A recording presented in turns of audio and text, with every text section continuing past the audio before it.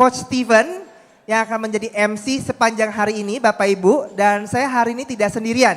Saya ada bersama Coach Hida, Coach Theo, dan tentunya Coach Gusman.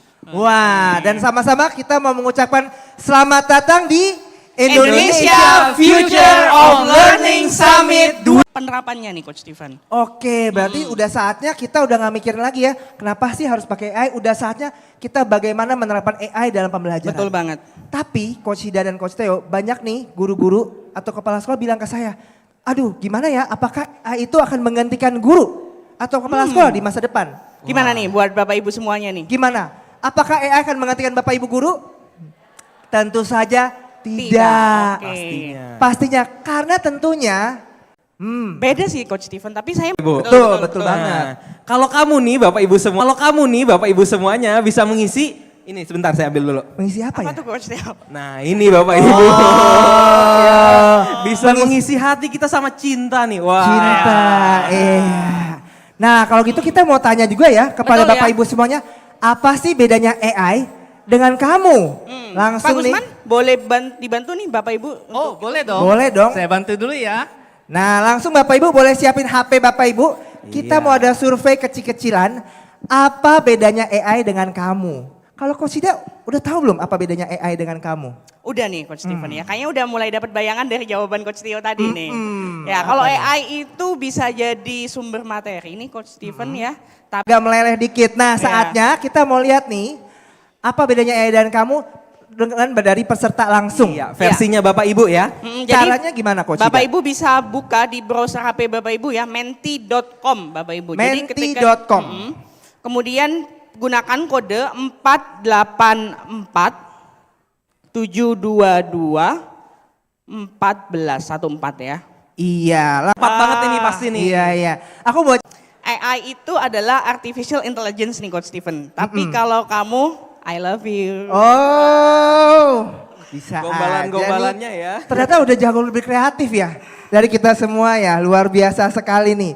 Wah, coba diturunin dikit nih, aduh luar biasa. Betul. Boleh dipoto Bapak Ibu, ini lumayan buat malam minggu nanti ya. Betul, Boleh, kan? iya Bapak Jadi, Ibu. apa yang didapat nih langsung dipoto buat nanti malam minggu lumayan ya. Ya bisa juga dikirim ke pasangan ya.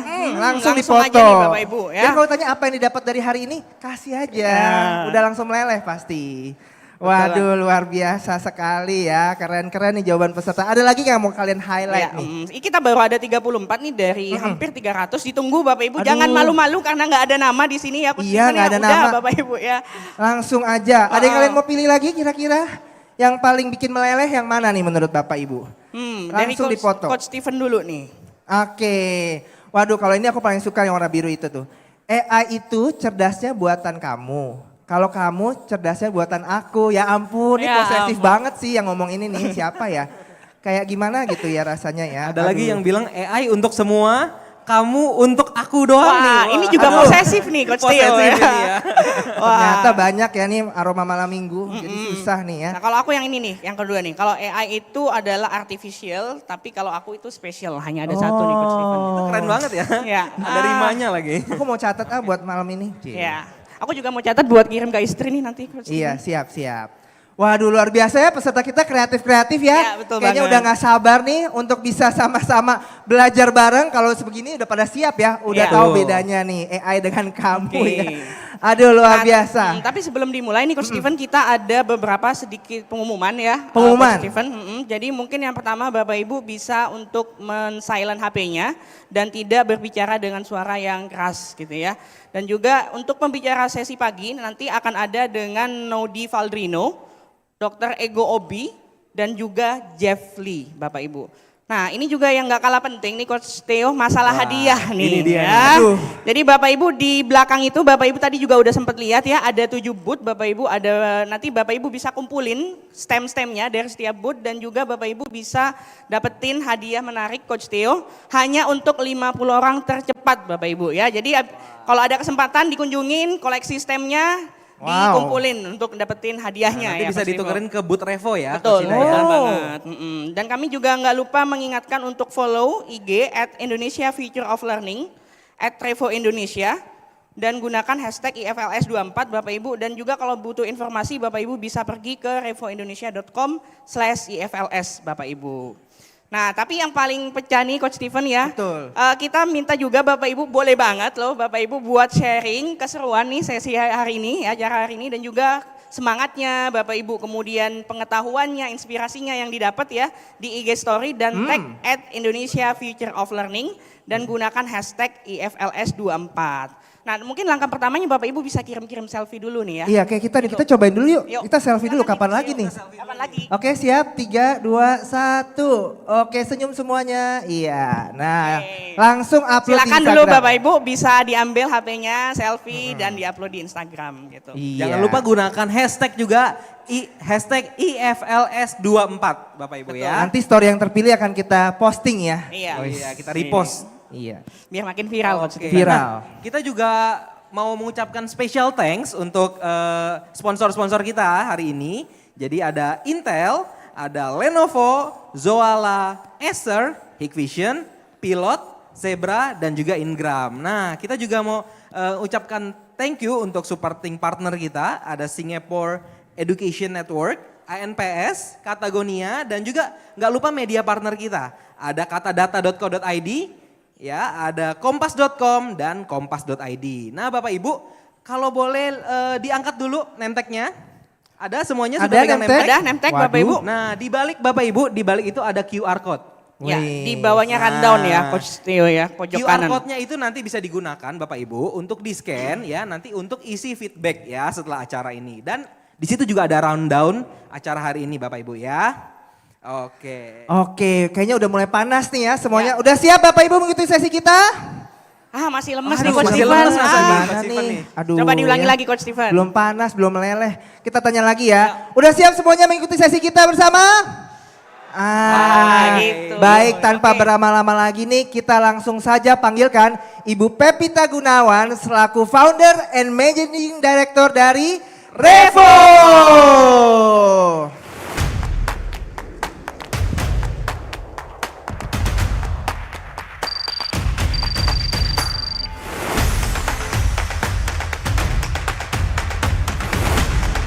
Halo, selamat pagi semuanya. Waduh, senang sekali ketemu dengan Bapak Ibu di sini dan maybe some of you who don't speak Indonesia. So welcome today, this morning. It's a wonderful morning that we are all gathering here in this wonderful place. Senang sekali kalau mungkin Bapak Ibu sebagian kita sudah bertemu kira-kira 5 bulan yang lalu di acara GSIS. Siapa yang hadir di acara GSIS bulan April kemarin? Saya kepingin tahu. Ada ya? Oke, ada beberapa. Wah, tapi masih banyak yang belum. Jadi mungkin kita tidak pernah bertemu atau mungkin kita bertemu berpurnama-purnama yang lalu ya. Senang sekali bisa berkenalan dengan Bapak Ibu sekalian. Nama saya Pepita, saya tim leader dari REFO. Tim kami kecil, mungkin kalau Bapak Ibu lihat tim kami yang baju putih, kru, separohnya itu tim REFO. Separohnya lagi teman-teman yang membantu hari ini saja. Dan kami berdiri tahun 2018, sampai saat ini masih kami menyebut diri kami sebagai startup, tapi memang cita-citanya kami nggak mau jadi perusahaan besar kok. Yang kami mau adalah perusahaan kecil tapi dampaknya yang besar. Ya, jadi cita-citanya seperti itu, kecil-kecil cabai rawit. Kami berdiri dari tahun 2018, baru usianya 6 tahun sampai sekarang. Dan kami banyak membantu sekolah-sekolah, universitas untuk memanfaatkan teknologi khususnya. Dan kami juga bekerja sama dengan Kemendikbud, juga university. Mungkin di sini juga nanti ada gambarnya ya, beberapa partner yang kami bersamai selama beberapa tahun ini.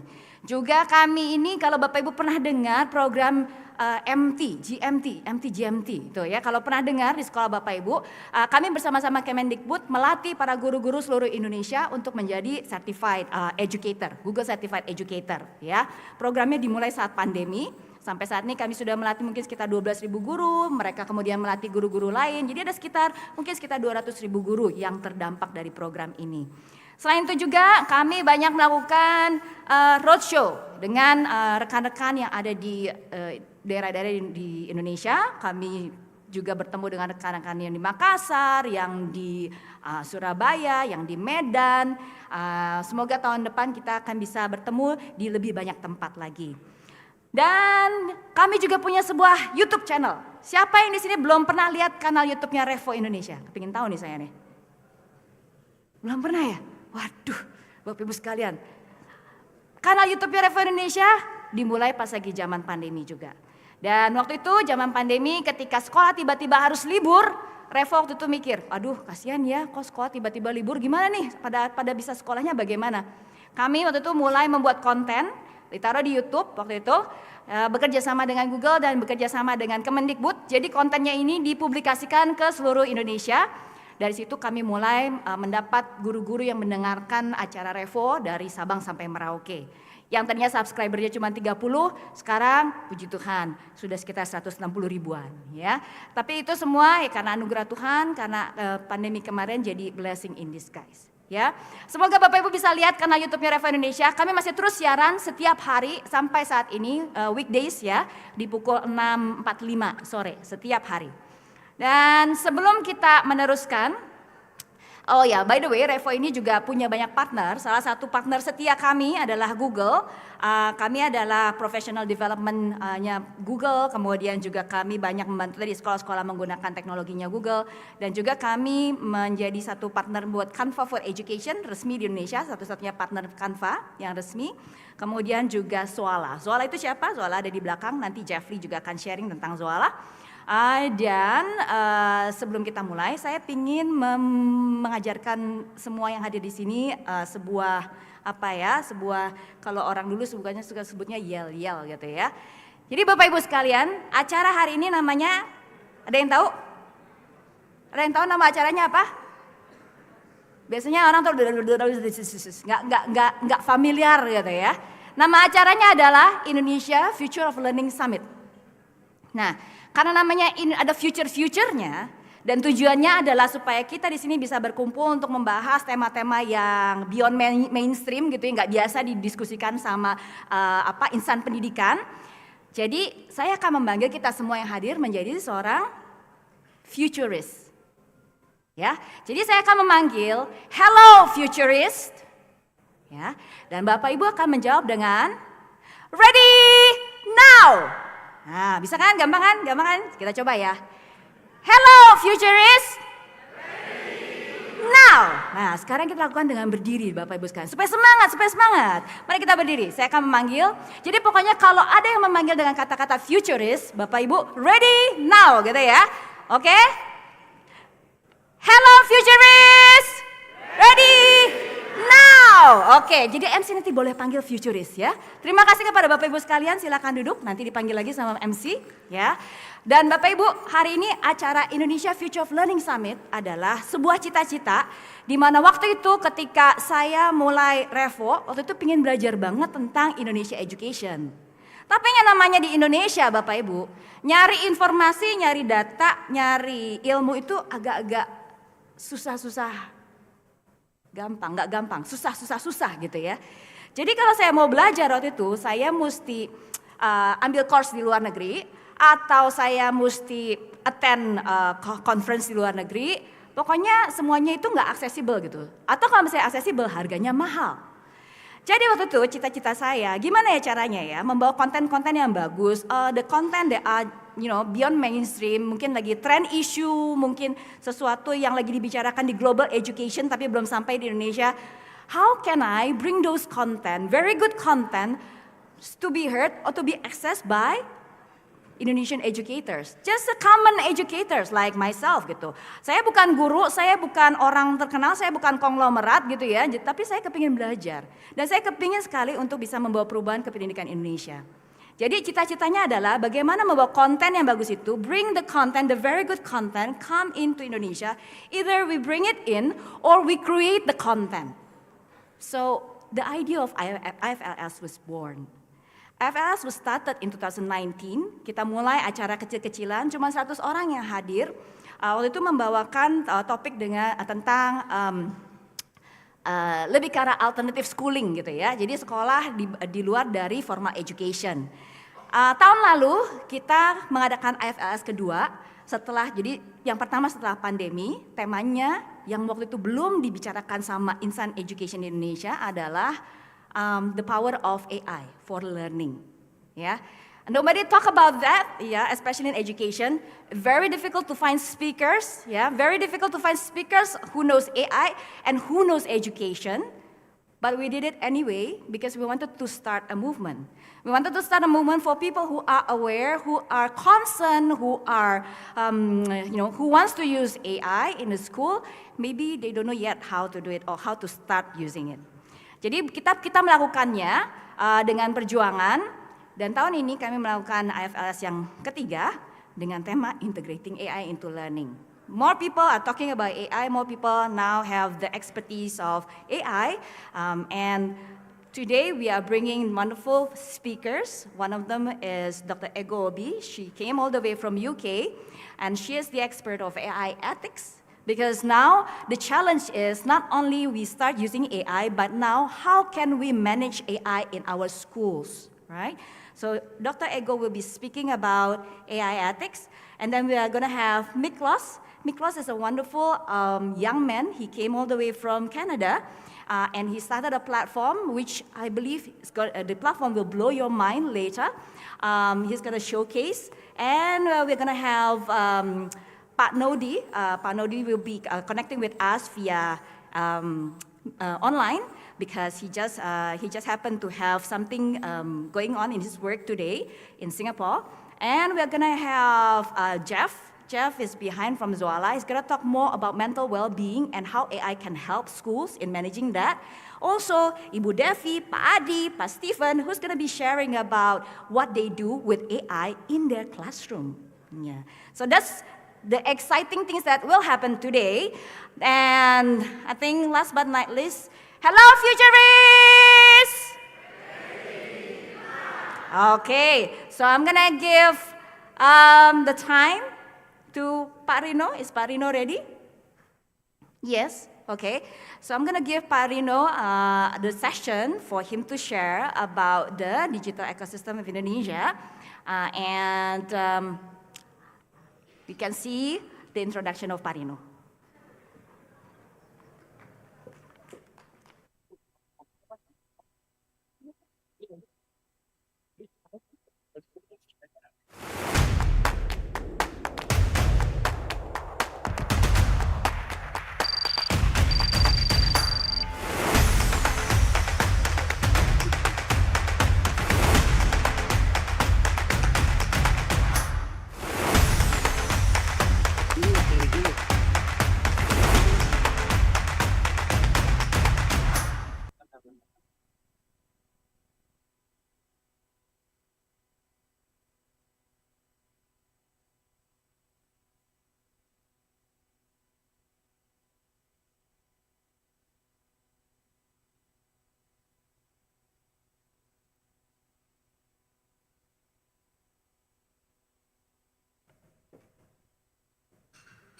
So Parino has been around in the tech industry for about a decade or more.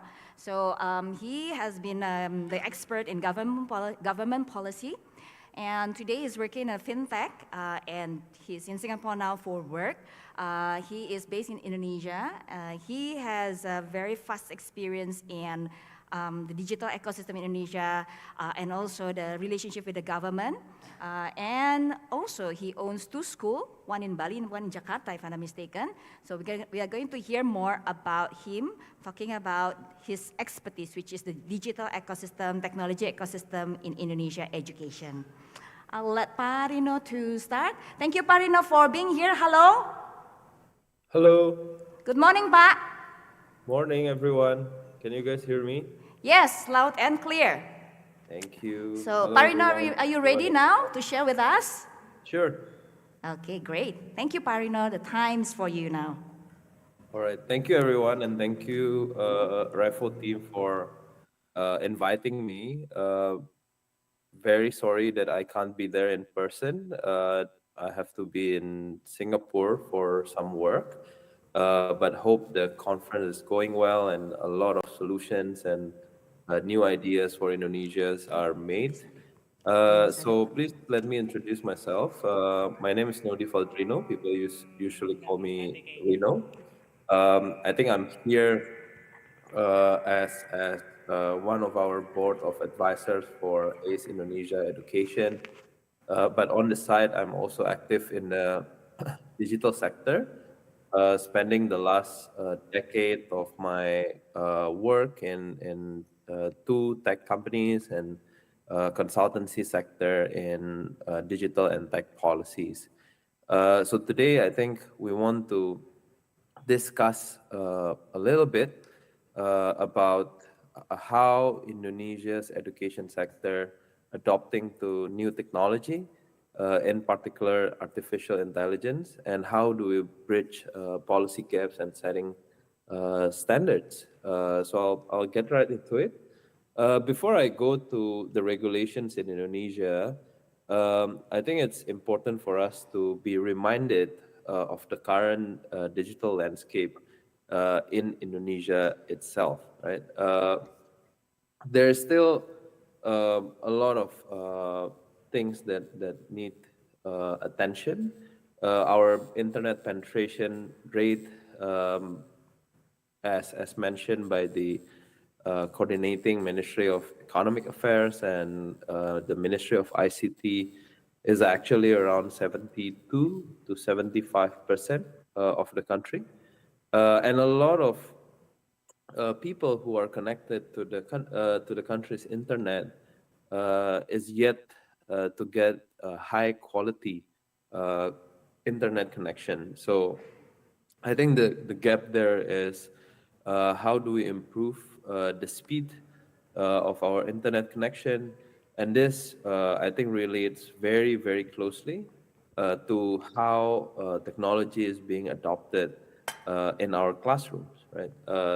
Especially if we speak or discuss about schools and education institutions outside of the Java Island, outside of Jakarta, it is still very hard for them to get a high quality internet connection, or sometimes even just a connection in the school. A few weeks back, I was in South Kalimantan and found out that apparently their ICT module is only taught in grade 10 or equivalent to the first grade of senior high school in Indonesia, SMA. So this is also a problem, right? Because if we talk about AI and if we talk about technology adoption in classrooms, there needs to be a consistency, there needs to be a continuation of what we're teaching our children, and they need to be able to continuously learn and get connected to the latest technology. So AI regulations in Indonesia itself, it's relatively new, right? The national strategy for AI or Stranas 2020 to 2045 is actually the guideline for integrating AI across fair sectors, including education. But there is no legally binding document on AI yet for us. I think the closest document to that is actually a circular letter, number 9, which is introduced by our Ministry of ICT, that outlines a code of ethics for AI, promoting values such as inclusivity, transparency, and security. But when we talk about guidance on implementation, I think we still don't have a such document, especially in respective sectors as education.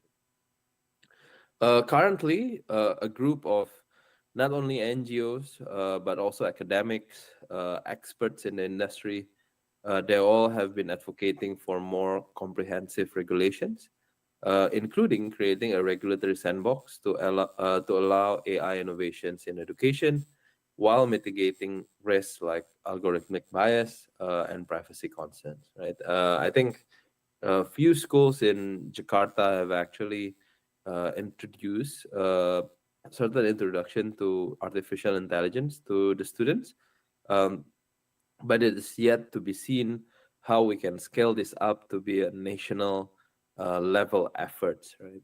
I think that's always the question when we talk about Indonesia.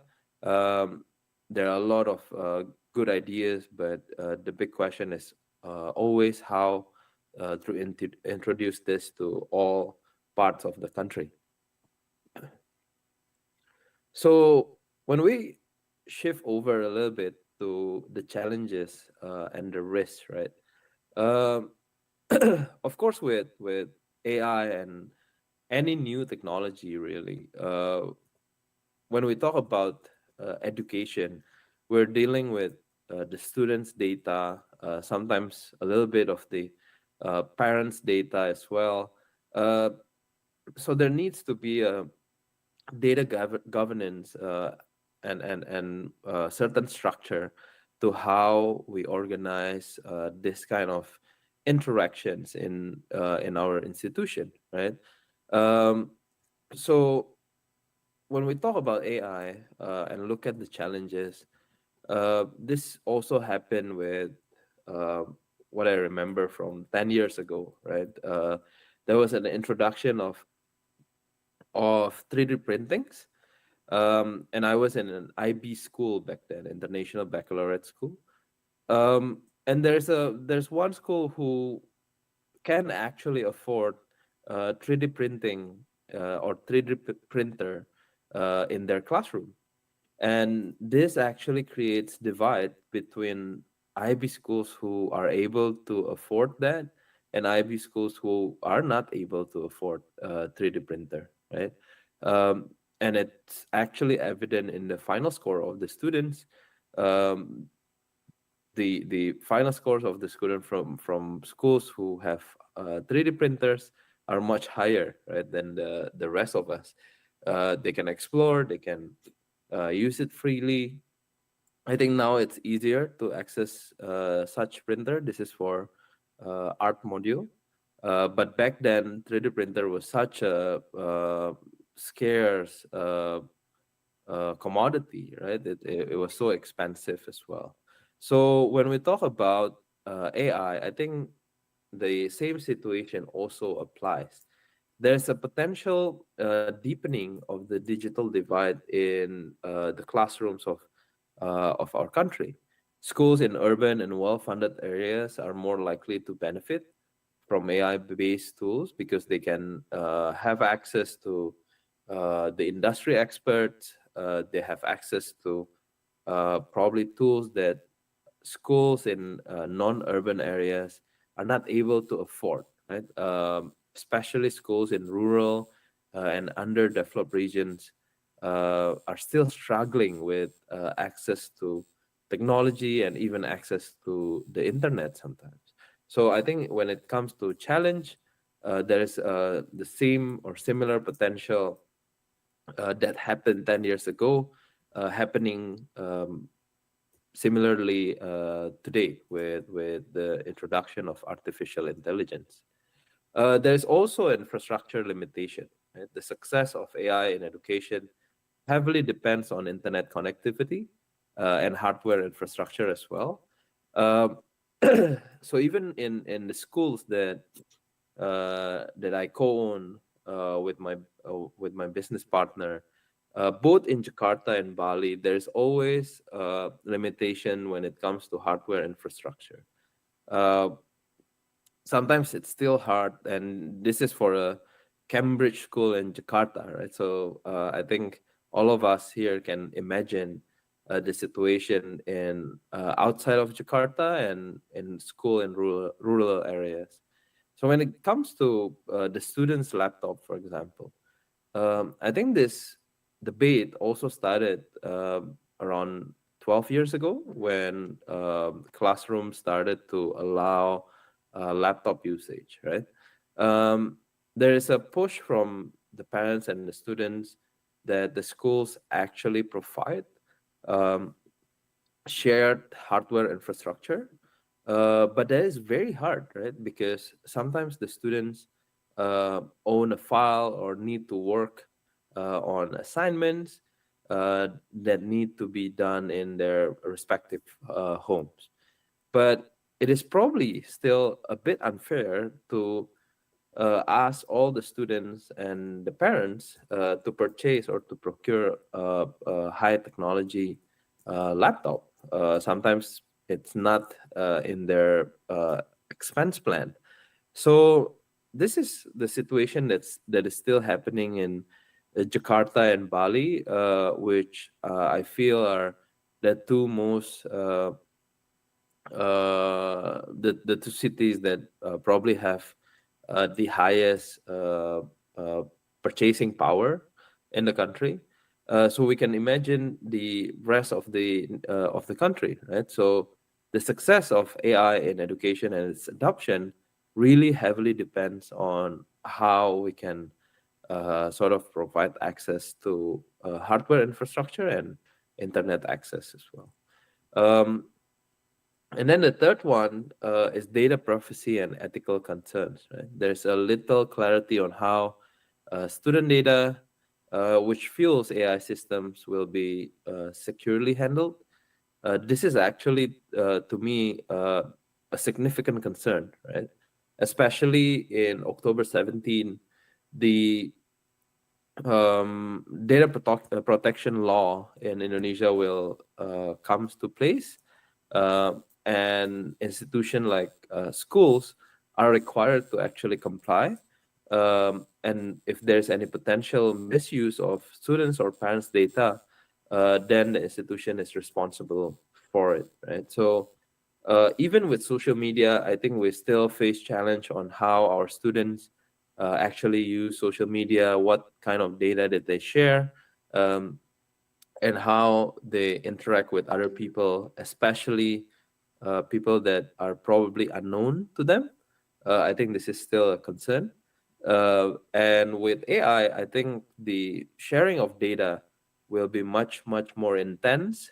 So how we deal with safeguarding personal data in our school and our institution is still a bit of a concern, right? And I've been also pushing the government to sort of do more introduction and more socialization of the PDP law, not only to private companies who handle millions of data, but also to institutions like buildings, schools, or even a library, right, who handles people data when they access inside as well.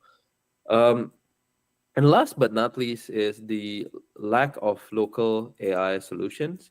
So I think there are many companies who come to our schools and come to me personally as well to pitch their idea. They created a new company based on AI, but I think there's still a heavy reliance on foreign AI technology, limiting the development of local solutions.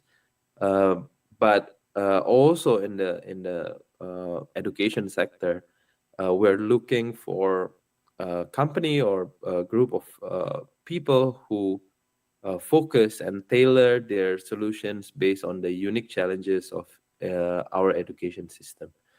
So I think because the adoption of artificial intelligence in Indonesia is still relatively new, not many people know how to utilize AI. I think I'm still learning on that as well, especially when it comes to our classrooms, which we are very protective of.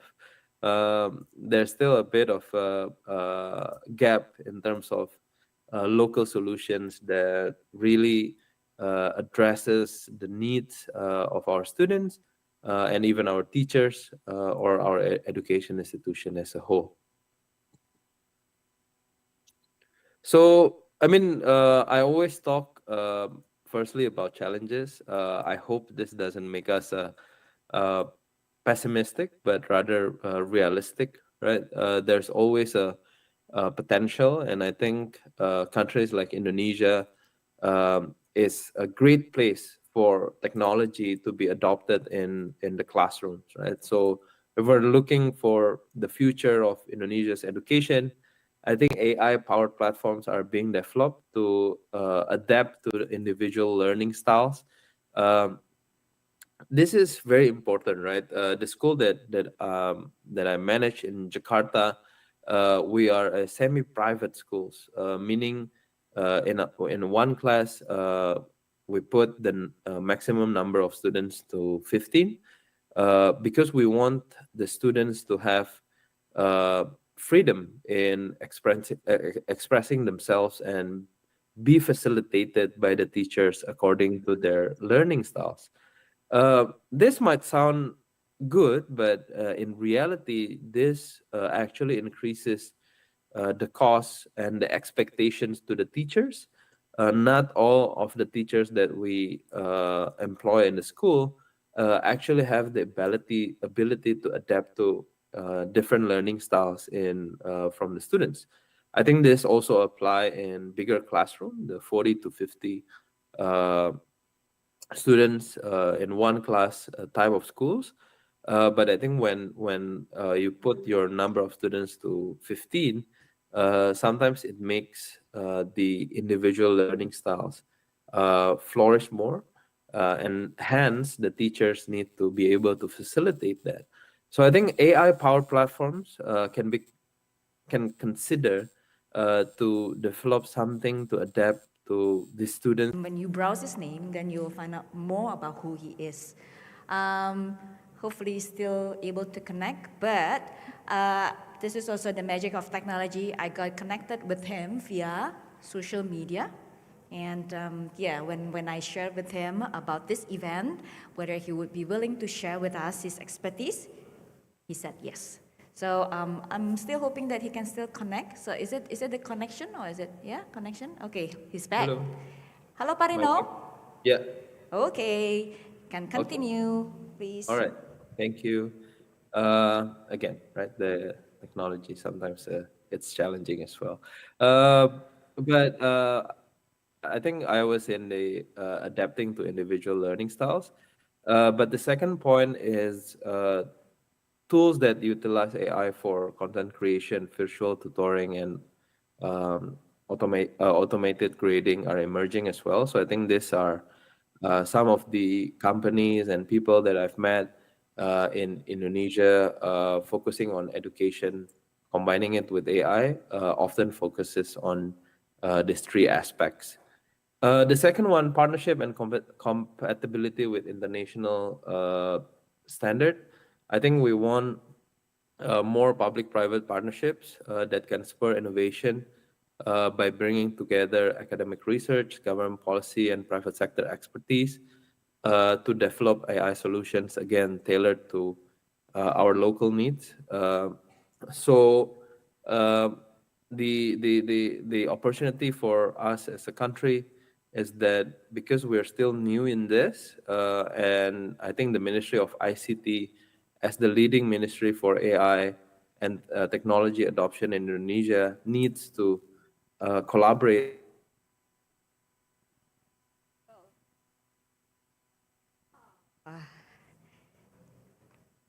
and schools and education institutions need to play a role in that discussion.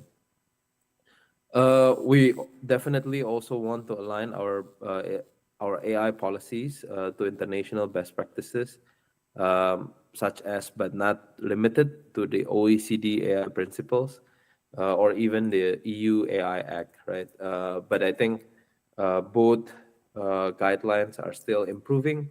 There are still a lot of questions on how best to act upon AI, especially in education and healthcare. So as we see this discussion emerging in the other side of the world, we also need to learn the best practices as soon as possible. This is a very new data. I also still have questions about this data, but this is a data that is made by IBM in 2024. So I think it's quite trustable. This data shows you how the AI adoption in different sectors in Indonesia is growing, but the financial sector is actually leading AI adoption. I think financial sectors, personally, it's mainly based on digital, and there are a lot of aspects that can really use AI to increase customer services, right? So therefore, the topics that they often use is customer service, fraud detection, and process automation. Meanwhile, the education sector is still lagging a bit behind, primarily due to a lack of digital skills, followed by data governance. Sorry, by data governance and challenges and other barriers, right? Financial sector, for your information, mobile penetration rate in Indonesia is over 120%.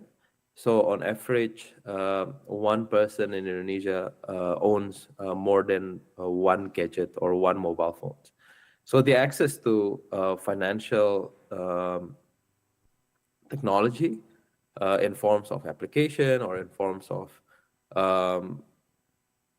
companies are easier, right, for the people.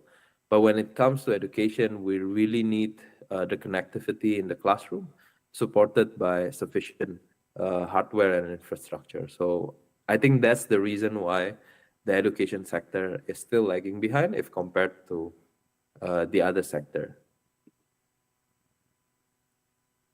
I think last but not least, from me, of course, Indonesia still needs to catch up in terms of artificial intelligence adoption in the classroom. But there are a few steps that we can consider, right?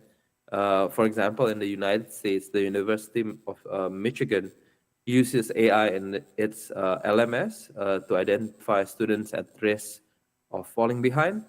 The system actually provides early warnings to instructors and suggests or recommends interventions, right? This is something that I think very simple. A lot of our teachers actually have done that, identifying which are the students that need more help in the classroom, what are the subjects that they struggle with. So I think AI can definitely play a role in that as well. And then if we move over a little bit to Finland, for example, Finland integrated artificial intelligence into its vocational training programs. AI tools are used to simulate real-world job environments, and how great is that, right? A lot of our students in Indonesia, sometimes when they finish their education, they're a bit disconnected to the real-world environments because throughout their journey, education journey from SD, SMP, SMA, or SMK, or even university, they don't actually get experience to real-world job environments. I think this was also helped by the Minister of Education's program that allows students to spend one semester of their university time to do internships in notable companies, right? So with AI, I think this is could be even more seamless, could be easier to be adopted and implemented. So a great adoption to AI by the Finland government. And I think lastly, the Finland government also has made significant investments in AI-related teachers training and curriculum development. We know they're one of the world's leaders in both of these aspects. And I also want our folks in Indonesia and the region to consider, right, that we can leverage AI tools in teacher training and curriculum development. So I think both of these countries can be an example for us, steps that we could follow moving forward to accelerate the adoption of AI in our classroom. All right, so I think I hope I didn't go too long on this, but there are a lot of opportunities that we see in Indonesia from our two schools. There are a lot of companies and people with expertise in AI coming over, sharing their expertise. So I think it's the responsibilities of our governments, firstly, to uh, visualize to us the direction that they want Indonesia moving ahead in terms of how we adopt technology in our education sector. And of course, the second is our responsibilities as education institutions, managers, or owners to ensure that we give the best facilities for our students to thrive in this period of time that is heavily related to artificial intelligence. So yeah, hope that that is useful for all of us moving forward, and happy to have more discussions after. Thank you. Thank you, Panodi. Can we give him a very big applause? Yes. Thank you so much, Panodi. Panodi is still there, right? Connected? Okay. Maybe we can have the screen of Parino. Hi, Parino. Thank you for the session. Maybe just to also to just a question after seeing your presentation, Pak. So you are, I would say you are a technologist, but at the same time you are also an educator because you do have 2 schools currently. So for yourself, having the limitations that we have in terms of policies and maybe also infrastructure, you mentioned about it also, right? What would you, for yourself, what would you do in terms of you running the school with this kind of limitation, but also having the expectation that we need to go into AI, we need to go into technology, the school also needs to get familiarized with that, but with all this limitation, what would you do, or maybe something that you can share with the leaders here, tips and tricks of what you think that needs to be done as a leader in this kind of uncertain landscape in Indonesia? Thank you. So I think for context, the school that I co-own in Jakarta is a complete school, right? It's a preschool to senior high school, whereas in Bali, uh, it's actually a kindergarten to primary. I think when it comes to these two institutions, what we found out is that if we catch up with technology by ourselves, really challenging. It's costly and it's changing all the time. Today we bought something for the students, and in probably a month, the hardware it's actually probably obsolete already.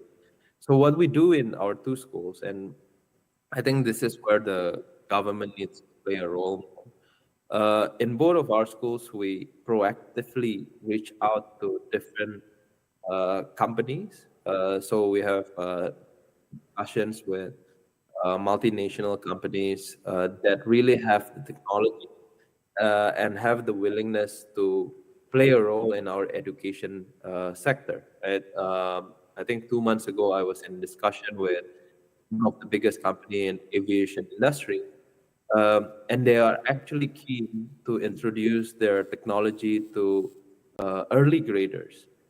And with this kind of interaction and discussion, I think we can give more knowledge to our students in a more prompt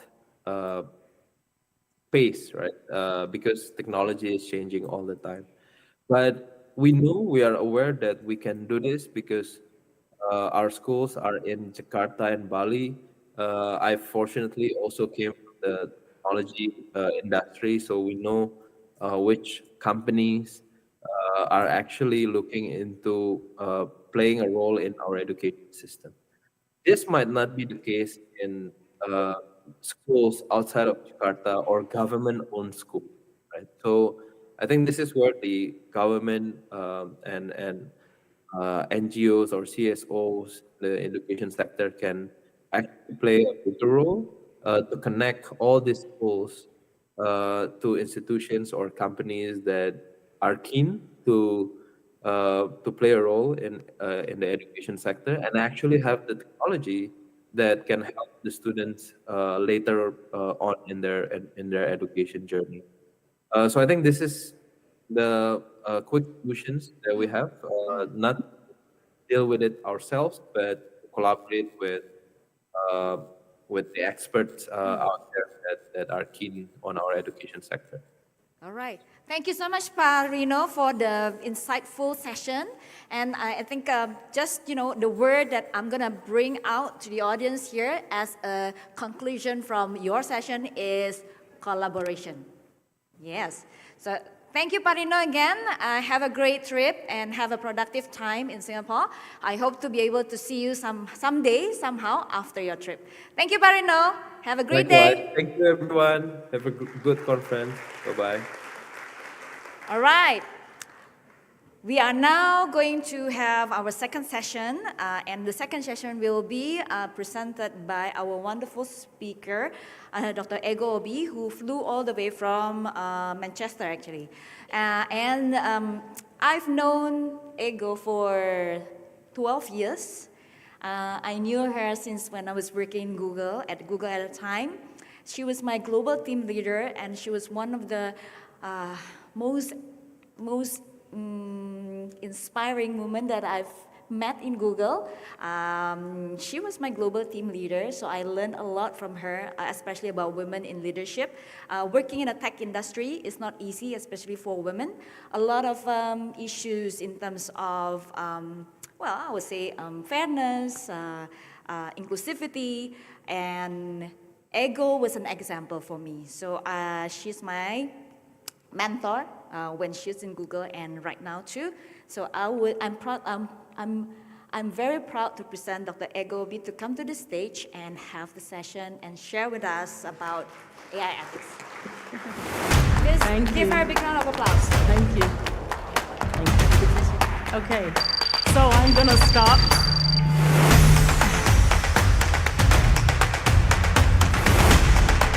I'm gonna start by speaking Indonesian. So just excuse me for a second. Selamat pagi. Semuanya dan selamat datang. Okay, it's great to be here. I'm honored actually to be here, and thanks to the REFO team for inviting me. I bring you warm, well, it's cold in England, but I bring you warm greetings from my heart from England. I met some of you yesterday, and I look forward to interacting with you later on today. So before I start, I'd like to take a quick poll. Who is excited about AI? If you raise your hands. Okay, that's good. Who is concerned about AI? Do we have the same number? Who's excited? Yeah, okay. Who's not excited? Who's concerned? So I feel like we have the same number. I think you're in the right place. Naudi he's dropped off. Okay, so his session, I think, is a good segue into mine. So I'm focusing here on reimagining education with AI, really focusing on some of the challenges and opportunities. I know that he started with challenges, and then he ended up with, what we can actually do. He covered some of the points I want to cover, but I think it just shows that the team were thoughtful in choosing their speakers. So I'm Ego Obi, as you can see. I'm a technology strategist, but I'm also an advocate for responsible AI. So that means my area of interest is around ethical AI. So not just the designing and the developing of AI, but it's in the data collection, because as we know, AI starts with data. AI systems are trained on data, right? So it's really responsible collection of data, because data needs to be collected to train these algorithms and these models. So the collection, data collection, the design of the AI systems, the development of the AI systems, the deployment of the AI systems, which is where you come in, and the use of AI systems. So I talk about design. In the design, as solutions providers, I know there's solution providers here as well, they should be talking to you as educators on how they design their solutions to meet your specific needs. Solutions that align with your missions, your values, and your goals. So I'd like to start with this quote. I believe strongly that AI will not take jobs. Some job categories may disappear. I say may, because I don't know, right? However, it says AI won't replace educators, but educators who use AI will replace those who don't.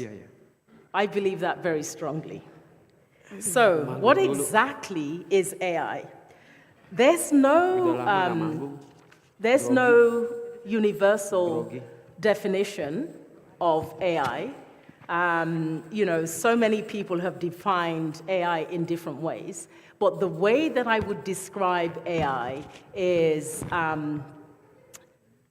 using computers to perform the tasks that humans typically perform, right? But of course, it does it faster, it learns from the data and improves over time. So AI in education, as the previous speaker said, faces many challenges. Challenges like, and what I've heard, so we had a workshop yesterday with some of you, and two of the big concerns I heard around AI is the issue of plagiarism and academic integrity, as well as privacy concerns. How's the data being used, the data that's being collected that's used to train these systems? And that, of course, there needs to be clear policies, as we saw earlier. And globally, there's no country that has actually put in place, in full force, regulations to guide how AI is developed and used. The previous speaker mentioned OECD principles, which is a guideline. Then we have the EU AI Act, which was enacted in, it's not enacted yet, but it was proposed in 2021. It's still going through the legislative process, so it's not in full force. So although organizations and institutions have AI principles and policies, it's self-regulated.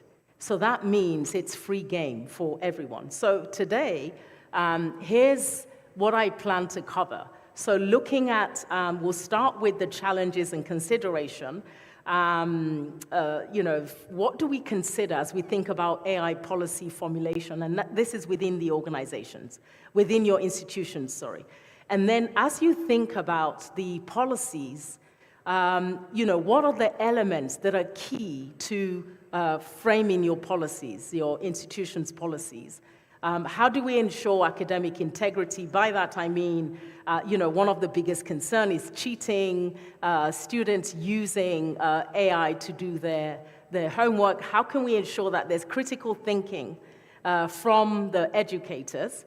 And then your roles and responsibilities as educators in this space, because you define, you define how learning outcomes are improved in your institutions. I keep saying organizations. I think I've spent too much time in the corporate space.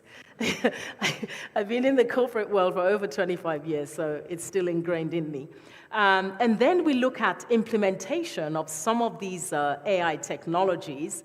I know we have, an amazing man who will speak later, one of the solutions that he'll demo. But, as you engage or interact with solution providers, how are you ensuring that you have a voice in this process? Because it's your system, like I said to the folks yesterday, you're paying for these solutions, so you need to ensure it's designed to meet your specific needs. And then we'll talk about opportunities and challenges, and then ethical frameworks for AI in education. So this is really looking at what are some of the questions that you're asking your solution providers around implementation of your AI solutions. So we'll start with some of the challenges and considerations. I keep looking back, forgetting that it's here. So when formulating AI policies, I think an important thing to consider, you always start with what are your needs and what is your goal and what are your values as an institution. So whatever solutions we build, be it technology or otherwise, we need to ensure that it aligns with who we are, and our policies allow us to stay true to our mission, our goals, and our values. So that's really important. So having that alignment, as you engage with the solution providers, it's important to share those values and make sure that if say, transparency and trust is one of your values, you ensure that in designing your policies, it's transparent. So if, making it clear to the students, for example, how their work would be assessed. We talk about critical thinking all the time and loss of it, but it's important that you share with the students how you plan to use the data, of course, as well as the parents and other stakeholders, how you plan to use the data that you're collecting, how you planning to assess their work, if you're using AI for data analysis and insights, being clear on how those would be performed. So in terms of the next point, which is students' demographic and needs, as you frame your policies, it's important to know the diversity of the students, the learning styles, their capabilities, so that it's clear how you support them. But also, I think, Naudi talked about that earlier, we want to ensure that in creating our policies, we're not creating a digital divide, right? And I'll touch on some of the realities of Indonesia that I actually found out in terms of implementing technologies. So not every student has access to the internet, depending on where they live. It's something that you, as educators, decision makers, teachers, can't control because you can't build infrastructure outside of, you don't have any control over that, right? So access, making sure that as you frame these policies, you're considering all the nuances that apply to the students in your institutions, right? And then the next point is really talking about teachers' readiness and capabilities. All institutions need to ensure that teachers are aware of the power of AI. AI, although it's kind of nascent in this market, it's new-ish in Indonesia, there's still aspects of AI that is unknown to many, including myself. They call me an AI ethics expert, but it's fast changing. Every day you have something new. There was a session by one of the REFO coaches yesterday, and I was taking notes because although I was part of the team that actually tested Gemini, which is Google's AI chatbot, tested it before it was launched, only last year. It's changed so much, it's constantly improving.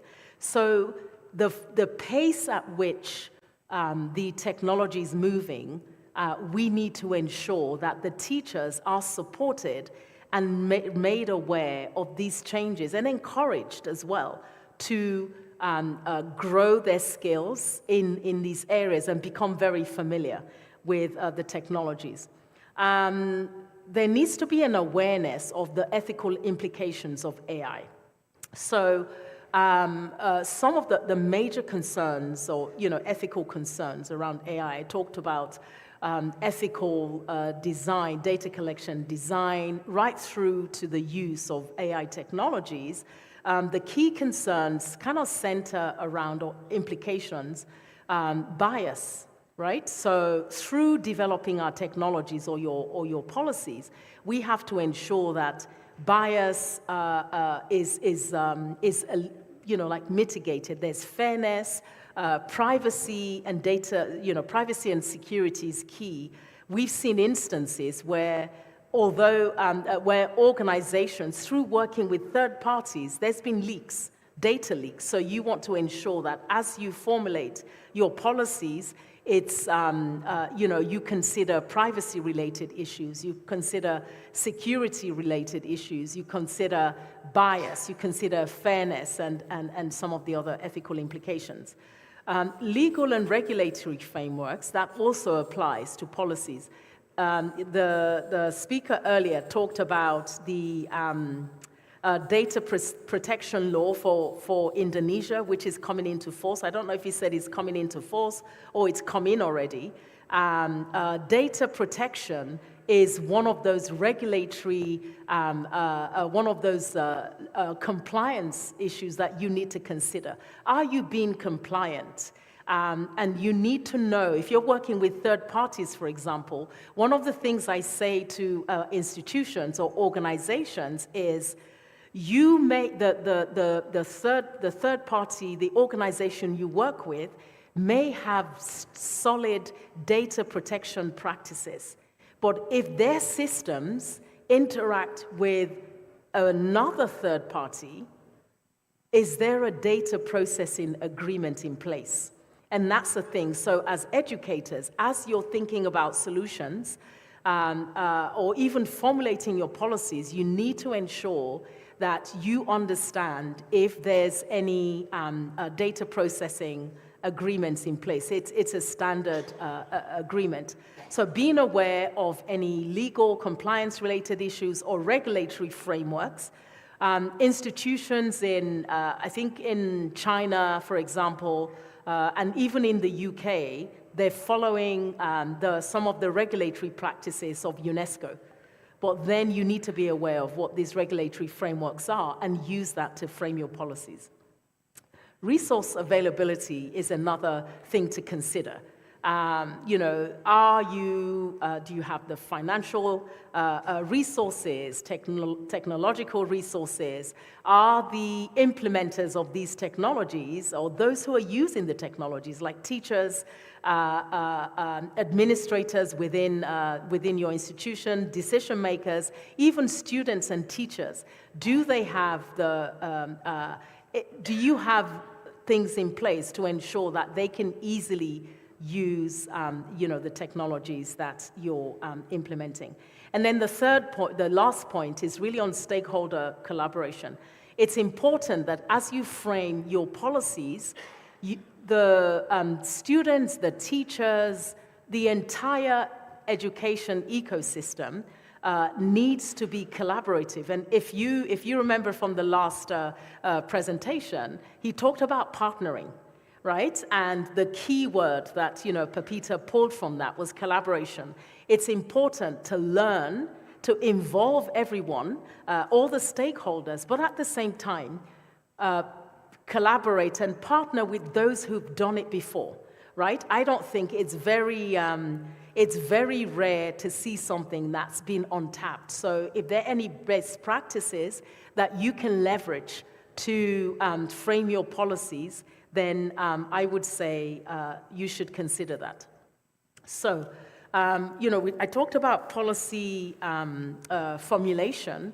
So here's some key elements of an AI policy. There could be more, right? But these are actually essential to ensure that your policies are solid and robust, and they support your missions and your goals, right? Improving learning outcomes, also improving, like teacher capability, and also freeing up time.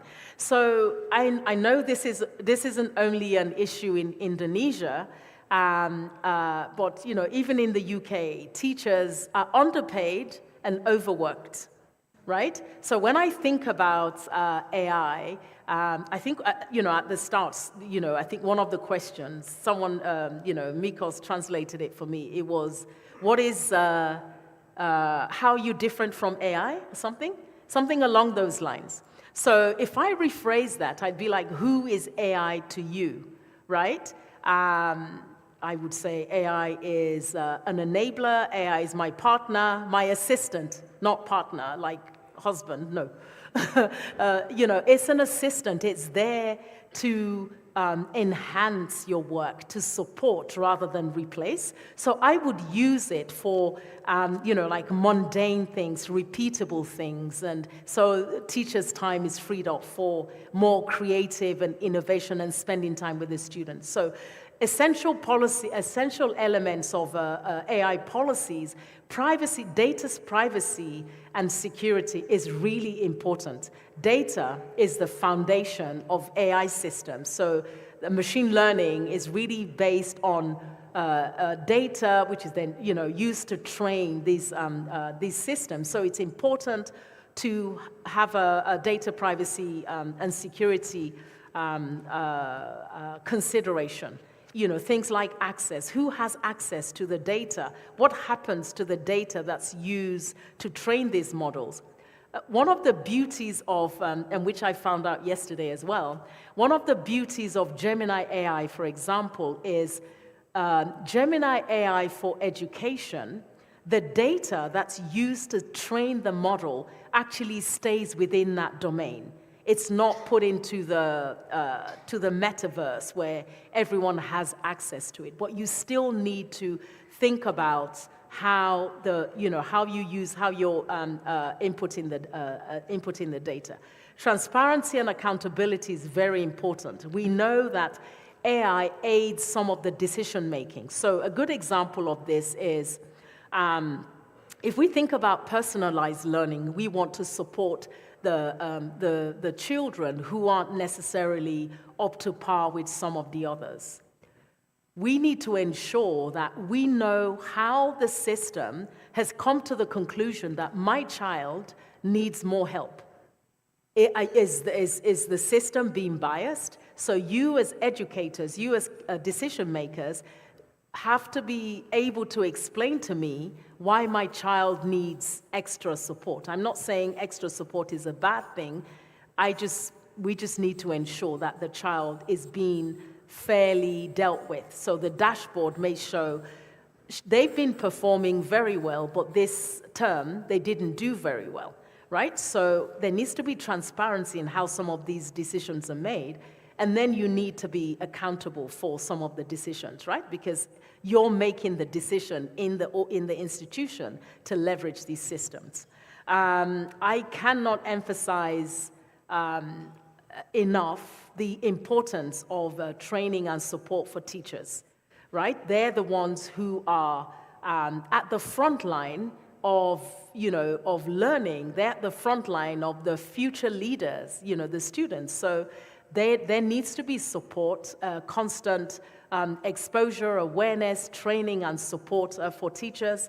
Guidelines, ethical guidelines for AI use is really important, and sharing it with the students and sharing with them what is acceptable and not acceptable in terms of AI use. There's several categories of students. Some students may think, okay, I can use generative AI and write my essay. We need to be thinking about how do we ensure that the students know that that's not acceptable. You can use it for research. So you give specific examples on how the students can actually use AI for like research. And then there needs to be originality. Share the importance of, yes, you can use it to get some ideas, but we will be questioning you. And then it forces them to think critically about the essays that they're writing or whatever they're using it for. Awareness, kind of, similar to the point I mentioned earlier. But as we think about the policies, institutions also need to, be aware of the level of understanding of technology for each of the students. Some may be better than the others. Some may be more aware than the others, right? So we need to be aware of that. And then thinking about the assessment and evaluation of AI tools. I think that's self-explanatory. It needs to, AI tools need to be regularly evaluated because it's not static. We know that what it was last year or even last week It's not the same this week. So you need to have a process of constantly reviewing and evaluating your AI tools. What I mean by grievance mechanism is those who are using the technology need to be supported. They need to know that if they have any issues with either the decisions made or the way in which the technology has handled something, there's no recourse, there's no, I don't know how to say, there's no way, they're not going to be victimized because they raised a concern, right? By raising concerns in a way that they won't fear a reprimand, then you can be open, and then if there's any changes to be made in the technologies, then it's made, and the teachers feel protected, and even the students or parents. So, when ethical AI, if we move on to ethical AI, what is ethical AI, right? So one of the areas, that I think about is academic integrity, right? I talked about plagiarism earlier on.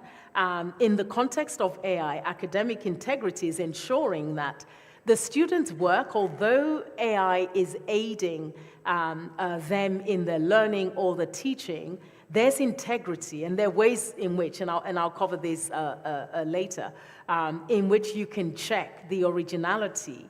But for me, there was the poll earlier. I think I said, I have a heart, I'm empathetic, and I inspire. AI cannot replace human judgment, right? So if a student decides to write their essay or do their homework using AI, then as educators, using our human judgment, we can read between the lines, because if you understand the technology well and the outputs of these technologies, you see that the language is somewhat the same. It lacks soul. That's how I feel. It lacks soul. So if a student comes to me with their homework, and they come up with an idea, I might ask, the homework might be, how do you see the population of Indonesia growing in the next year? And they say, so I know it's 283 million in 2024. They might say it might grow by 8%, right? Because ChatGPT or Gemini told them that. I would ask them, so what they didn't include in the essay or in the assignment, I would be asking that. Why do you think the growth, projected growth is 8%? And then they tell me, and I keep asking the why. I say 7 levels deep. If you ask somebody why 7 times, you get to the bottom of really what drove their response. If a student is stuck at the 3rd why, then you know they didn't do the work, right? And then next time they know when they provide a response, they have to input their own ideas and their own thoughts into it. So as a teacher or educator, you need to be looking for what they didn't say and ask them, because they can just copy. They did it the morning of the assignment being due, right? So you ask them these questions, but how can you spend time on each assignment or each homework if you're busy doing other things? And that's where AI comes in to an extent. The repeatable, mundane tasks AI can help with, like auto-generating letters to parents that you send out every Monday, right? Or helping with managing your calendar. There's other ways you can use it, right? And then, I think that touches on my second point, which is guidelines for AI use in assignments and research. It can aid, it can enhance, but it can't necessarily replace. So you're encouraging them to be ethical in their practices. And then even though you have guidelines, as humans, we find ways to break the rule. I'll say, we all want to do the right thing, but sometimes we cut corners, right? So you can implement AI tools to detect AI-generated content. So there's tools like originality.ai, there's GPT-0, there's Grammarly, which does plagiarism check as well. But at the same time, if a student has used a lot of AI-generated content, as part of your policies, encourage them to quote the sources, right? So if this, with Gemini AI, you can actually see the sources of the information. It might be a straight Google search, but you encourage the students to make it their own, put it in their language. So, ChatGPT or Gemini says one thing, what do you think, right? So by the time, by encouraging that, students know that as much as they can use AI technologies for some of these ideas, they know that you will be checking. And it covers the point of responsible AI use. And then, as part of your values, I would expect that honesty, academic honesty, is a culture that you would want to foster, right? So encourage honesty. You're not saying don't use the technologies to do some research, but give credit to, the source. It's like, your PhD or your master's or your first degree. You have your references pages, right, where you give credit to the sources of the information. You play a big role as educators in your AI implementation and use, right? First and foremost, like I said earlier, your awareness, AI awareness and capabilities is really important, right? So you have to ensure that you're AI literate, I would say. It's important to keep learning. It might just be 2 seconds or 1 minute, just learning something new. But be aware, most children are very curious. And sometimes I say, I would like to become childlike so that I'm constantly thinking, I'm learning. A lot of the things I learned about Indonesia, although this isn't my first time, I learned on this trip. I did some research to know about the, demographics, the population. There were sessions yesterday I learned from, so it's having that childlike curiosity. And then, like developing critical thinking skills and evaluation skills. We are educators. You trained to be a teacher, to be an educator. The fact that we have AI today doesn't mean that those skills are lost. So that critical thinking still needs to be there, and evaluation skills. And then knowing what AI is capable of and its limitations. As much as it's a powerful technology, it doesn't have all the answers. And I think the caveats are still there today. It gives you warning about the content, right? So AI is trained on data, right? So sometimes you get results that are not accurate. And I actually remember when I was doing my PhD, I had a peer, one of my colleagues, who he was pushed for time, and he used a generative AI tool to find sources of the information. So he had, let's just say he had 2 pages. He pasted 2 pages of his content on generative AI and said, find me the references, right? So this was maybe 2 years ago or so. Anyway, it came up with names of authors, titles of their articles and books, with page numbers and journal, like the journal citation. He came up with everything. He copied and pasted in his work and submitted. And the professors who know this space, they knew that this was made up because they hadn't heard of some of these authors. The results were actually false. And if it was the final work that was submitted, he probably would have been kicked out of the course. And the supervisor said to him, the professor said to him very nicely, can you go back and check your sources, right? So he was then pushed behind, and then they started to question the integrity of his whole work. So he had to go back and do his literature review, which is like the biggest part of your thesis, right? He's still not graduated.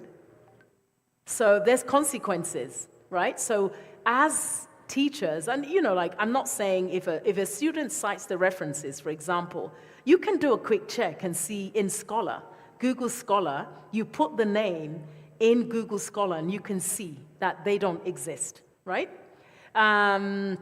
So understanding the limitations, and then identifying patterns of AI-generated content. So if a student's style, you've been teaching this child from maybe earlier years, and the style suddenly changes, if you know them well and you know their work, you would know that something has changed. So I'm not saying you go to them and say, you've cheated, but through the questioning, you can tell whether, they haven't done the work themselves. So looking at implementation and ethics, this slide actually speaks to the other presenter's slide, and I'd never met him before today. So how do we then move from policy to practice? We know that there are no regulation in Indonesia yet, or even globally. There are attempts, but they're not quite there. So in the meantime, what do you do in practice? So it's really looking at internal guidelines and best practices. We talked about policy formation. As we think about best practices, it's important to learn from other institutions or organizations. Creating awareness of programs, awareness programs for students and faculty. There's so many ways in which you can do that. You can do boot camps, you can do like awareness days and things like that, or even exchange programs. So there might be schools that are using the technology that you're not using, and before you implement it, maybe do an exchange program where you have the kids from different schools.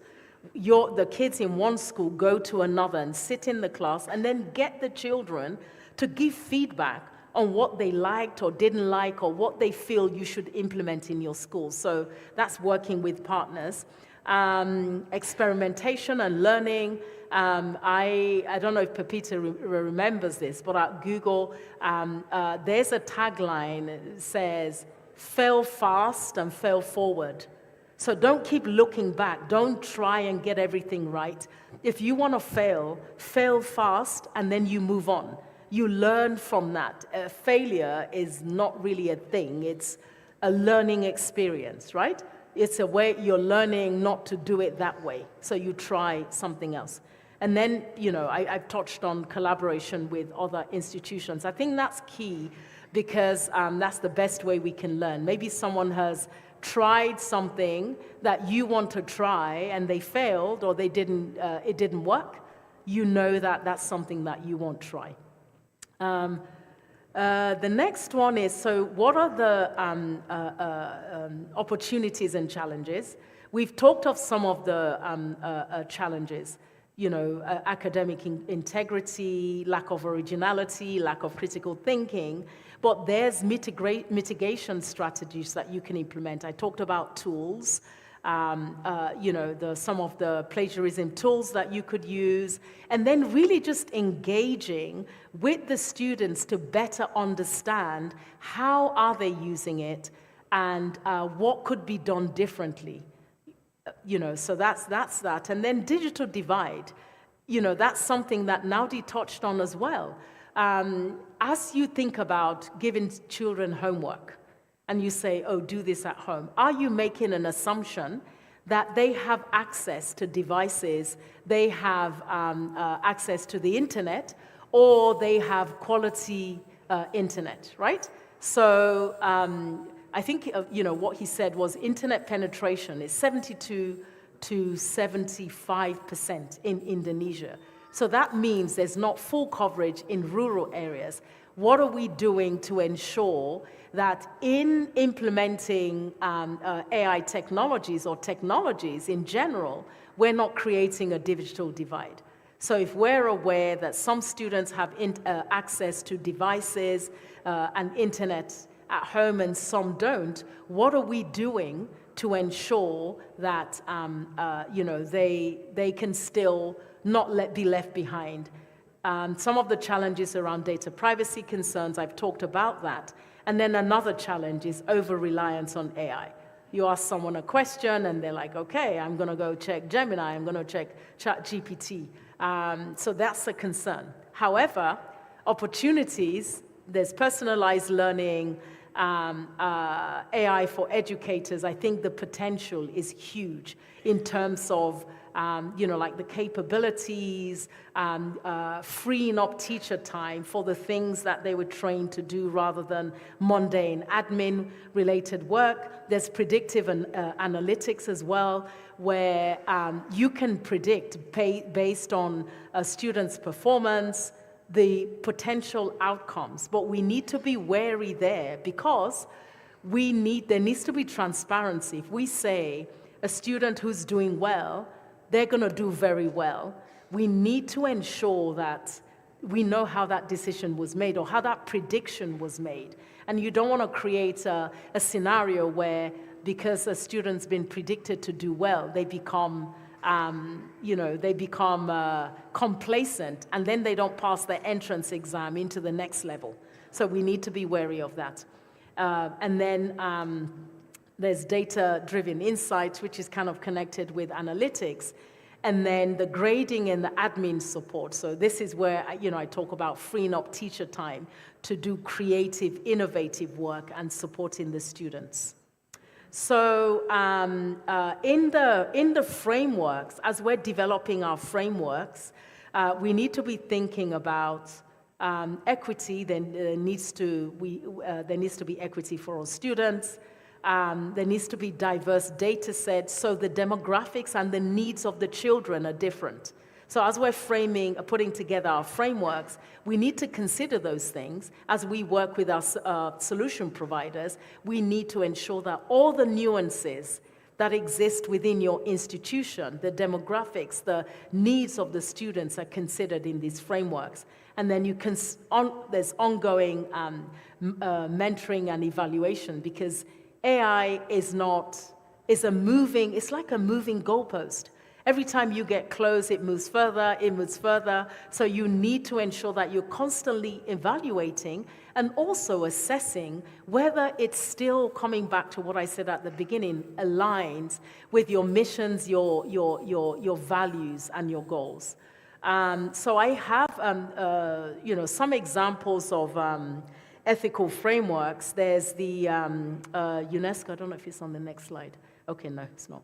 Okay, so UNESCO actually, China Education are working with UNESCO on some ethical frameworks. So it might be, as you think of formulating your policies and your frameworks, it might be worth looking at their framework, how they've done it, and use that to guide what you do. So I have two examples. The last session covered the United States and Finland. We know that Finland is like the #1 education system in the world, right? But I brought it close to home. I'm from the UK, so I have examples from the UK and Singapore. So with Singapore, they implemented adapting learning platform for mathematics. And the impact of that was, like improved learning outcomes. I'm sure there are people from Singapore here. Maybe you can even share more. Improved learning outcomes for the mathematics, and then the student engagement. So what is unique about Singapore, and I think Naudi mentioned it as well, is a lot of the AI projects that they worked on were supported by the government. So this slide, I don't know if you can read it. Okay, you can. So here are examples of projects that they've implemented. As you can see, the area, so government supports, if we look at this column, Ministry of Education, Ministry of Education, Ministry of Education, Ministry of Education, right? So a lot of their AI-related projects are supported by the government. So if there's policymakers here, if there's engagement with Ministry of Education in Indonesia, here is an example of what is, and I'm sure this is not the full list, right? And then as you can see, so I talked about the fact that teacher support, training and support is important. There's a teacher training program that's offered by the National Institute of Education to enhance AI adoption, right? So there's teacher empowerment, there's government support, there's infrastructure, significant investment in digital infrastructure and high-speed internet access. We know that with the lack of that, there's a digital divide, right? So that's actually quite important. And then the other thing I talked about was, we need to, what are our data processing policies, data management, data protection laws, and ethical guidelines in place to safeguard student data, right? So, and then of course we have the administrative tasks as well. So these are just some examples. I'm sure there are more that you can tap into. I mean, I don't know if your team would share this. I'm happy for them to share the slide with, or the slides with the participants if they're interested. Okay, so that's example from Indonesia. And then in the UK, there have been many AI-related programs, but I chose support for teachers. And what that's meant is the teachers have been able to focus on creative work and innovation. I don't have a list of projects because I think Singapore is more relevant to here. It's improved learning outcomes. Teachers are able to spend more time with the students as well. So my view of the Indonesian context, after all of this is said, is the challenge is a digital divide, right? And that's caused by infrastructure or lack of, right? So within your institution, you might not be able to control the access that the students have to either high-speed internet or access to internet itself. However, knowing what you know about the students and their individual needs, you can provide an environment that is all-inclusive, right? We talk about diversity and inclusion. It needs to be inclusive, right? So how are the challenges, how will you then support these students to ensure that you're not amplifying the digital divide? Another challenge is in teacher training. Organizations, institutions, I believe, will be successful in their AI adoption if the priority is placed on teacher training. And then, of course, there's data privacy concerns, but with some of the elements we talked about earlier, I think you can protect you can secure the students' data. But with that said, some of the opportunities, you have a large population, so you have the potential and the ability to have impact. The tech industry in Indonesia is growing exponentially. It may not be there, and I don't think any country is there really, because there's always something new that you need to take on. And then with the government support, as we saw with Singapore, I believe you can tap into the, to the capability, the amazing capabilities that AI has. And then, if I think about the conclusion, I would say, be aware, to go back to the question I asked at the beginning, who is excited, who is concerned. I'm excited, but I'm also concerned, right? So let's embrace the opportunities that AI presents. Let's collaborate, it's very important. Work with those who've done it before. Think about your policies. And as you think about your policies, make sure it's robust enough and it's something that's not set in stone that you can't change. And then thinking about ethical AI is key. Embrace AI as a tool for enhancing, not replacing, right? It's an assistant. You use it to enhance your teaching styles, and the learning styles of the students, and then, kind of pursue a balance, an ethical approach. We think about balance. Some of the things I mentioned yesterday is the well-being of the teachers is really important, and I know that there's going to be a session today that kind of focuses on that. So just pursue a balanced and ethical approach in AI implementation in Indonesia. I think that's my last slide. No, there's another slide I had. Oh, okay, that's it. Thank you. Thank you, Ego, Did I run out of for time? inspiring session. Wonderful session. Thank you.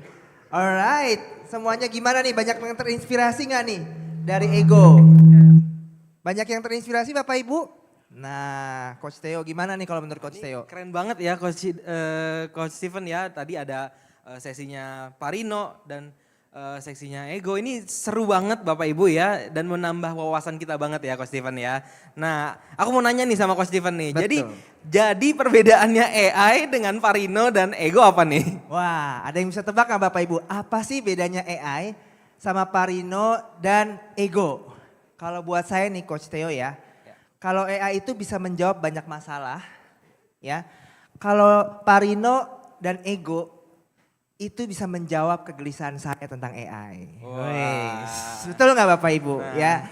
Jadi sekarang bisa lebih pede ya Lebih menggunakan pede AI sekarang. ya. Nah makanya abis ini kita udah yakin banget karena kita abis ini akan ada sesi yang keren banget juga yang akan menunjukkan kecanggihan teknologi dari Acer. Wah, dari Acer nih. Kita akan belajarin tentang apa nih kira-kira Nah, nih? kayaknya langsung aja tanpa berlama-lama lagi kita langsung panggilkan Pak Antoni Wijaya dari Acer. Kita kasih tepuk tangan dong Bapak Ibu. Halo. Ya, selamat pagi Bapak Ibu.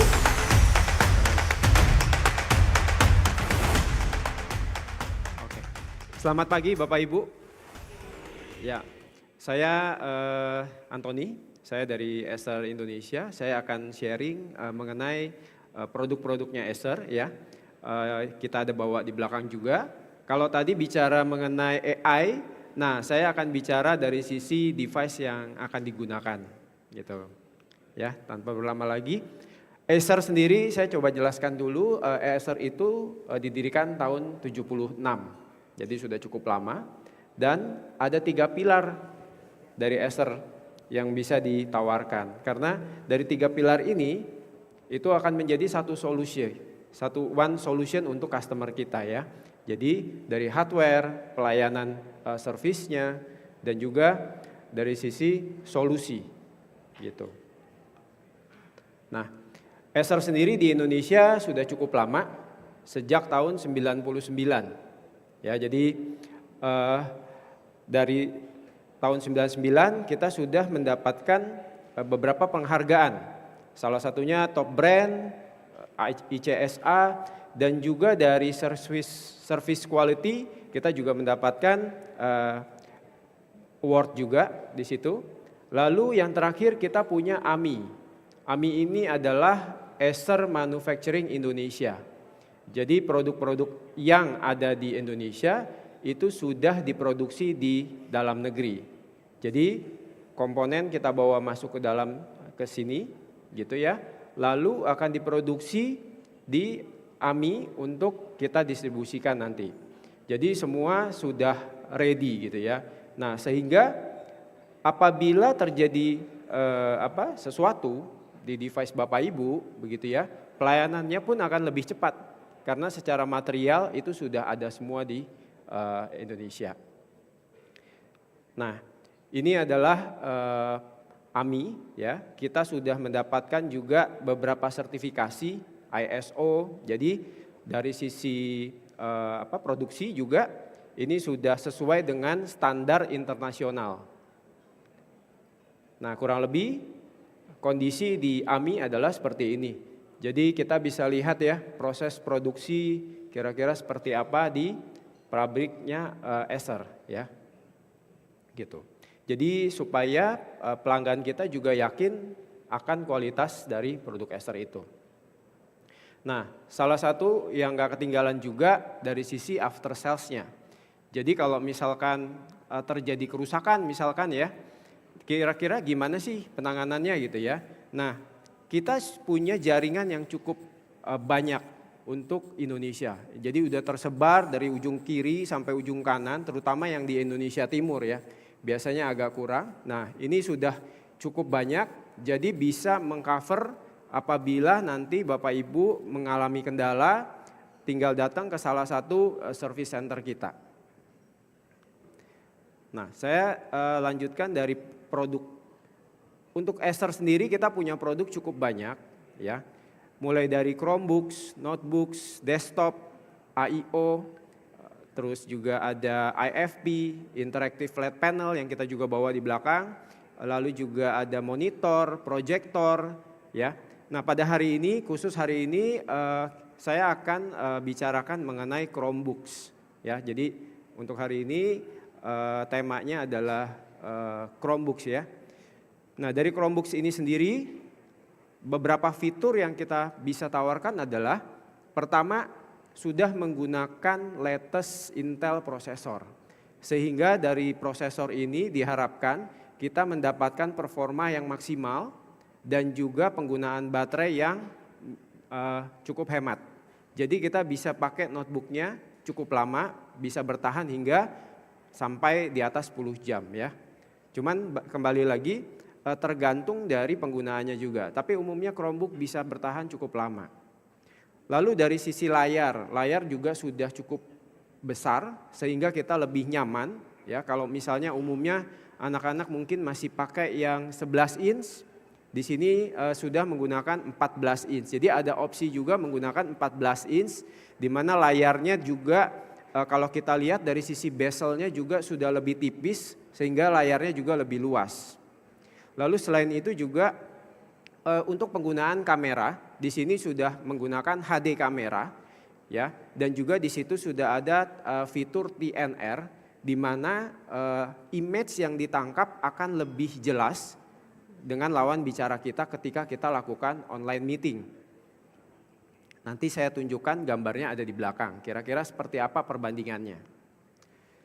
Lalu dari sisi OS-nya sendiri, Chrome OS ini sudah cukup cepat ya untuk booting. Jadi dari ketika kita nyalakan sampai kita siap digunakan itu cukup cepat. Lalu dari suaranya sendiri di sini terlihat ada di sebelah kiri dan kanan ya speakernya itu sudah menggunakan teknologi DTS audio. Mungkin yang sering didengar juga mungkin Dolby ya. Nah, kalau di sini kita menggunakan DTS. Nah, yang di ujung sana ada Ocean Glass Touchpad. Jadi Ocean Glass Touchpad ini dia sangat smooth sekali untuk touchpadnya, seperti kita pegang di kaca gitu ya. Namun di sini dia eco-friendly kenapa? Karena dia menggunakan bahan daur ulang. Jadi recycle material gitu yang kita gunakan. Nah, lalu selain itu juga yang paling penting biasanya kalau kita pakai device, konektivitasnya seperti apa? Nah, kalau dari sisi konektivitasnya sudah cukup lengkap di sana. Kita bisa lihat di sana ada USB, ada port audio, ada juga HDMI. Jadi kita untuk present kalau misalnya ke eksternal monitor. Lalu dari sisi koneksinya sendiri juga sudah menggunakan Wi-Fi 6 di sana. Jadi secara koneksi juga pastinya lebih cepat dan lebih baik juga, lebih stabil juga. Nah, penggunaan baterainya juga di sini bisa kita pakai mungkin selama kalau misalkan dari pagi sampai sore ya, itu cukup untuk kita pakai. Jadi bertahannya cukup lama. Kita bisa pakai sampai full day. Nah, kalau misalnya kita bicara dari sisi prosesor, kita bisa lihat di sini perbandingan beberapa prosesor di sini. Kita lihat ada N4020, 4120 sampai yang terakhir itu di N5100. Nah, kita pakai yang di N5100. Jadi secara performance kita bisa lihat di sana grafiknya juga lebih tinggi ya, yang berwarna biru. Sehingga kita bisa mengerjakan tugas lebih cepat karena performance-nya sudah lebih baik. Nah, ini adalah Ocean Glass touchpad kita, di mana touchpad ini sudah menggunakan material recycle ya, yang ada di laut ya, yang terbuang ya. Oke. Nah, selain itu juga ada juga model lain yaitu CB3144H. Model ini sama 14 inch, tetapi dari sisi prosesor dia lebih tinggi lagi karena menggunakan prosesor Core i3. Jadi kalau tadi Celeron ini akan lebih cepat lagi dari sisi performance ya.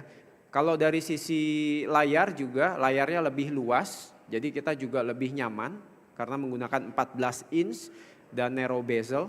Layarnya untuk yang bagian pinggirnya itu lebih kecil.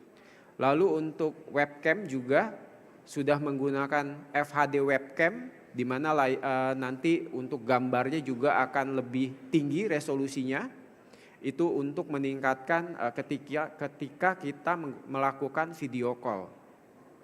Nah, untuk connectivity sama dengan model sebelumnya, connectivity juga cukup lengkap karena ini cukup penting ketika kita mau melakukan misalkan ada device dari luar storage atau mungkin kita pakai mouse gitu ya, tambahan device dari luar. Juga kalau misalkan untuk koneksi eksternal monitor. Nah, saya tunjukkan aja langsung di sini untuk prosesor ya. Sudah menggunakan i3 N305, lalu juga layar lebih luas. Di situ kita bisa lihat bezelnya cukup kecil. Untuk video call juga di sini ada tulisan TNR ya, temporal noise reduction.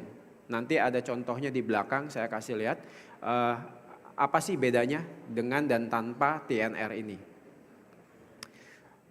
Lalu connectivity, audionya juga sudah menggunakan DTS. Lalu secara desain juga ini eco-friendly karena ada EPID ya, electronic registration. Oke. Nah, ini tadi adalah prosesor yang dipakai. Jadi di sini kita bisa lihat dari sisi harga itu juga lebih affordable kalau dari harga ya, dan secara performance juga lebih baik untuk kita gunakan di notebook Chromebook ini ya. Oke. Nah, ini untuk layarnya sudah cukup tinggi dari sisi display. Kita bisa lihat di sana resolusinya sudah 1920 dikali 1080 dan rasionya juga menggunakan 16:9. Jadi di atas dan bagian bawahnya juga tidak terlalu besar. Oke.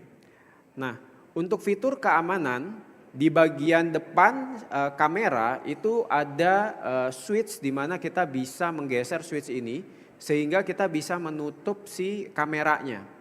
Jadi kalau misalkan kamera ini kita tidak mau pakai, kita bisa tutup secara fisik. Ini lebih ke privacy. Jadi seandainya kita tidak sengaja mungkin kameranya aktif gitu ya, itu jadi tidak terlihat. Ya. Nah, ini adalah fitur dari TNR yang tadi saya katakan ya. Jadi kita bisa lihat ketika menggunakan TNR, dan tanpa menggunakan TNR tadi.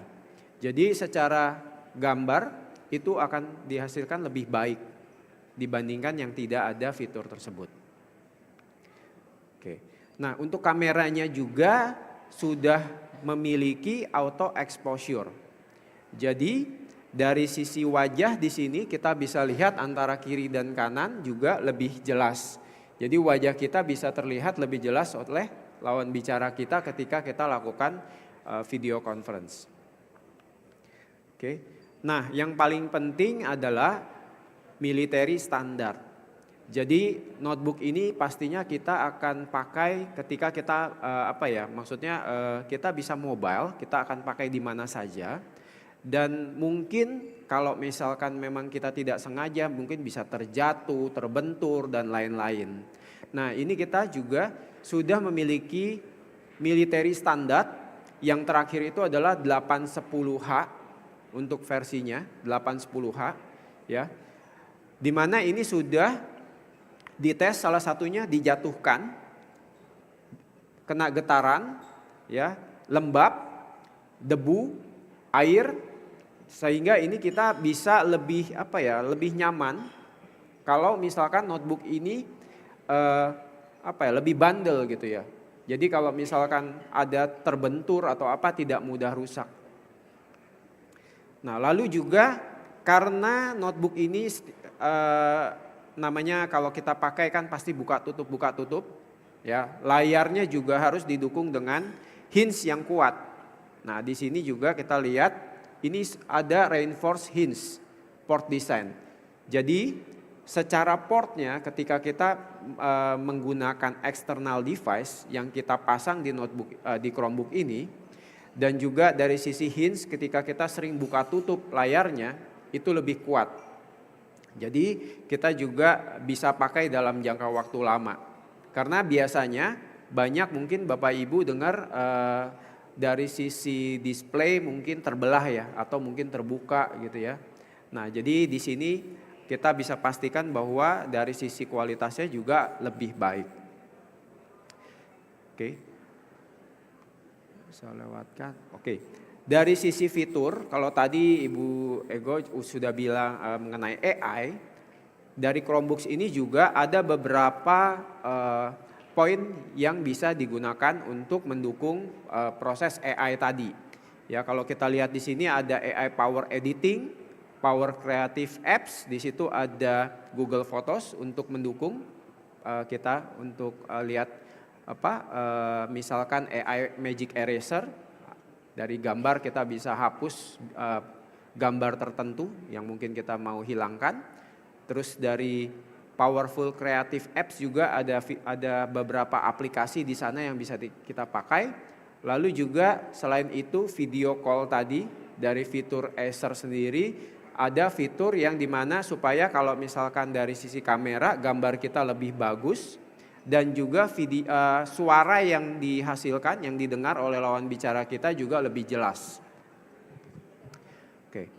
Nah, lalu selain itu juga kita punya produk khusus di mana kita sebutnya CBV 514. Bapak Ibu bisa lihat kalau dari sisi notebooknya sendiri, Chromebooknya sendiri ya, kita bisa lihat berwarna seperti hijau. Ini tidak dicat karena ini adalah warna asli dari material recycle ya, recycle material. Jadi ini adalah Chromebook yang ramah lingkungan karena menggunakan material daur ulang. Dari sisi spesifikasi Bapak Ibu bisa lihat di sana menggunakan Intel generasi 12 yang lebih tinggi dari yang tadi ya. Karena ini maksimal bisa sampai Core i3, Core i5. Lalu juga dari sisi layar sudah menggunakan IPS di mana layar ini juga lebih jernih. Beratnya kurang lebih sekitar 1,4 kg. Jadi umumnya notebook itu beratnya kurang lebih sekitar mungkin yang ringan sekali bisa 1 kilo sampai 1,6. Nah, kalau Chromebook ini ada di tengah-tengah, sekitar 1,4, jadi tidak terlalu berat. Ya. Untuk adapter juga dia sudah pakai Type-C adapter. Type-C adapter ini sudah umum, Jadi kita bisa pakai juga misalkan untuk handphone gitu ya, kita bisa saling bertukar. Jadi lebih mudah untuk kita cari juga kalau misalnya kita perlu di luar. Nah, dari sisi material daur ulang, apa aja sih yang digunakan? Nah, kira-kira seperti ini. Dari keyboard capsnya, audio speaker, lalu juga untuk desainnya, Chromebook ini mudah untuk dibuka. Jadi kalau misalnya terjadi sesuatu, kita mau perbaiki dan lain-lain, itu gampang sekali. Jadi gampang diakses. Lalu untuk touchpad juga menggunakan Ocean Glass Media. Ya, kurang lebih seperti ini. Nah, terakhir, dari semua produk yang kita tawarkan, pelayanan dari Acer adalah kita bisa lakukan penambahan warranty. Maksimal dukungan layanan dari Acer adalah 5 tahun untuk produknya. Jadi kalau misalkan memang pemakaian jangka panjang, maksimal kita bisa berikan layanan garansi sampai 5 tahun. Lalu di situ juga ada accidental damage protection. Ketika notebook kita mungkin terjatuh, mungkin pecah gitu ya, LCD-nya, itu akan di-cover oleh warranty. Jadi biasanya mungkin kita harus beli display baru kalau misalnya pecah, tapi dengan accidental damage protection ini itu akan di-cover oleh Acer. Jadi dari sisi Bapak Ibu tidak perlu khawatir karena komponen termahal itu adalah dari sisi device itu adalah mainboard dan layarnya yang paling mahal. Ya, jadi di sini sudah tercover. Tapi memang ini adalah layanan tambahan, bukan default. Jadi sesuatu yang kita perlu tambahkan di layanan Acer yang Bapak Ibu gunakan. Lalu ada seat management. Seat management ini lebih ke boleh dibilang ke sewa. Jadi kalau misalkan Bapak Ibu mungkin ada yang ingin melakukan penyewaan gitu ya. Nah, ini salah satunya. Jadi tidak melakukan pembelian, jadi nanti mungkin ada 1 tahun sampai 3 tahun layanan sewanya. Pastinya kalau sewa itu kita tidak perlu mengkhawatirkan nanti ini seperti apa. Karena device-nya itu sudah diberikan layanan after sales. Ya, Bapak Ibu tinggal pakai aja. Kalau nanti terjadi kerusakan akan dibantu oleh back end kita. Lalu juga dari sisi unitnya sendiri kalau terjadi kerusakan sudah diasuransikan. Jadi banyak hal-hal di belakang itu yang memang kita tinggal pakai aja. Tinggal nanti mau menggunakannya untuk berapa lama. Apakah setahun, 2 tahun, 3 tahun. Tapi memang ini tidak untuk personal ya. Jadi belum bisa untuk pribadi. Ini hanya ke badan ya. Ya mungkin sekolah dan lain-lain. Lalu on-site support. Jika nanti ada masalah di device Bapak Ibu, cukup hubungi ke Acer. Nanti Acer akan lakukan beberapa pertanyaan. Kalau misalkan memang bisa diperbaiki di call, jadi tidak perlu datang. Nah, tapi kalau misalkan memang harus diperbaiki, nanti dari service center Acer itu akan mengunjungi ke lokasi Bapak Ibu. Electronic waste disposal bagaimana?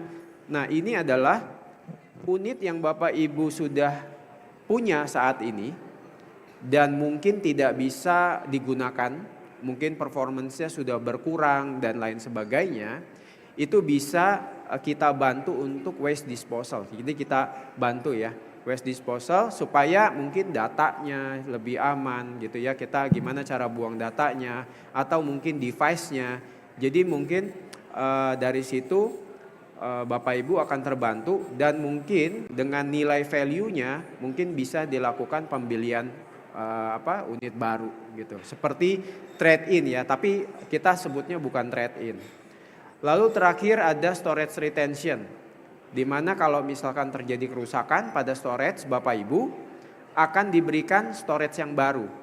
Jadi storage yang lama tidak diambil dan storage yang lama bisa dilakukan untuk mungkin dibawa ke tempat third party ya untuk dilakukan backup datanya.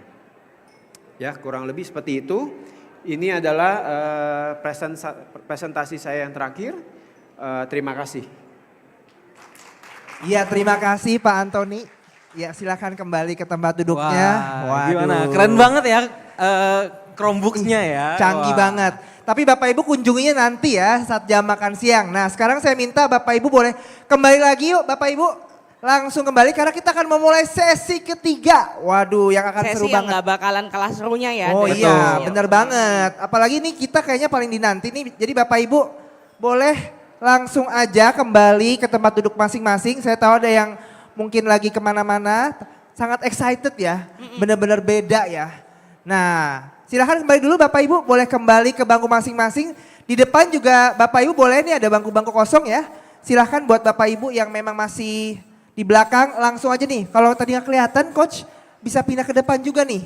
Ada banyak bangku-bangku kosong. Nah betul Bu, bagus. Biar makin jelas. Biar makin bisa. Nah karena habis ini kita mau lakukan hal yang sangat spesial.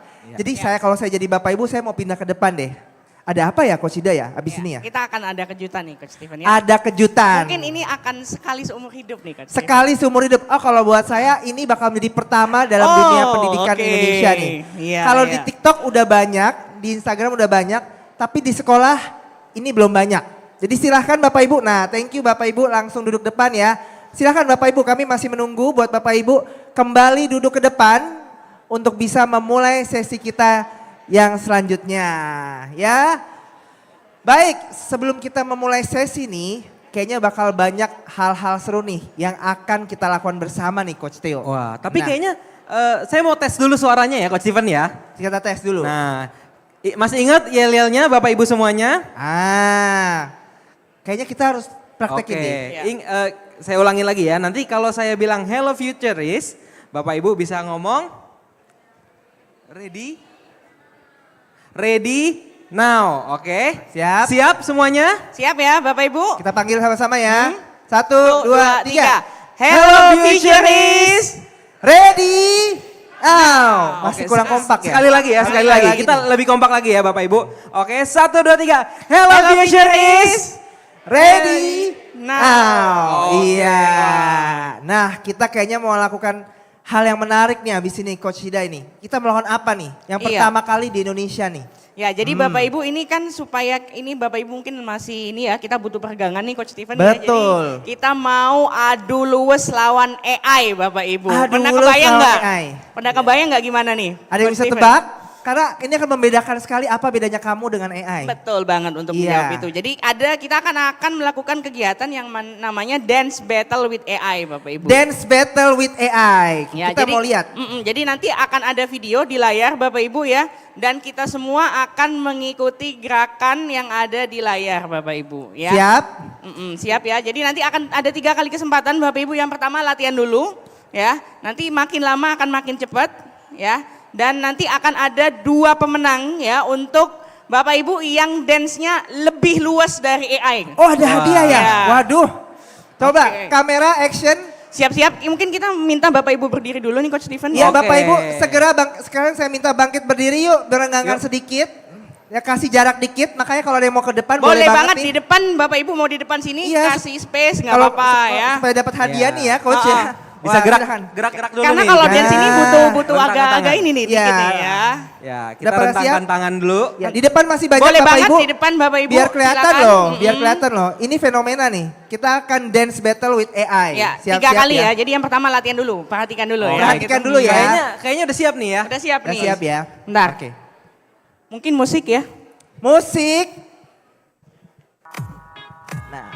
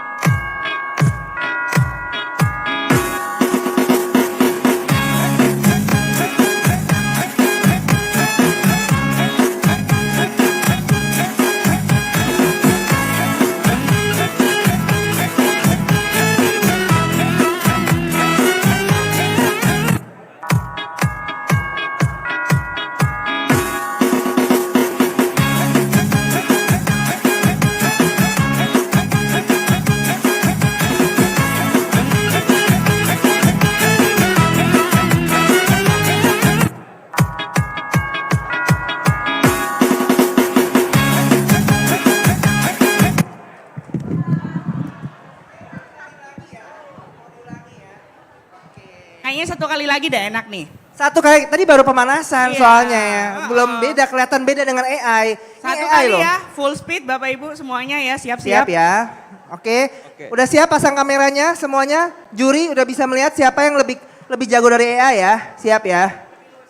Oke, siap-siap ya. Aku akan pegang mic aja nggak apa-apa biar lebih seru. Siap? Sekali lagi ya, final competition. Musik.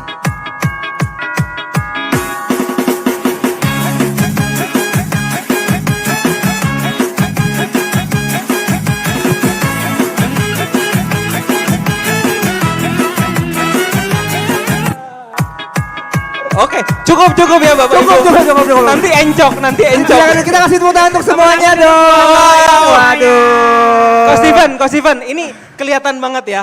Loh. Bapak Ibu semuanya udah sangat banget kelihatan berbeda dengan AI. Beda Karena banget. kita semua udah lebih luas nih kalau daripada AI AI. dance dengan luas, Bapak Ibu dance lebih luas lagi ya. Iya bener banget. Tolong yang tadi jangan difoto ya Bapak Ibu itu. Itu malu. Wah, udah mulai keringetan Bapak Ibu.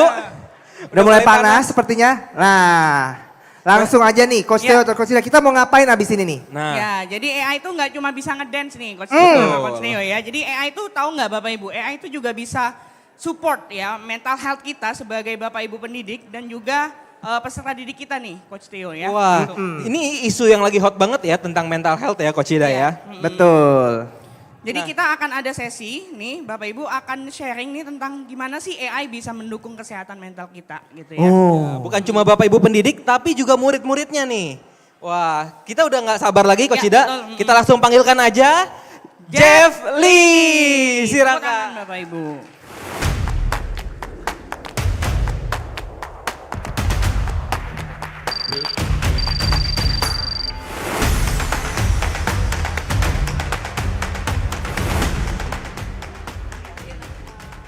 Hello, futurists. Ready, go! Ready now ya. Ready go already now. Selamat pagi Bapak, Ibu. Okay, let me just hear can you hear me? Yeah, okay. I'm hearing a lot of echo when I'm talking. Right.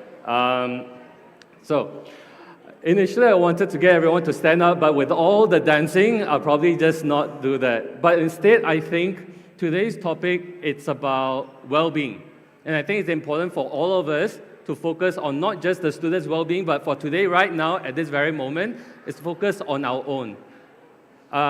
With all the activities, all the dancing just now, may I just request everyone, let's take the next 5 seconds. Let's do a very brief breathing exercise. And I want you to actually just breathe with me as I say, breathe in, and you just breathe in, and you just hold, and just breathe out. All right, we'll just do 3 times, just so that we can be in the moment, and calm ourselves down as well. So, let's breathe in, hold, breathe out. Let's do another 2 more times, all right? Breathe in,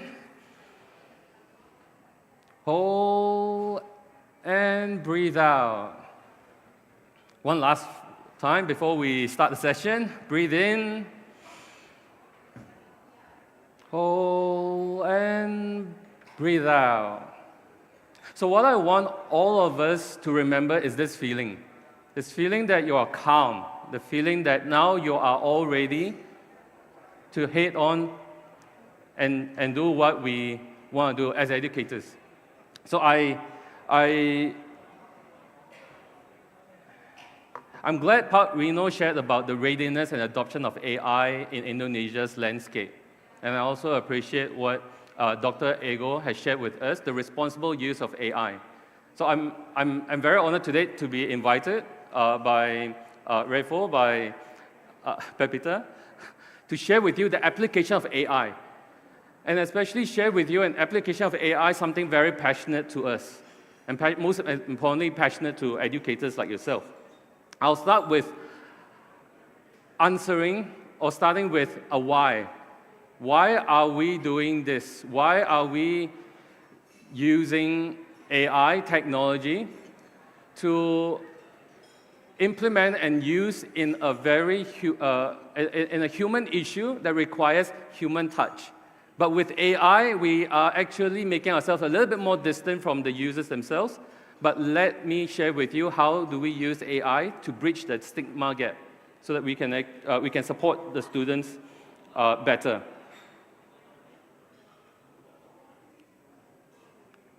So before we begin, those who visited our booth today, you will recognize that we have this QR code. You can scan this QR code, download, and install. And you can experience using Zoala, an AI guardian, supporting a student's well-being on your own mobile phone. So rather than just hear me talk and share with you what it's all about, I think it's most importantly that you can do it on your own and see how students are being supported on our app. So you can either go on Apple Store, App Store or Play Store, search for Zoala, or you can scan this QR code, install, and register for an account, and you'll be asked for a school code, enter IFLS 2024. Right. While you take a picture or scan the QR code and install, let me go to our next QR code again. I do want to thank everyone. Your participation in scanning this QR code. I'll ask a series of questions, and this is just so that we are all aware and we know why we are here today as well. So after you scan the QR code, you will see a screen, right? The screen where I'll ask a question. There are 3 questions I'll ask. The first question is, what excites you most about the potential of AI in education? There are 4 options. Choose whichever resonates closest to you.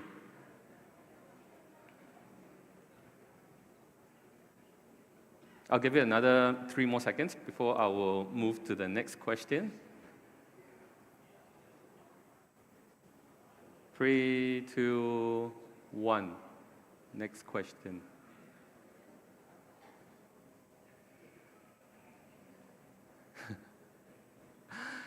Next question is, in one word, what's the biggest challenge in supporting student well-being today? I mean, you may have some in mind, just put one word. It could be something like maybe resources, maybe the support that you're getting, maybe budget, maybe the student themselves, or maybe it could be a lot more other things. Feel free, I'll give a little bit more time because this one actually requires a bit more reflection and share. It's totally anonymous, so we see openness. I believe it's openness for students to actually come up and tell you what's on their mind, their deepest thoughts. We see focus. Facilities, budget, time, motivation, and there's a whole lot of it. Every one of you, we are all unique. So from a school's environment and in your school, the challenge that a school faces, it's not just one, it's a multitude of them. It's a combination of all what the educators are going through. So hence, it's also appropriate for AI to help you support you in supporting students. Let's go to the next question, right? How comfortable are you in integrating AI tools in your education, in your organization? Not necessarily for student well-being, it could be anything. Just so that to see whether, how comfortable are we with AI, in using AI? Do we still have doubts? And if you have doubt, feel free, reach out to any one of us over here. We're here to share.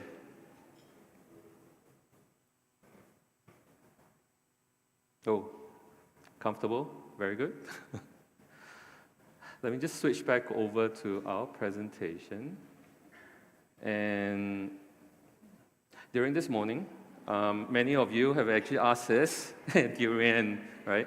It's like, what has durian got to do with today about mental health? So let me just start by giving this out, all right? Quickest to answer wins this. Who likes durian? Put up your hands. Oh my God, too many hands. I probably need to actually be a lot faster. But I did notice one hand actually go really, really quickly. I'll just go down and reach out and pass it to him first. All right, I did see your hand go up very quickly. Thank you. All right, let me explain and debunk why we actually started using the analogy of durian in what we do to teach and remind everyone about mental health. So we started with life is like a box of chocolates. And everyone knows that this came from Forrest Gump, the show. And Zola started in Singapore, and we thought, why not we just try to associate closer to a fruit that resonates very well with Asians. So we came up with durian. Why? Everyone asked me, Jeff, why life is like a durian? We are not durians. Actually, come and think of it, after today, I believe you agree with me that we all are durians. Because most of us, this is the first time I'm seeing all of you, and this is the first time you're seeing me as well, right? For some of you. Durian are hard and tough on the outside, right? You don't know the student that you are looking at in school, your peers in school. They look hard because they have a role to play. But deep down inside, they could be very, very sweet. They could be very, very soft. But many of us do not know how to open a durian. Right? So opening durians is just as, it's almost like trying to understand mental health. One's mental health. If you don't understand how to handle and identify and manage one's mental health, how do you support them? Hence, life is like a durian. So I hope you, the key takeaway today is durian, and maybe that could be our next, our next lunch ideas. So let's not just talk about the AI guardian to start with. Let's talk about well-being. I think this is a bit cut off right at the top, but the question on top, the topic on top says estimated annual well-being budget allocation per student. How many schools to date have a well-being budget that you would use to support your student and as well as the staff? In the US, because the sheer size of the US population, they've only allocated approximately $500 per student per year. We are quite fortunate in Singapore because in Singapore, our population is probably about like 5.6 million, less than 6 million population throughout the entire Singapore. Government says we need to focus on well-being, not just for students, for everyone. So budget is actually quite high, which is approximately up to 2,000 per student per month, per year. And it varies across different schools. For contrast, Indonesia, there are very little, honestly, they're very, their mental well-being is actually good, and that they know how to self-help. If it's not effective enough, you'll probably also notice another critical issues in school, increased behavioral issues, right? Attendance issues. It could be bullying. It could be a lot of multitudes of issues that you may face. And as a result, you as educators, the long-term effect will overwhelm you, or overburden you. You will burn out. So look at solving a problem like student well-being as a way to solve your own capacity issue, so that you can free up more time, you can do things that you are more trained and you are more responsible for, which is teaching the students. Because if not, you as an educator, your role is to teach in academics. And what about the student well-being? We usually would just say, let the counselor deal with it. Right? Or do you want to do both? Like, can you juggle? So, there are tools today, like AI Guardian, a tool today I represent Zola because I founded that. It's because we noticed that there is a solution to actually solve a problem that could help all of us.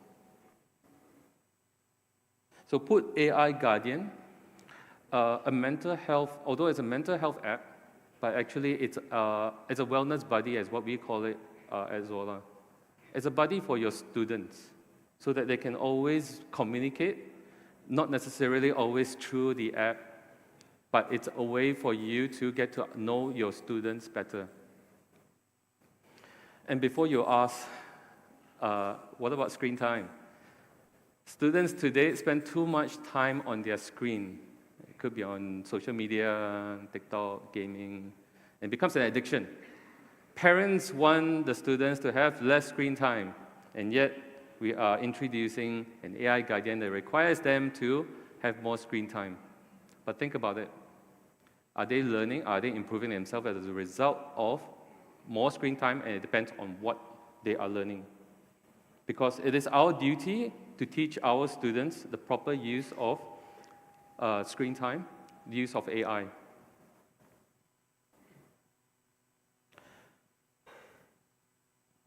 A little bit about what's the potential application of AI, particularly in the, for Zola. We use it for chats as an AI chatbot, as well as a human chatbot for your students to actually reach out to that is AI-powered and AI-supported. So if the student wants to chat with a human counselor, which we recommend, the platform is there to support, there to moderate, there to collect useful insights and data points and collate them and present to your school well-being team so that you know most of the students who is more chatty, who has issues, even when they're talking, whether they're talking to an AI chatbot or a human.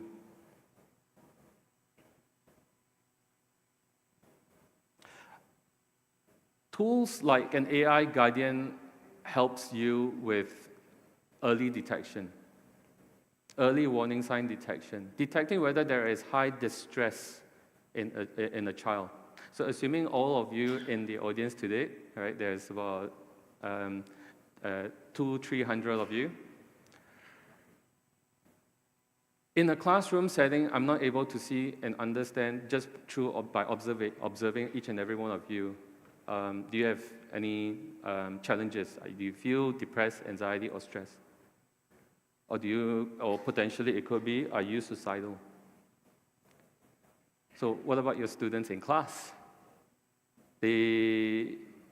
By looking at someone, a high-functioning student, very good with their grades, seems to communicate well with the teachers, but have suicidal thoughts. And I want to share a personal story on this point. So the reason why I actually started Zola was because my goddaughter went through that phase. High-functioning kid, she went through 2 years of depression and anxiety, attempted to take her own life 2 times. She survived today. And it actually made me realize, as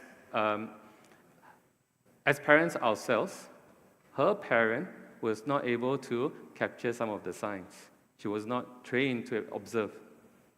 And she wasn't even reaching out to anyone. So the schools missed it as well, because how many, can I just know whether if there are any counselors in the audience?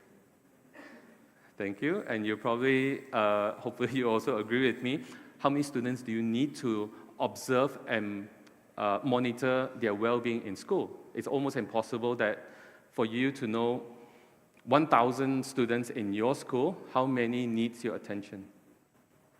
If I'm a student, I don't come forward, you won't be able to actually support me. So how do we actually do that?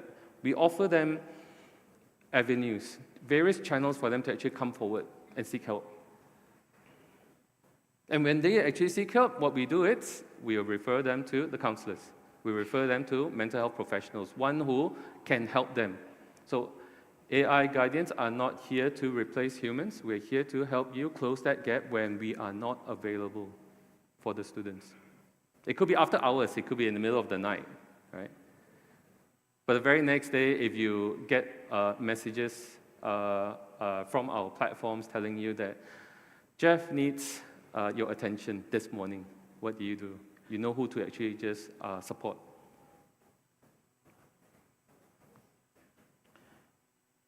I like what Park Reno, again, this is the first time I also met Park Reno. He shared about AI adoption, right? So it's one thing that's actually consistent is to try to remind ourselves that this is where AI in education, that trend, the adoption rate, it's only increasing, and it's increasing faster than we can support our students. Right, so if AI is actually there, why not we just use it to actually support our students whichever way that it's ethical and responsible use. For some of you who will install and try out the app, and I thought maybe I'll just share on screen what an AI guardian looks like for your students using Zoala. Let me just share my screen. Okay.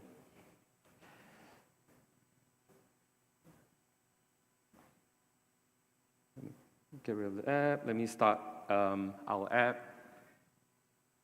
We prioritize data protection. We prioritize privacy. We always remind our students, student users, make sure that no one actually uses your app because it will leak and it will share a little bit more, too much about their own conversations with the platform. So I'll skip this for the purpose of doing the demonstration. This is what our screen looks like. Designed for students, whether if it's in a primary or a secondary school setting. We capture students' emotion right at the top, just so that over time, if you have 1,000 students, how do you know how many students are happy, how many are sad? And if you can do it as regularly as possible, you will have a trend. And you will, with that trend and that data, you know what to do and how to actually support your students. So we usually will ask them, how are you feeling? I'm feeling happy, right? I'm feeling because my guardian, because of the future. So we capture the vibe, we capture the emotion, we move them to a conversation with our AI chatbot. So AI chatbot then will ask, it's awesome to hear that you are feeling happy. What makes you feel optimistic about the future with your guardian?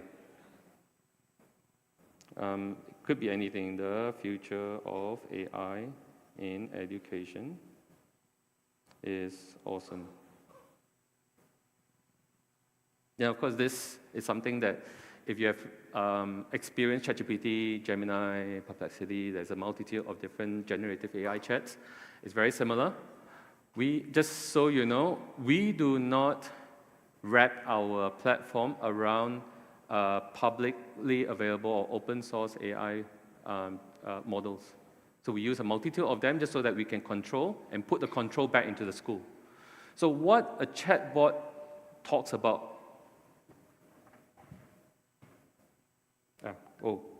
what the chatbot will talk to the students about is what the school wants the chatbot to talk to the student.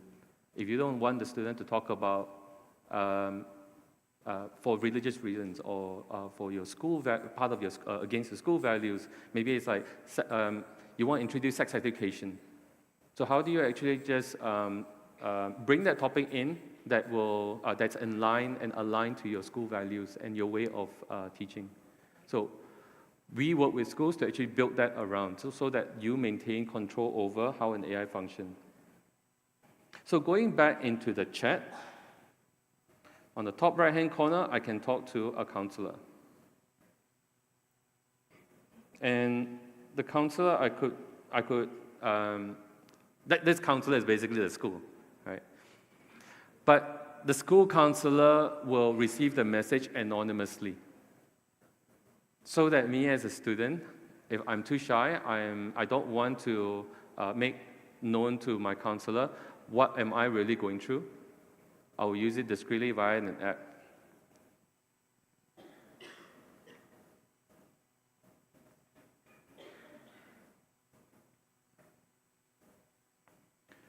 Yeah, so these messages can just are sent discreetly, anonymously to your school counselor, and they will reply. And if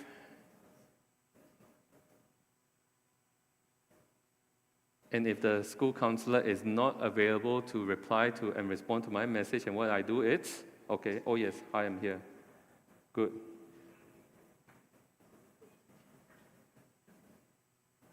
I needed to speak to someone. So just so you know that it's still human. And if your school is not prepared to have an AI chatbot to talk to your students, have a human. Because on the human side, the therapists, they are also being guided, but I won't be able to share it with you today. They are being prompted and guided by AI what and how you should. So if the student, through the conversation, indicate that, and the data that we've collected about the students, this student is experiencing high anxiety, then there are certain prompts that we tell the therapist on the other side, this is what you should, what you could actually say.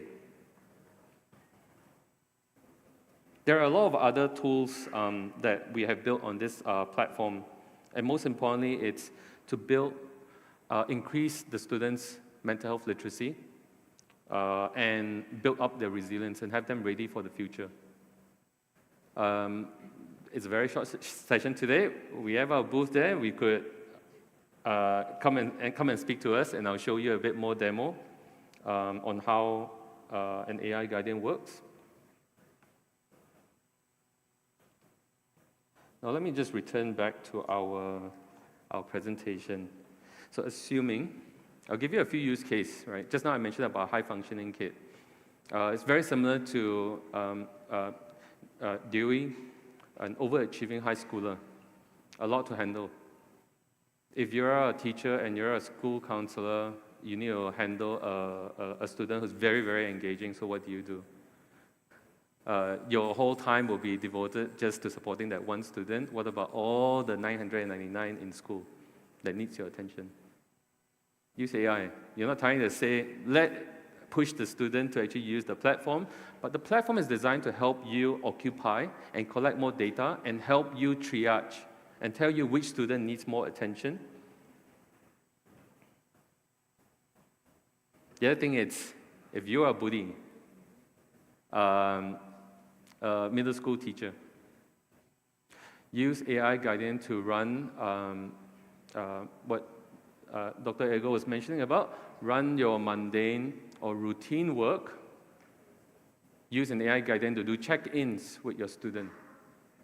If your student, throughout their entire one whole month, you need to do a weekly check-in. If you have time, and you have 1,000 students, you can go into and meet 1,000 of all your students and do a check-in. 1,000 every week, and you continue to do the check-in, and you need to do the reporting on your own, how mundane that is. Use AI, because data collection, it can be automated, and it will present you insights that helps you deliver insights that helps you act on it. So remember this, AI is not here to replace. We are here to impact. So when we design Zoala as a wellness buddy for school, these are the impacts that we help schools. We help them collect more vibe checks, collect more emotions, so that we know how the students are feeling. And we want, if they're not feeling good, we want to move them to feel good, because feeling good means they function well. They function well, their academic performance improves, their well-being improves, the character improves. So we prepare them for the future. There's some other impacts. I won't go through each and every one of them. But most importantly, what I want all of us to take away from this slide is AI is there to help you interact with your students, one interaction at a time, collect the data, present to you, so that you don't have to do it one interaction at a time. It can be quite time-consuming. Just want you to know, don't fear AI. AI or Zoala, we are a trusted AI. trusted ally for educators. When I say trusted, we focus a lot more on data protection and privacy. And we focus on what are the major pain points a school faces. There's a whole lot of it.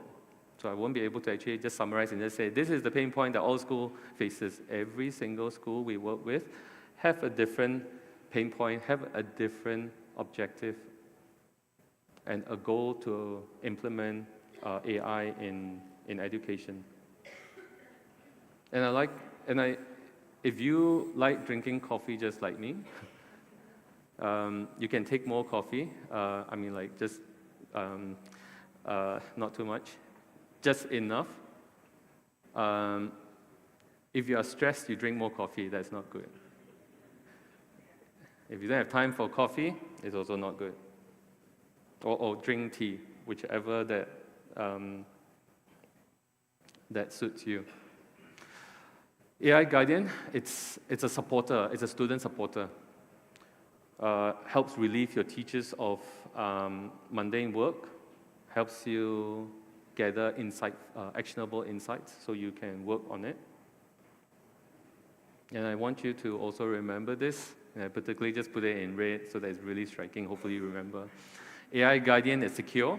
That's our number one first priority when we develop a solution focusing on mental health.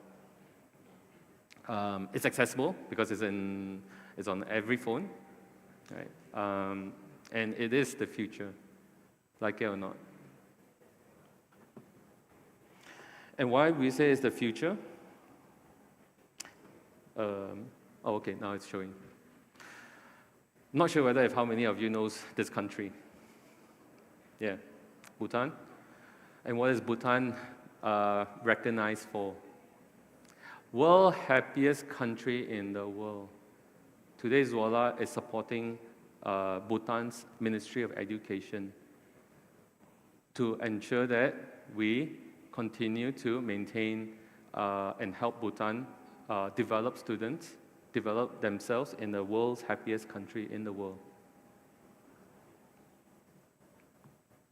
So you can too, you can make a difference. Right?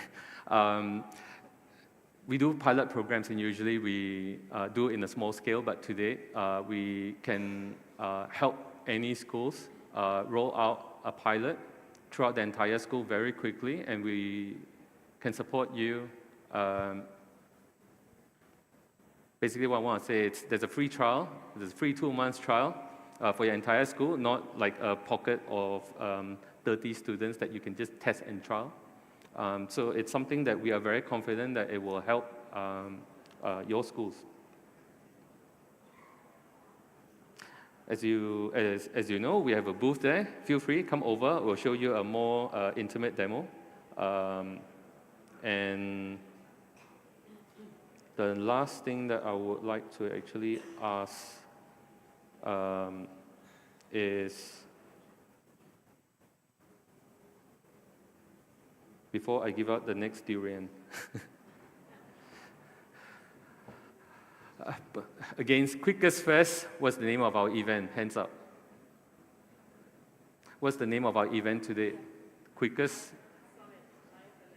Yep. Yep, I saw you. Yes, please. I'm helping. Oh, yeah. You can ask in English or in Bahasa, it's fine. Oh, yeah. So I asked the question, what's the name of our event today? Oh, well, we can do too. Oh, yes, please. Thank you. Yay! All right. Woo! Yeah. Yep, that wraps up my session, and I can take any questions if you have. We do have a couple more minutes. Right? Anyone has any questions, you can ask in Bahasa Indonesia or in English. Yes, please. The lady with the yellow. Thank you. Check. Yep. Check. Yeah. Okay. Still good morning, right? Yep. Almost afternoon. Still morning? Yeah. Yes. Yeah. I'm just curious about how does the AI determine how far these students or user has how good the mental health, because that you show to us, they use this application by answering the questions. I'm just imagine that I was the students. If I'm not, I'm not in the good condition, but I can answer the question based on only my imagination. How does the AI can detect, am I good or not? Because the answer is based on the user itself. That's my question, thank you. All right, thanks. So to answer your question, hence that's why we use AI rather than just human, because AI allows us to automate a lot of things. We start with a question in a conversation, and it helps us continue to build up data points about the student. So we train our AI to ask certain questions when we detect certain signals. If a student experiences some level of depression, for example, there is a set of questions that we usually would ask to gather more insights. And if we need to validate if this student really have symptoms of depression, we will push them and redirect them to our survey. So the survey we use, it's depression, anxiety, stress scale. Or there's a few psychological questionnaire that we use, that psychologists use today to use it for assessment. So if we want to score a student, so we will redirect them to answer those questions. So to your point, students, when we answer questions, if you ask me a question now, how am I feeling? I'll tell you how am I feeling right now. Tomorrow, it'll be different. So we use AI to continue and follow up conversations over a time period. So usually, within the next 2 weeks, we won't ask the same thing because it's most likely going to be the same. So 2 weeks later, AI will continue conversations around that and continue to develop more insights. Is it good?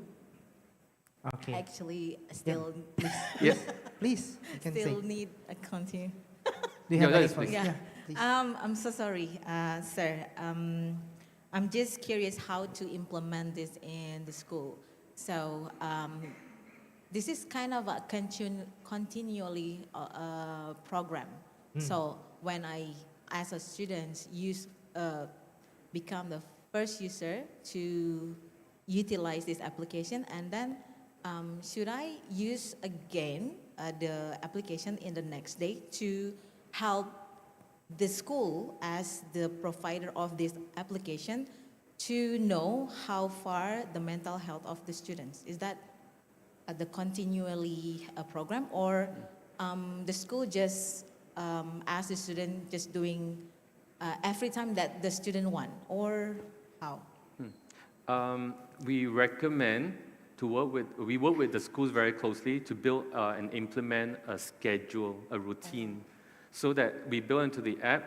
If we say every Friday, push a notification to the user, you need to write a journal and talk about my past week in school and what do you look forward over the weekend.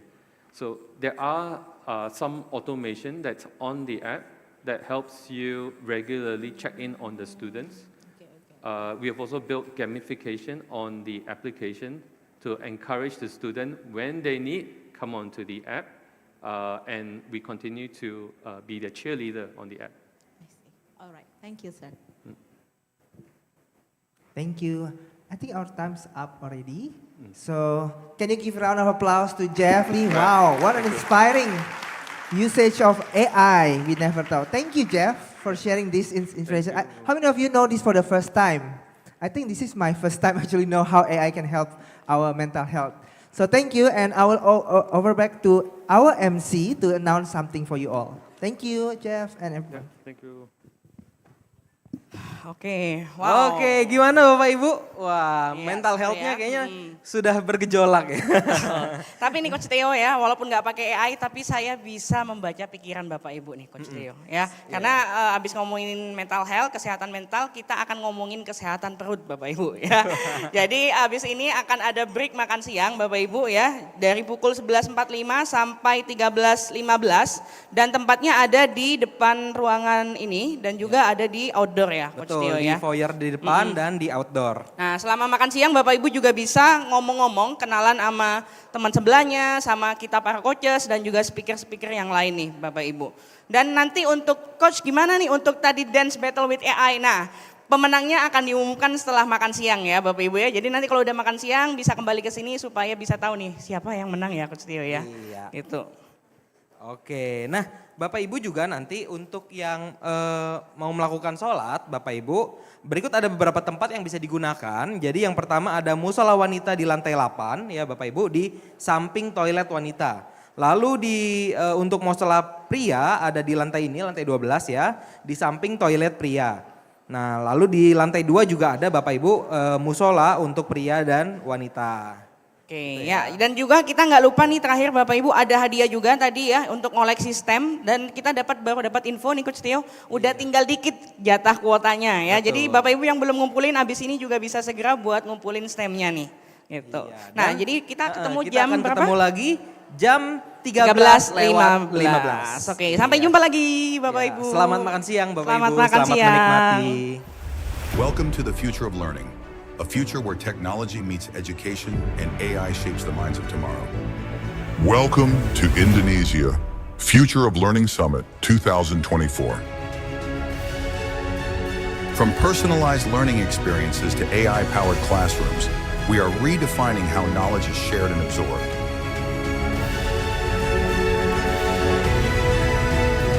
Meet the visionaries and leaders who are shaping the future of education. Together, they bring unparalleled expertise to guide us on this journey. In Indonesia, AI is not just a tool, it is a partner in educating the next generation. Together, we build people, we build our future.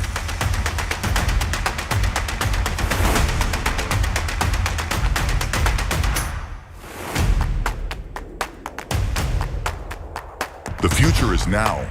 Are you ready to be a part of it?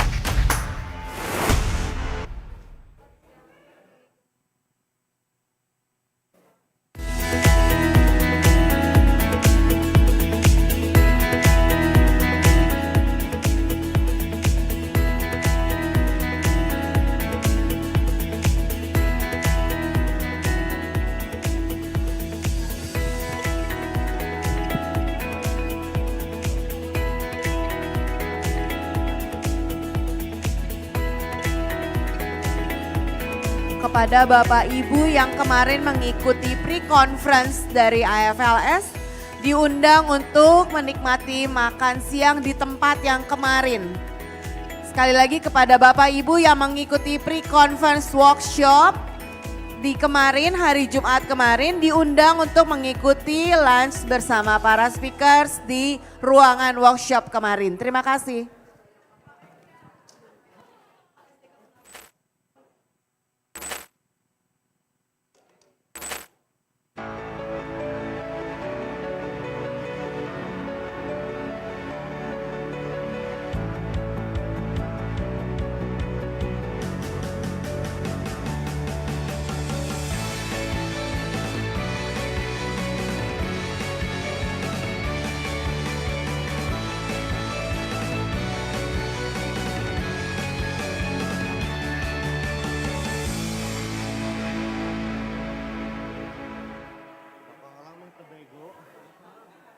Perkenalkan, ini aplikasi terbaru kompas.com.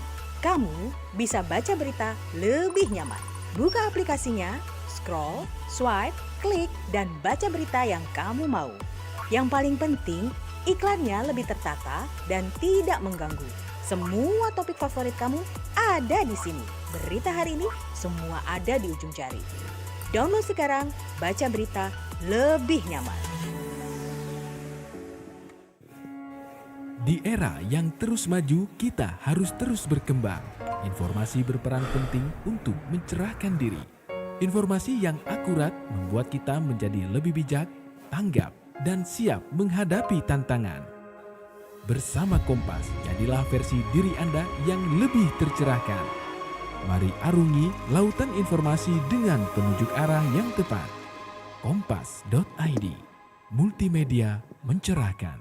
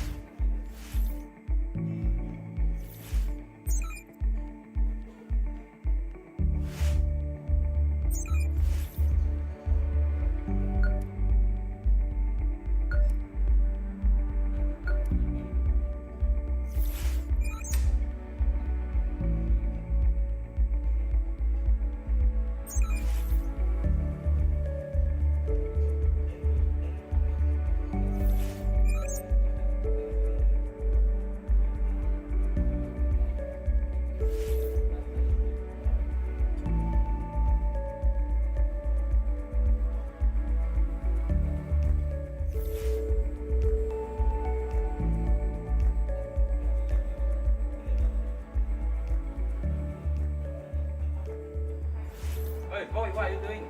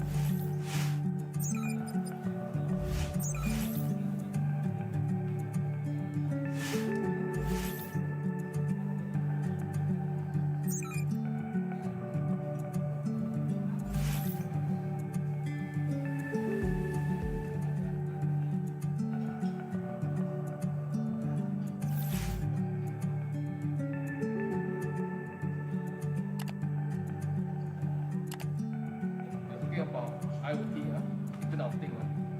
So this one is a very popular Singapore computer used for IoT, various component, and then programming language we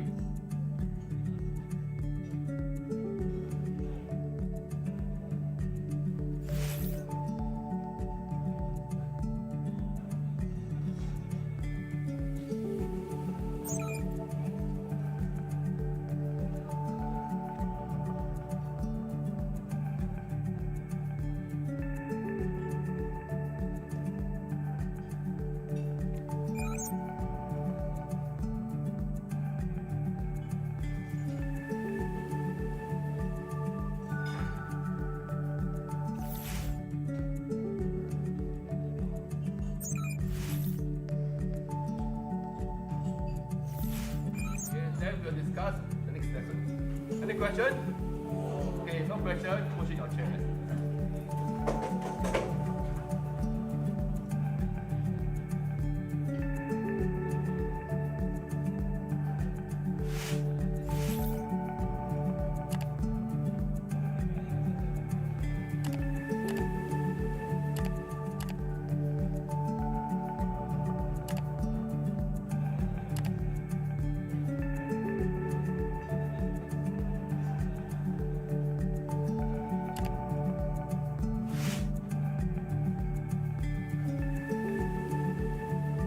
Okay, good.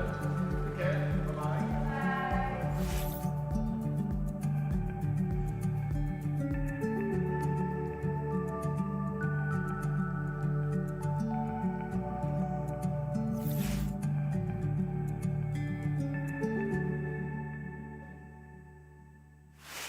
ITE has collaborated with Hikvision to set up a smart car park and also a safe campus as POC projects.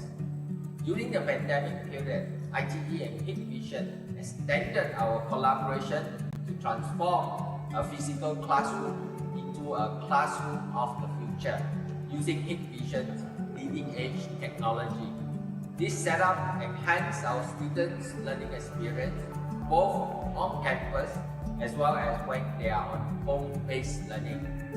ITE is thankful to Hikvision for this partnership and look forward to future collaboration with other innovative projects.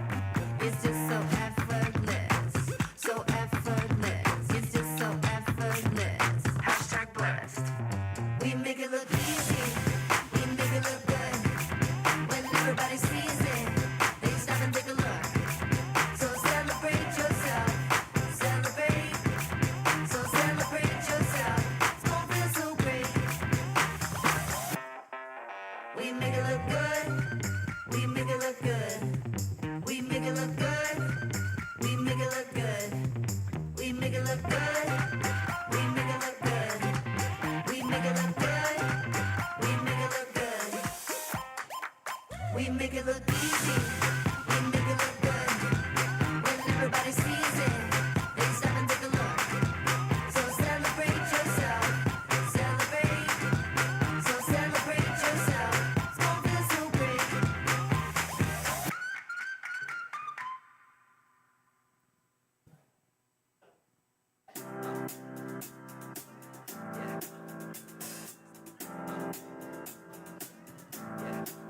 I got this feeling inside my bones. It goes electric wavy when I turn it on. Off from my city, off from my home. We're flying up, no ceiling when we in our zone. I got that sunshine in my pocket, got that good soul in my feet. I feel that hot blood in my body when it drops. Ooh, I can't take my eyes off of it, moving so phenomenally. You're more like the way we rock it, so don't stop. And under the lights, when everything goes, nowhere to hide when I'm getting you close. When we move, well, you already know. So just imagine. Nothing I can see but you when you dance, dance, dance. Feel good, good creeping up on you. So just dance, dance, dance. Come on. All those things I shouldn't do, but you dance, dance, dance. And ain't nobody leaving soon, so keep dancing. I can't stop the feeling. So just dance, dance, dance. I can't stop the feeling. So just dance, dance, dance. Come on. Ooh, it's something magical.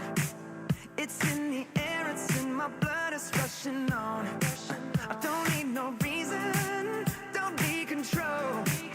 I fly so high, no ceiling when I'm in my zone. Cause I got that sunshine in my pocket, got that good soul in my feet. I feel that hot blood in my body when it drops. Ooh, I can't take my eyes off of it, moving so phenomenally. You're more like the way we rock it, so don't stop, stop, stop. Under the lights when everything goes, nowhere to hide when I'm getting you close.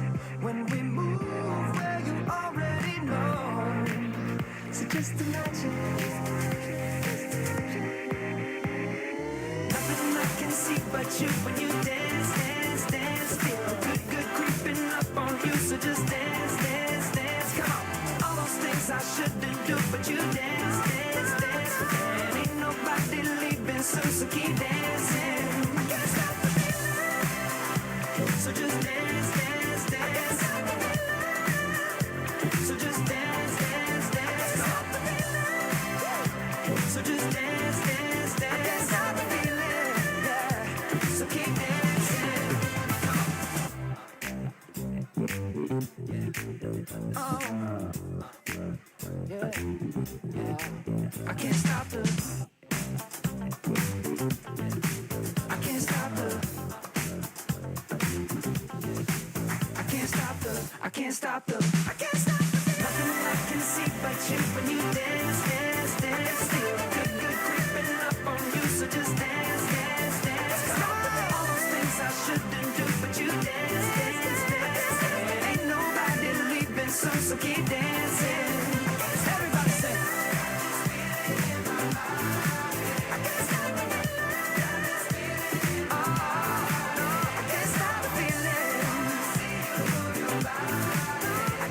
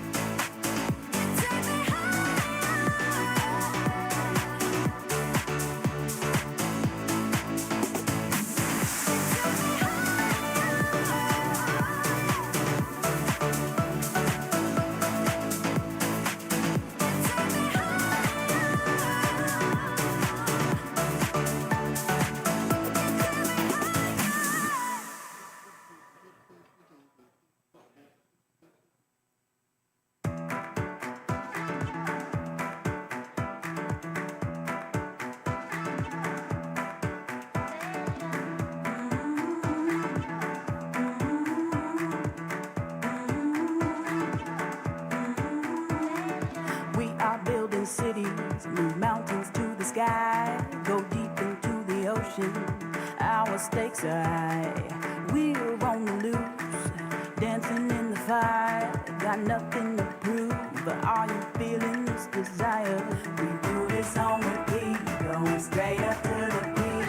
Keep running in the heat, we won't accept defeat. Feel the electricity, this goes till infinity. Go for creativity, we won't stop. Can't get enough. Don't stop, we move it up.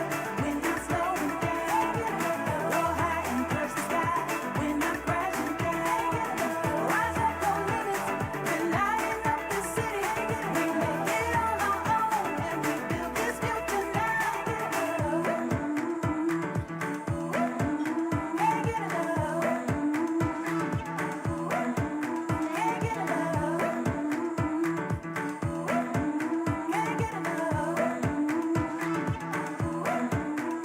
The solution is creating. We break that ceiling down. Just keep innovating. The future's starting now. We make new connections. New railroads for the soul.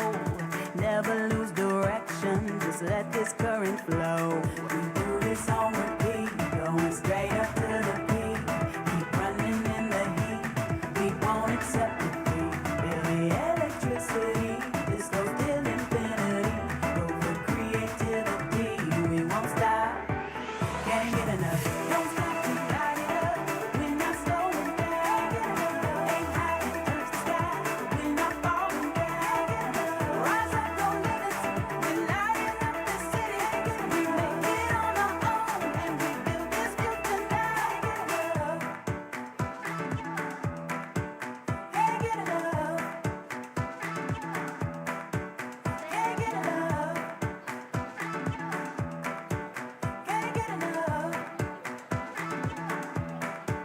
Can't get enough. Can't get enough. Can't get enough. Can't get enough. Can't get enough.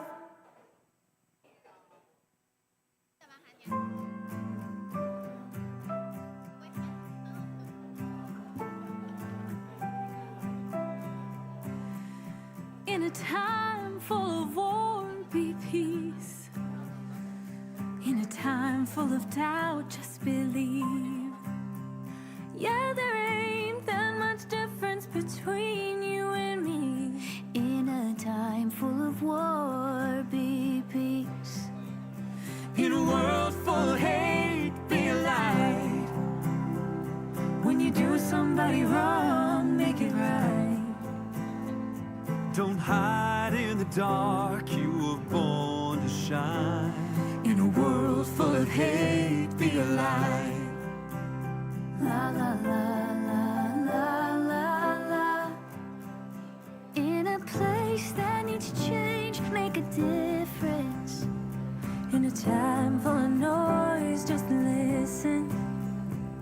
'Cause life is but a breeze, better live it. In a place that needs a change, make a difference. In a world full of hate, be a light. When you do somebody wrong, make it right. Oh, don't hide in the dark, you were born to shine. In a world full of hate, be a light. La la la la la la la. La la la la la la la. La la la la la la la. La la la la la la la. In a race that you can't win, slow it down. Yeah, you only get one go around. 'Cause the finish line is 6 feet in the ground. In a race you can't win, slow it down. In a world full of hate, be a light. When you do somebody wrong, make it right. Don't hide in the dark, you were born to shine. In a world full of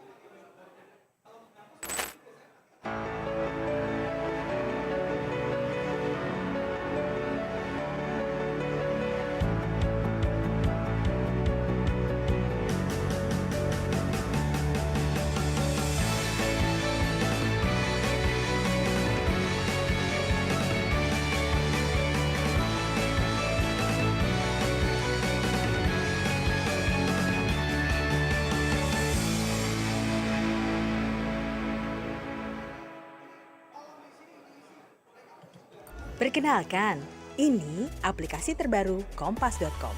Kamu bisa baca berita lebih nyaman. Buka aplikasinya, scroll, swipe, klik, dan baca berita yang kamu mau. Yang paling penting, iklannya lebih tertata dan tidak mengganggu. Semua topik favorit kamu ada di sini. Berita hari ini semua ada di ujung jari. Download sekarang, baca berita lebih nyaman. Di era yang terus maju, kita harus terus berkembang. Informasi berperan penting untuk mencerahkan diri. Informasi yang akurat membuat kita menjadi lebih bijak, tanggap, dan siap menghadapi tantangan. Bersama Kompas, jadilah versi diri Anda yang lebih tercerahkan. Mari arungi lautan informasi dengan penunjuk arah yang tepat. Kompas.id, multimedia mencerahkan.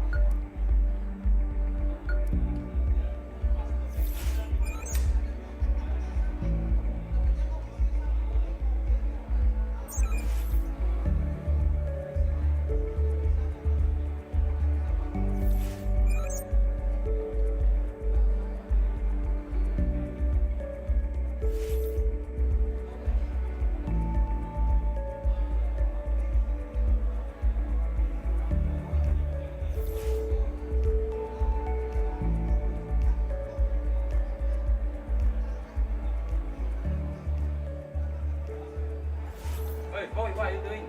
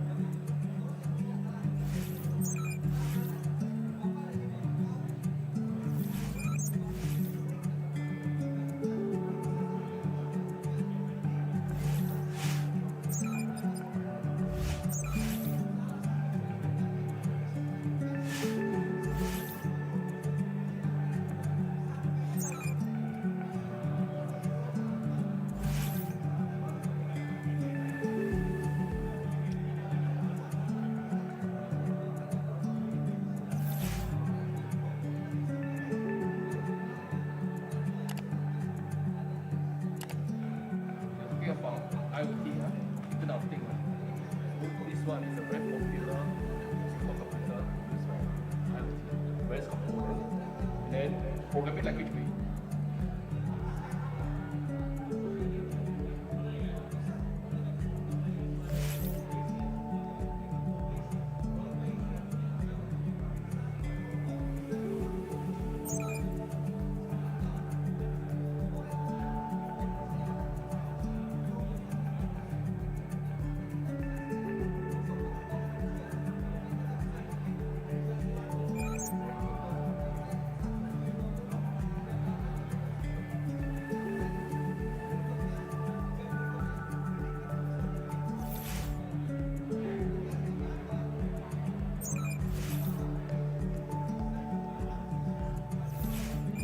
Then we'll discuss the next lesson. Any question? Okay, no question, push in your chair.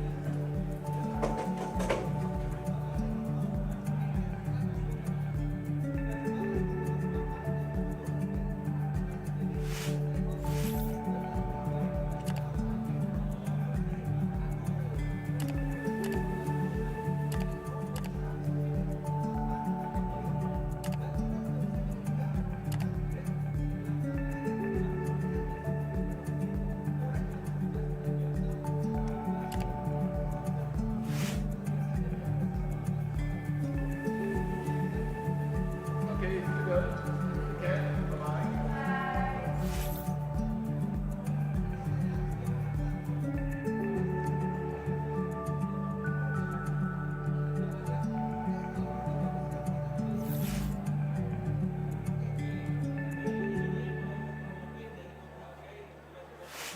ITE has collaborated with Hikvision to set up a smart car park and also a safe campus as POC projects.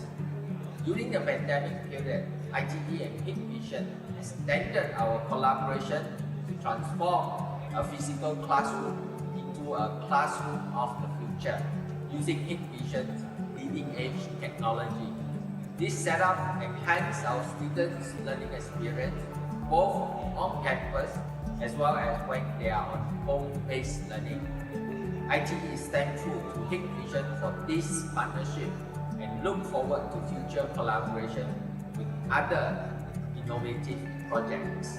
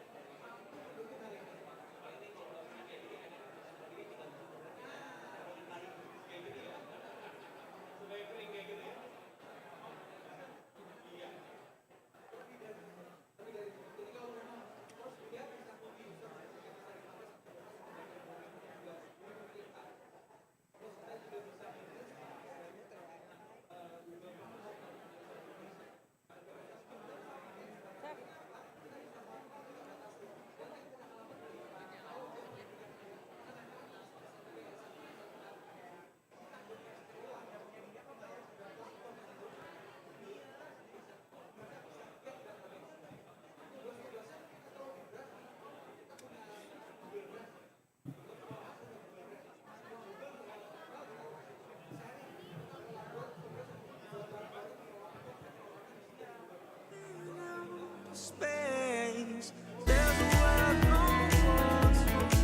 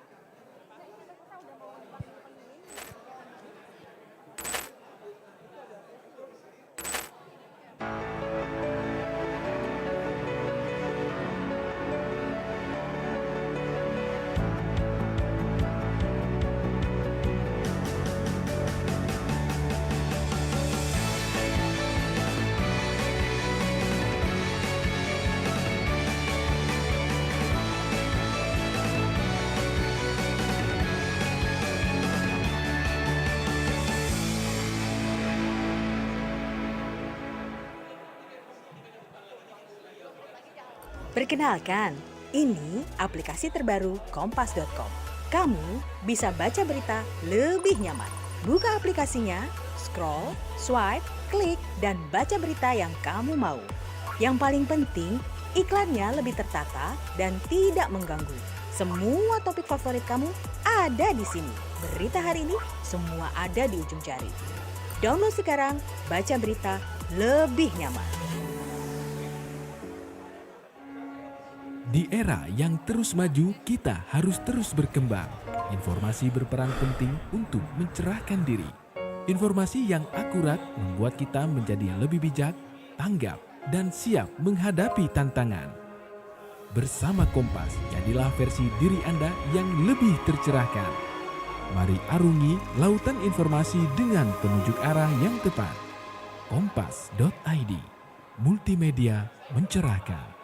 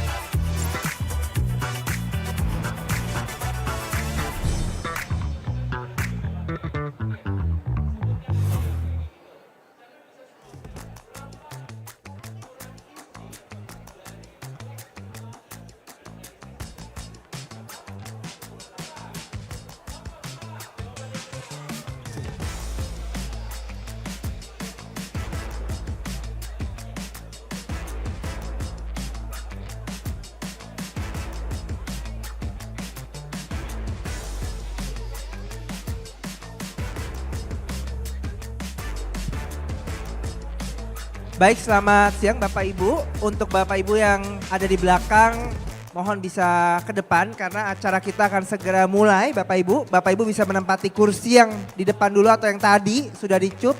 Bapak Ibu bisa duduk di tempat yang tadi karena sesi akan mulai sebentar lagi.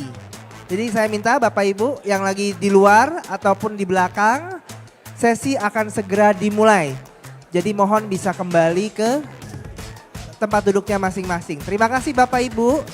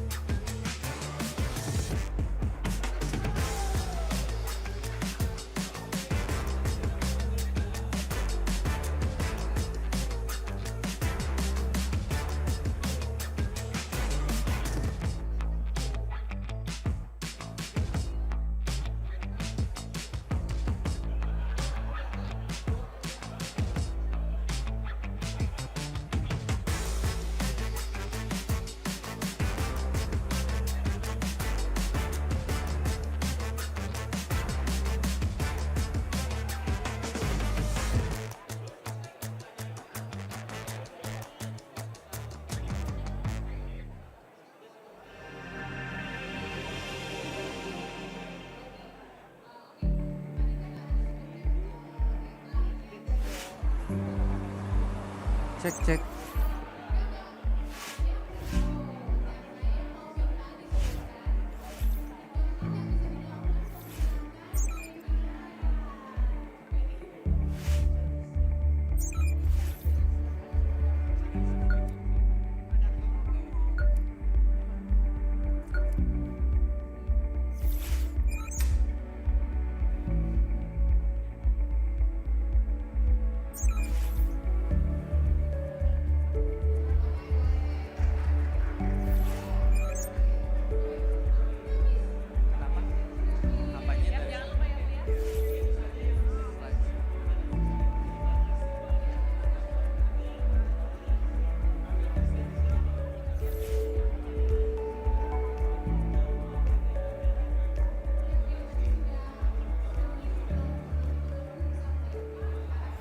Hey, boy, what are you doing?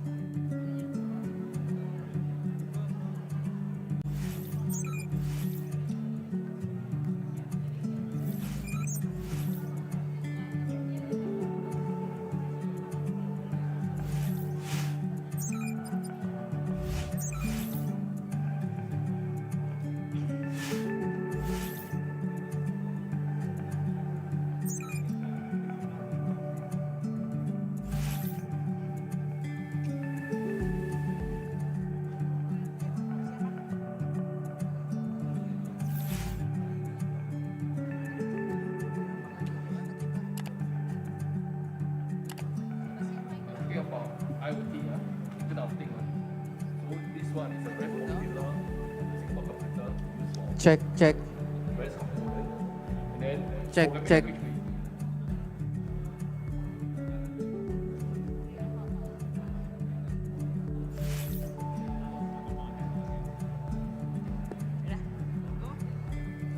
Go ya.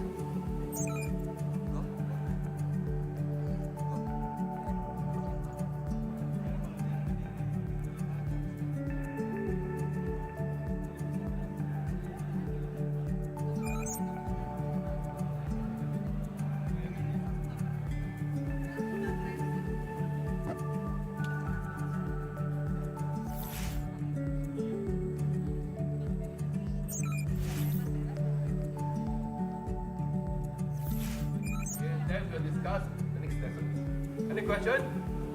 Okay, no question, push in your chair.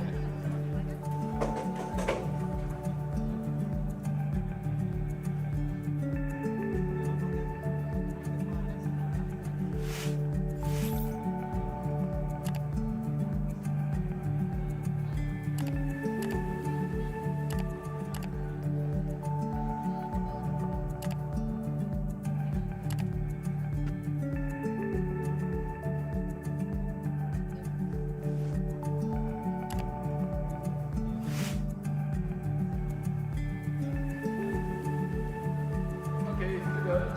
Okay, bye-bye.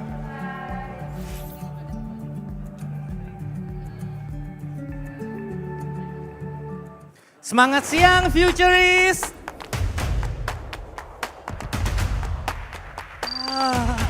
Kenapa nih Pak Gusman nih? Lemes. Bapak Ibu? Padahal sudah makan ya Pak Gusman ya, Iya, makan siang. kayaknya gulanya masih banyak nih. Oke. Oke, semangat siang futurist. Ready? Coba lagi ya sekali lagi Pak Gusman. Boleh, coba Pak Hidayat, siapa tahu. Ya. Kodenya dari sini, siapa tahu nih. Hello futurist. Oh my Oke, God. Mendingan Pak Gusman. Mendingan. Oke, nah ini kan masih belum nyetel nih Pak Gusman ya. Kayaknya kita akan ada aktivitas menarik lagi nih buat Bapak Ibu ya. Yes, Bu ya, betul kita banget makin nih. panas. Oke, Betul nah banget. kita mau ngapain nih Pak Gusman? Nah, jadi ini sekarang saya mau ngajak Bapak Ibu berdiri. Silakan Bapak Ibu. Silakan Bapak Ibu berdiri. Nah, hari ini saya mau ngajak Bapak Ibu untuk main games. Dan gamesnya ini adalah sebuah game strategi Bapak Ibu. Dan gamenya itu kita akan mainkan, Bapak Ibu butuh strateginya karena ini game yang sangat susah sekali. Wah, kenapa tuh Pak Gusman kok susah? Iya, karena ini game strategi dari zaman baheula ini. Oh, oke. Bapak Ibu guru harus ngapain nih? Nah, pertama-tama karena ini strategi nih, Coach Hida, saya pengen Bapak Ibu assess dulu nih karena teman-teman Bapak Ibu di sekitar Bapak Ibu, kiri, kanan, depan, belakang, 2 baris ke depan, 2 baris ke belakang, sampai pokoknya selama masih ada di ruangan ini, itu semua akan menjadi rival Bapak Ibu. Ya, jadi silakan Bapak Ibu bisa dilihat dulu kanan Coba kiri dilihat ya. dulu, lihat dulu Dilihat nih. dulu kanan kirinya Bapak Ibu, diperhatikan 2 baris ke depan, ke belakang ya, dilihat dulu wajah-wajahnya nih. Yang diliatin wajahnya bisa kasih senyum ya, biar nggak nakutin juga nih Pak Gusman. Nah, kita mau ngapain? Nah, kita mau main strategi games untuk mempersingkat dan menyederhanakan strategi tersebut. Bapak Ibu nanti ada 3 buah pilihan Bapak Ibu yang Bapak Ibu bisa keluarkan. Yang pertama adalah gunting, batu, kertas. Nah, ya. jadi kita akan gamsuit Bapak Ibu. Dan Bapak Ibu dari 300 orang di sini, kita akan suit bagi siapa yang kalah. Bapak Ibu bisa langsung duduk di tempatnya. Tapi kalau misalnya Bapak Ibu masih menang, suit lagi, kita bisa suit jarak jauh. Contoh saya dengan Pak Swisno. Pak Swisno, wah saya menang. Atau Bapak Ibu bisa maju nanti ya, bisa maju juga kalau udah makin tinggal dikit ya. Betul, Pak Gusman, nanti ya. makin tinggal dikit kita majukan. Dan yang pemenangnya, satu pemenang dari Royal Rumble ini Bapak Ibu, kita akan ajak mereka untuk lawan AI. Betul, ya jadi nanti pemenangnya akan mewakili kita semua nih sebagai manusia untuk melawan AI Iya. Bapak Ibu. Ya. Perwakilan manusia. Nah, siap ya Pak Gusman udah ya? siap? Pak Hida, berapa kali nih suitnya? 1 kali aja Bapak Ibu. Satu Jadi kali satu aja ya Bapak kali Ibu aja ya. Jadi kayak saya tadi 1 kali, udah. Iya, jadi yang kalah langsung duduk, yang menang selama masih ngelihat ada yang berdiri, diajak duel aja Bapak Ibu ya sampai sisain 1. Nanti kalau udah duduk masih mau ngobrol sama teman sebelahnya boleh. Oke, siap ya. Oke. Kita Ready? hitung ya. 3, 2, 1. Pilih dulu, oke. Nah, silakan yang kalah langsung duduk Bapak Ibu, yang kalah langsung duduk. Yang menang Bapak Ibu silakan cari lawan.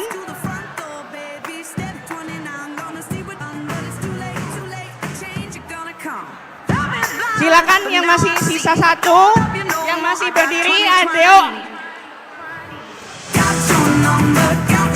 Jangan lupa kenalan Bapak Ibu. Yang masih berdiri ini ada, Pak ini boleh nih lawan Ibu yang ini. Mana masih. Sebelah sana. Wah, Ibu ini menang. Nah, bisa lawan sama Ibu kita. Oke. Ada lagi? Ibu ayo maju dulu. Maju aja yang masih berdiri. Boleh maju, yang masih berdiri boleh maju dulu.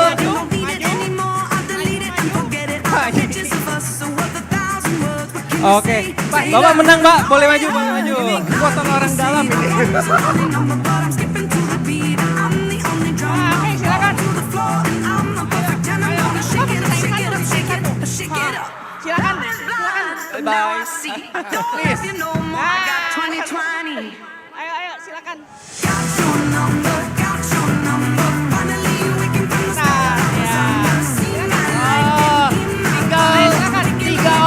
Tinggal tiga orang. Nah, oke. Bapak Ibu kita punya 2 finalis. Ya. Wah. Oke. Nah kita pengen tahu nih Bapak Ibu, nanti Bapak Ibu jagoan Bapak Ibu siapa ya. Yang jagoannya di sebelah kanan saya, boleh mana suaranya? Oke, yang menjagokan sebelah kiri saya. Waduh. Oke, bisa langsung aja di tengah, silakan 1 kali aja ya. 1 kali aja. Yang akan mewakili kita semua melawan AI Bapak Ibu. 3, 2, 1. Oke. Boleh tahu dengan siapa dan asal sekolahnya? Saya Haskell dari Francis School BSD. Oke, tepuk tangan dulu ya. Jadi dia akan mewakili kita semua Bapak Ibu untuk melawan AI ya, Pak Gusman ya. Nah sebelum itu saya pengen tahu dulu nih Bapak Ibu, prediksi Bapak Ibu. Dia mewakili kita semua akan menang nggak? Saya boleh minta satu? Karena human.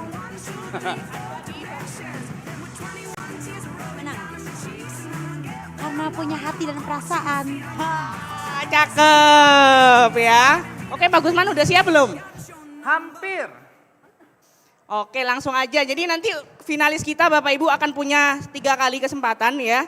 Jadi di 3 kali kesempatan berikut kalau bisa menangin 2 berarti manusia menang ya. Tapi kalau enggak berarti AI-nya yang menang ya. Oke. Aduh Pak, Bapak itu adalah harapan terakhir kita nih Pak. Oke, yuk silakan Pak Gusman udah siap? Tinggal layarnya aja nih. Dari tim operator mungkin?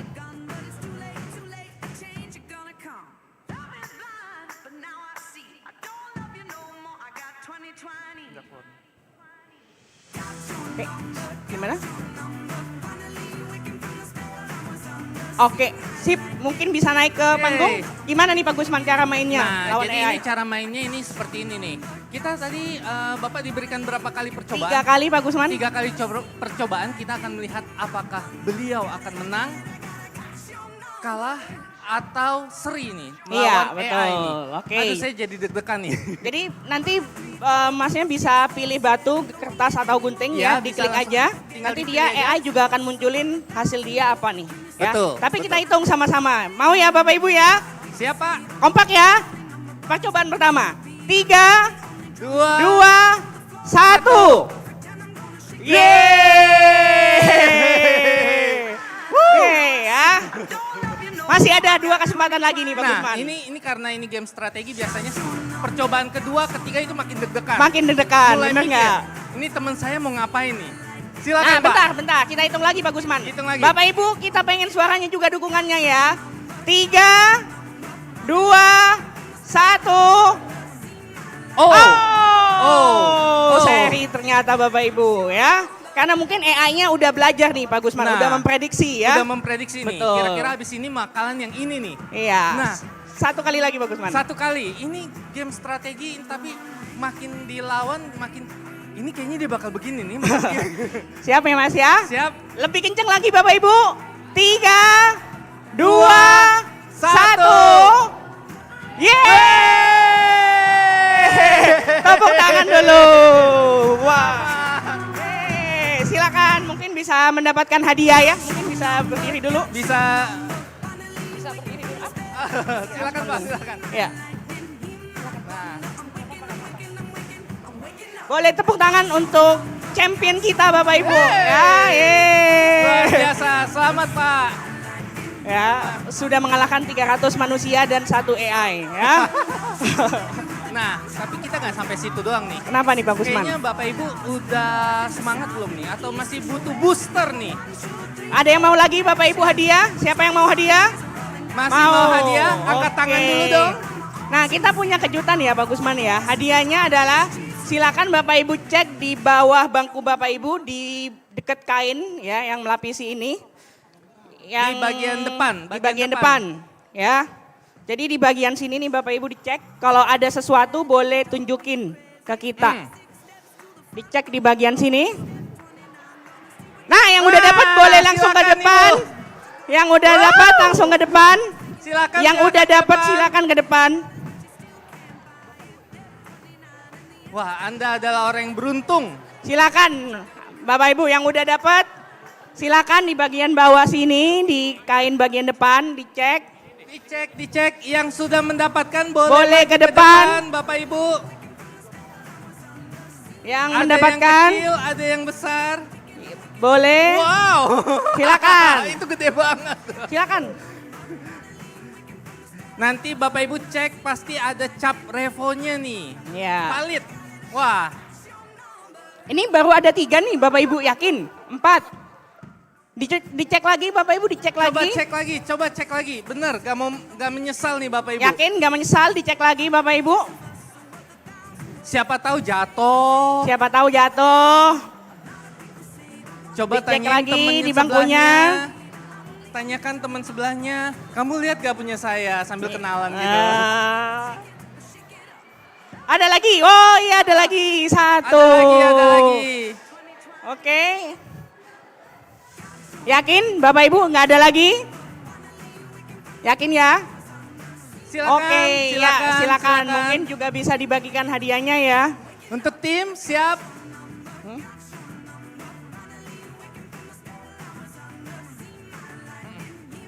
Dan kita juga akan mengundang pemenang Battle Dance tadi. Ya. Boleh langsung kita maju Battle Dance. Oh. Kayaknya butuh satu lagi nih pemenangnya ya. Pemenangnya masih ada satu lagi nih. Oke, silakan Ibu. Oke, nah ini adalah manusia-manusia yang mengalahkan AI ini. Oke. Oke. Ya, silakan mungkin. Silakan bisa. Ibu, mungkin kita baris agak ke sini, Agak ke sini, ke agak tengah ke ya. tengah, agak ke tengah, jangan marahan. Silakan. Geser. Kita juga ingin mengundang Ibu Pepita untuk memberikan hadiah. Sama aja, silakan. Tepuk tangan dulu dong Bapak Ibu untuk para pemenang kita ya.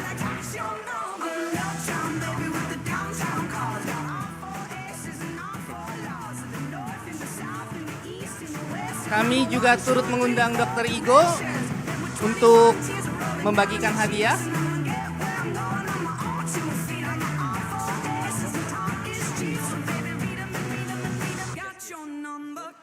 Kita juga mengundang Miklos.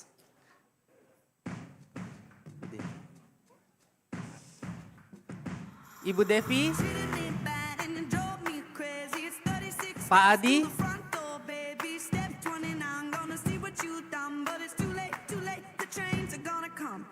dan Bapak Steven. Ya. Wah, luar biasa. Terima kasih banyak Bapak Ibu semuanya. Yeay! Sudah semangat? Nah, silakan mungkin foto bersama dulu tuh Pak. Oh ya, kita foto bersama dulu.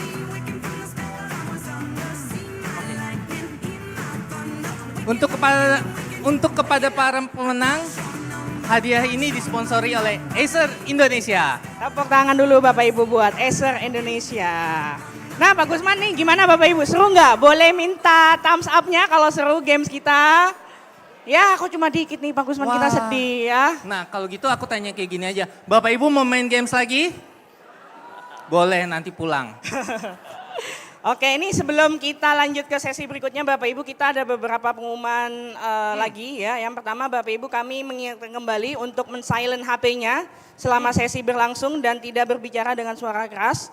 Dan untuk sesi siang ini Pak Gusman, itu pembicaranya ada Miklos Sunario dan juga pembicara sesi AI Bapak Ibu itu ada Bu Devi, Pak Adi, dan Steven Sutantro. Wah ini saya udah gak sabar lagi nih Coach Hida untuk nungguin sesi AI ini ya. Dan juga Bapak Ibu jangan lupa follow @Indonesia Future of Learning, @REFO Indonesia, gunakan hashtag IFLS 24 dan cek landing page kita di refoindonesia.com/IFLS. Dan juga jangan lupa cekrek ya Bapak Ibu ya. Tadi yang menang-menang tuh rugi banget kalau nggak diupload ya. Gitu. Banget. Jadi jangan lupa tag Indonesia Future of Learning dan gunakan hashtag IFLS 24. Nah kita juga mau berterima kasih kepada sponsor kita, Intel, Lenovo, Zoala, Acer, Hikvision, Pilot, Zebra, dan Ingram. Dan kita juga ingin mengucapkan terima kasih kepada supporting partner kami, Singapore Education Network, ANPS, Katagonia, dan juga media partner, katadata.co.id, kompas.com, kompas.id, dan jangan lupa juga Bapak Ibu. Ya, ada QR code-nya ya Bapak Ibu ya.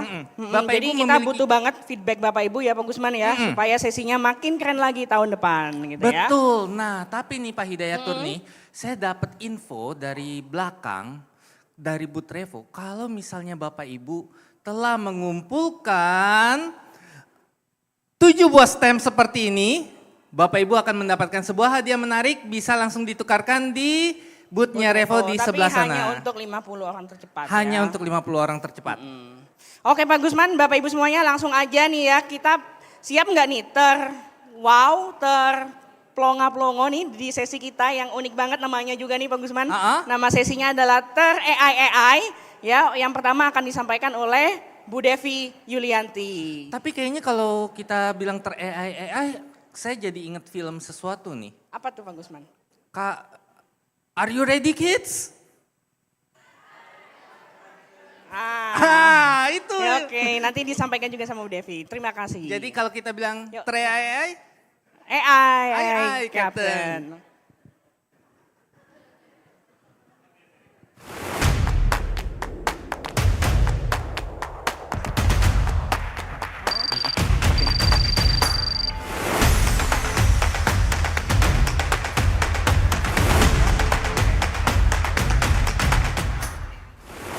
Selamat pagi semuanya. Pagi apa siang nih? Semangat pagi semuanya. Ya, terima kasih Bapak Ibu Guru. Perkenalkan saya Devi Yulianti Suryatmaja. Saya dari SMA Negeri 3 Sumedang, Jawa Barat. Kebetulan saya guru fisika. Aslinya saya orang Bekasi Bapak Ibu.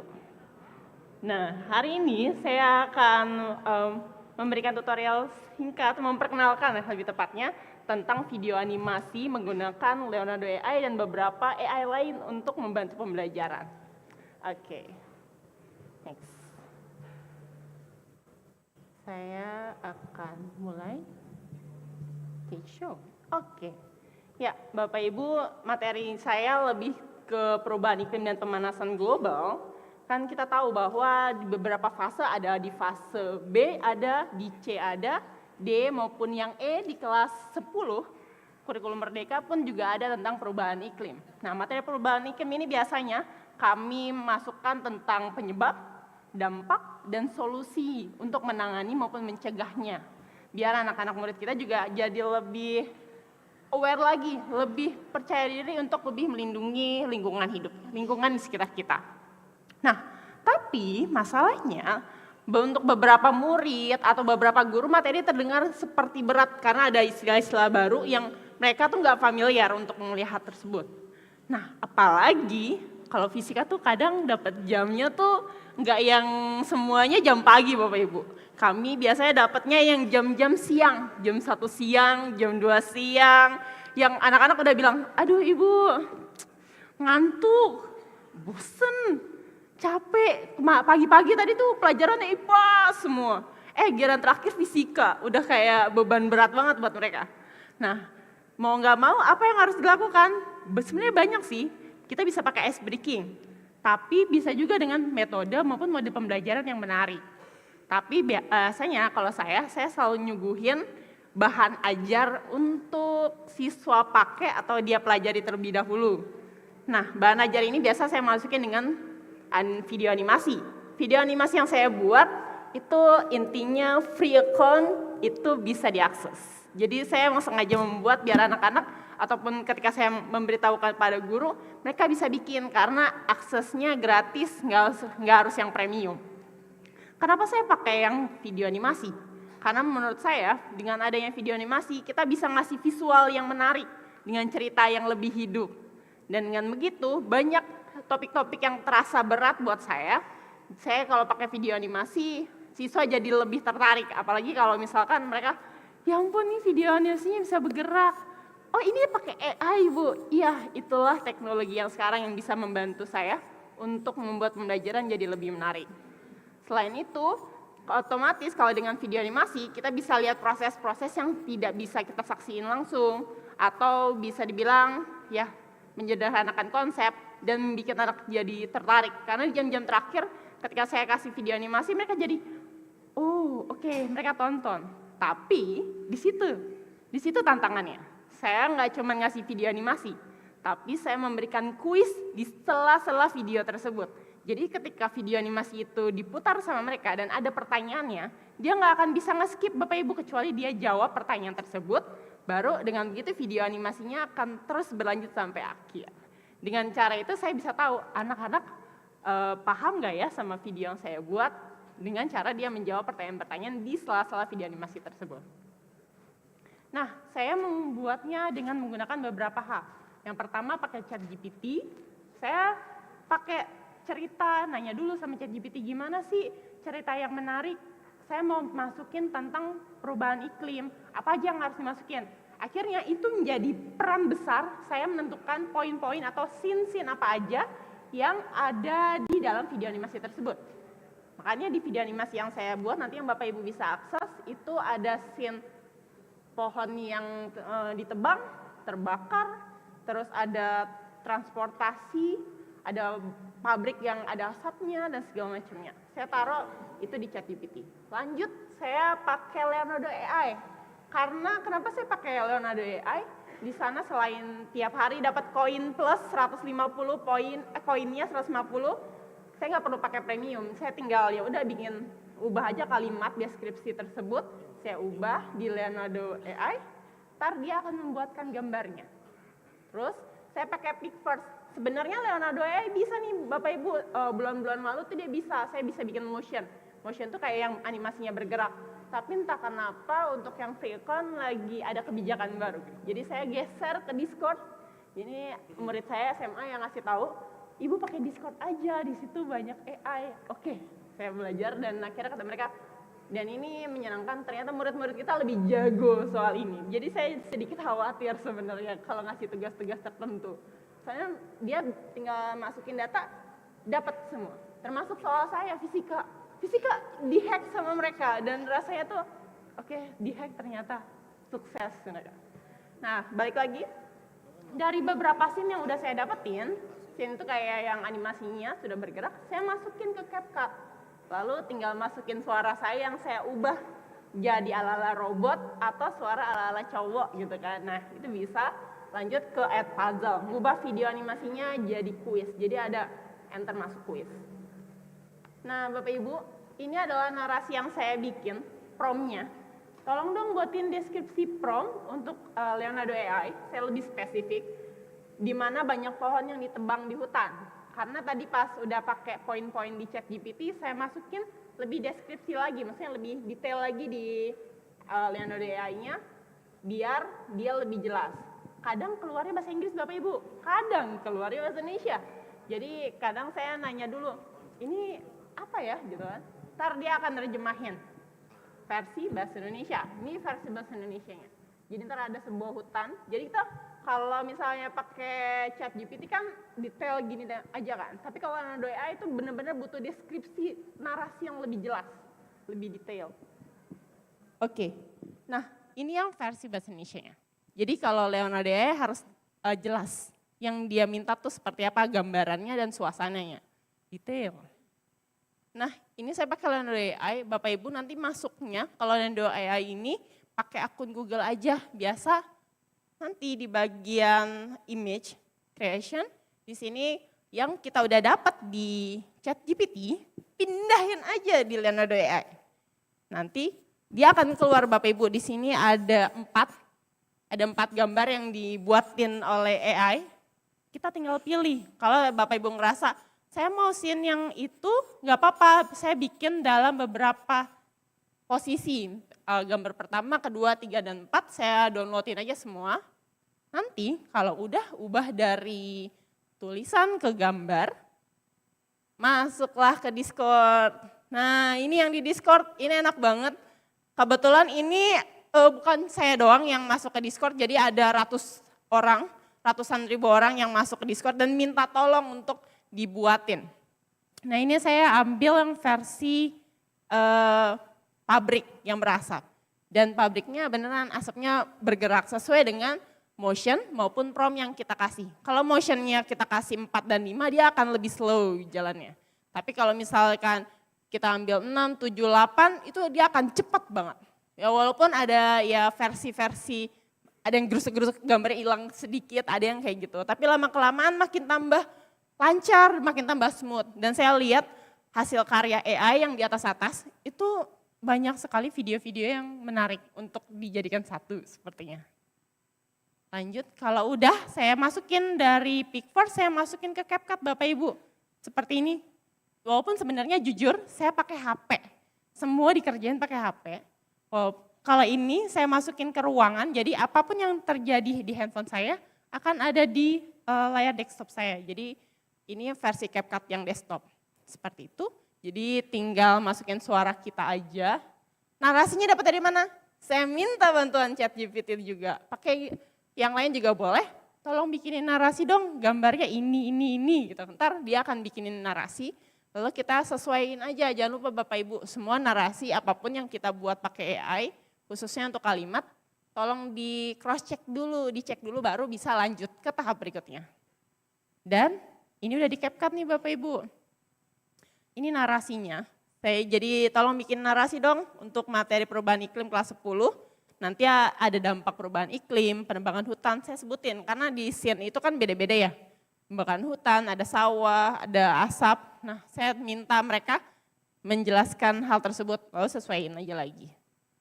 Kalau udah di narasi, nah udah masuk ini, saya biasanya kalau udah saya jadiin satu di CapCut, saya masukin ke YouTube Bapak Ibu.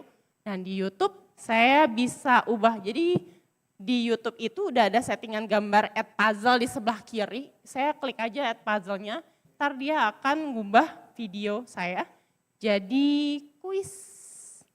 Dengan cara kita masukin, di sini saya ngasih 8 pertanyaan, ada pilihan ganda, ada yang open ended, alias terbuka. Jadi kita bisa nulis, tolong dong tulis nama kamu di awal, nah itu ntar bisa kita tambahin di depan. Atau yang di akhir juga kasih pertanyaan-pertanyaan yang lebih tepatnya ke konsep atau pendapatnya mereka kayak apa, biar kita bisa tahu.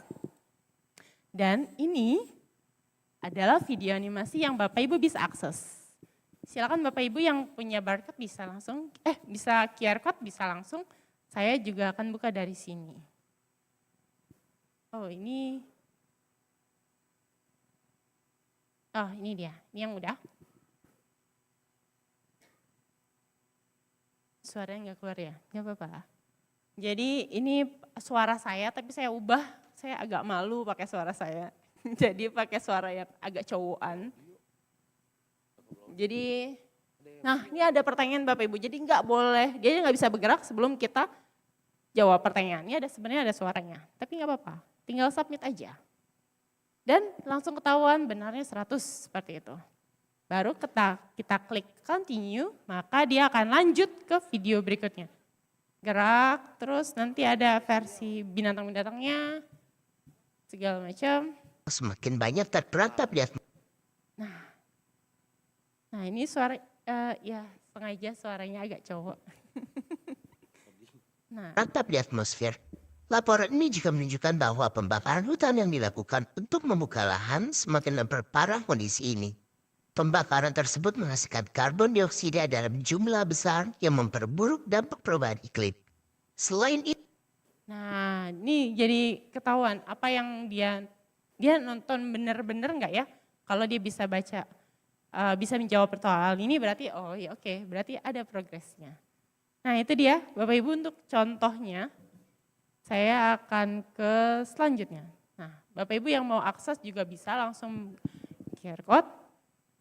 Bapak Ibu, sebenarnya ini merupakan bagian dari bahan ajar yang saya desain di sini. Kebetulan saya jadikan artikel dan terbit jurnal juga akhirnya. Nah ini dia bahan ajar yang saya masukkan, yaitu dujo, dunia hejo. Ini ketika bisa terbit saya seneng banget. Ya, ini materinya perubahan iklim, saya combine untuk materi bahan ajar yang suplemen.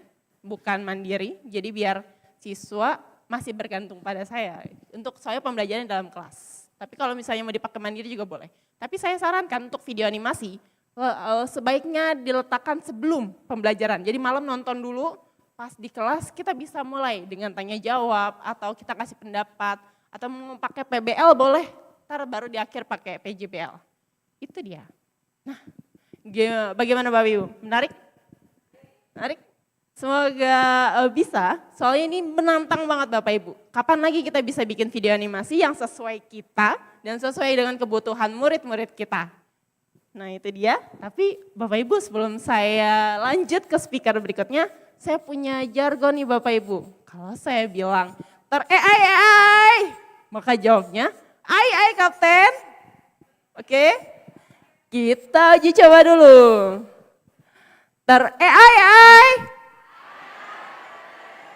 Kurang keras. AI. Oke, terima kasih Bapak Ibu. Selanjutnya saya persilakan speaker selanjutnya, Coach Adi.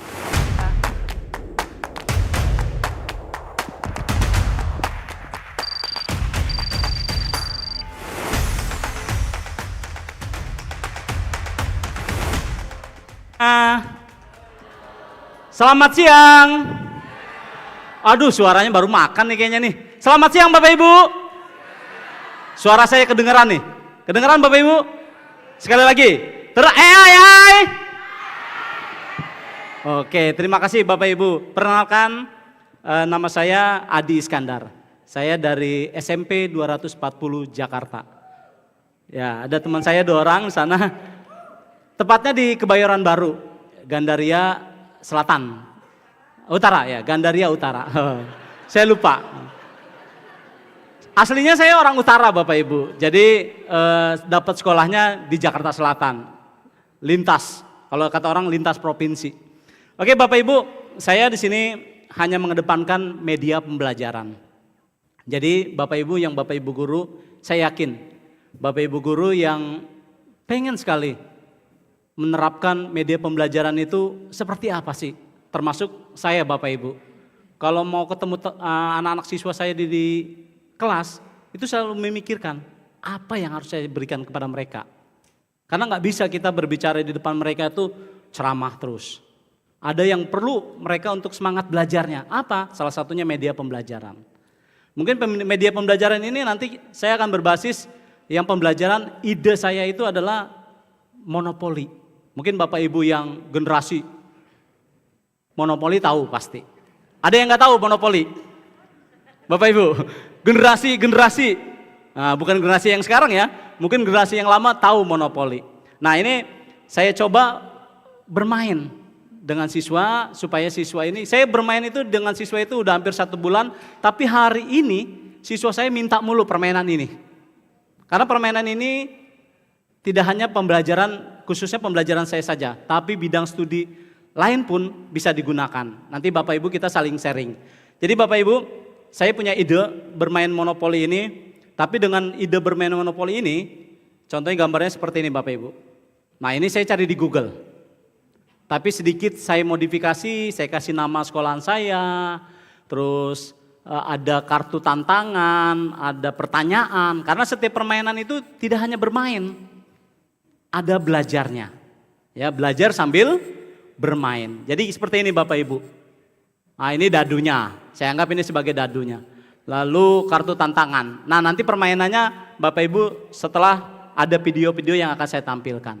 Nah ini karena saya pembelajaran bidang studinya pendidikan Pancasila agak sedikit mirip. Ada peta Indonesianya, terus ini ada wilayah-wilayah Indonesia, provinsi dan lain-lain.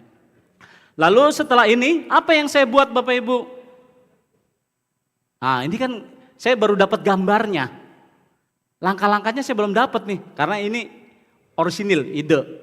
Jadi saya nggak nyari di buku, saya coba apa yang ada di kepala saya terapkan.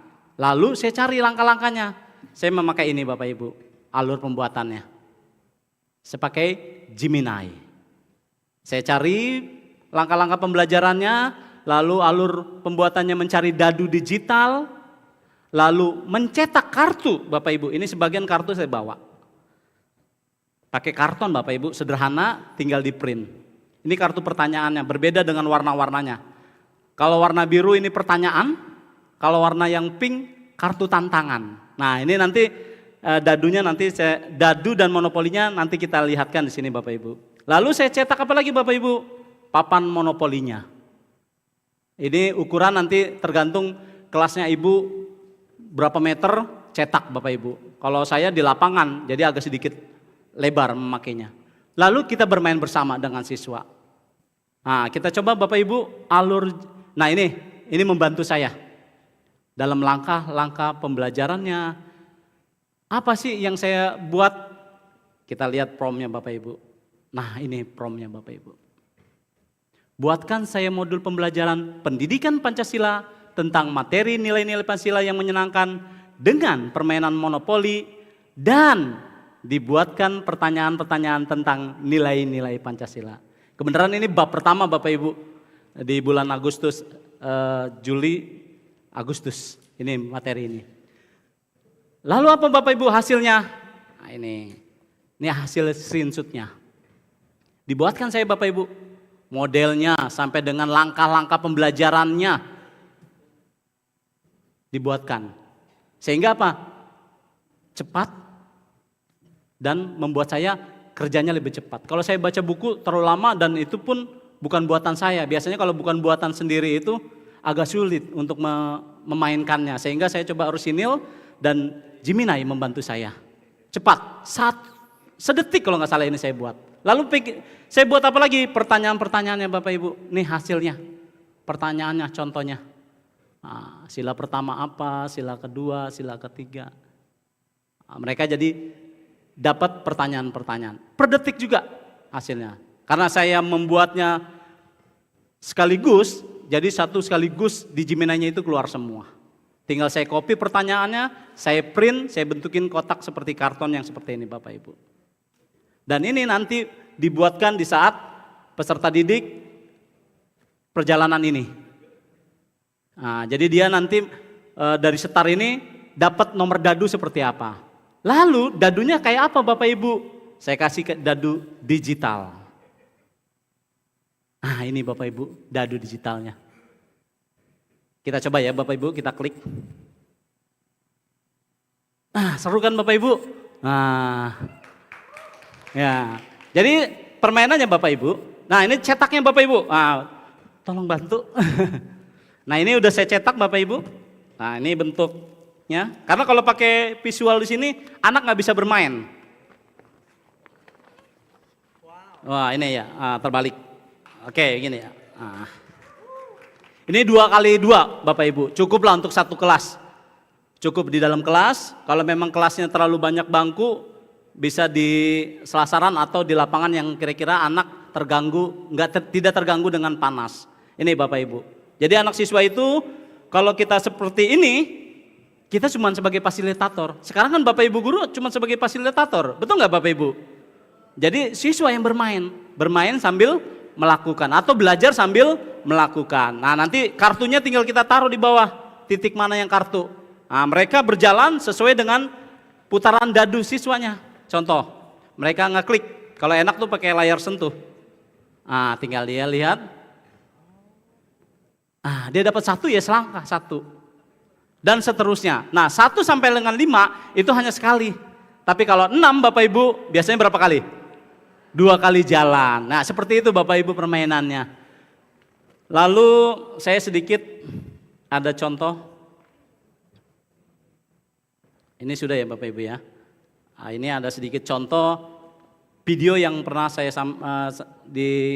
ini contoh kartu pertanyaan dulu tadi yang ada di sini. Lalu ini video demonya saya di sekolahan. Ini hanya beberapa video Bapak Ibu. Nah ini.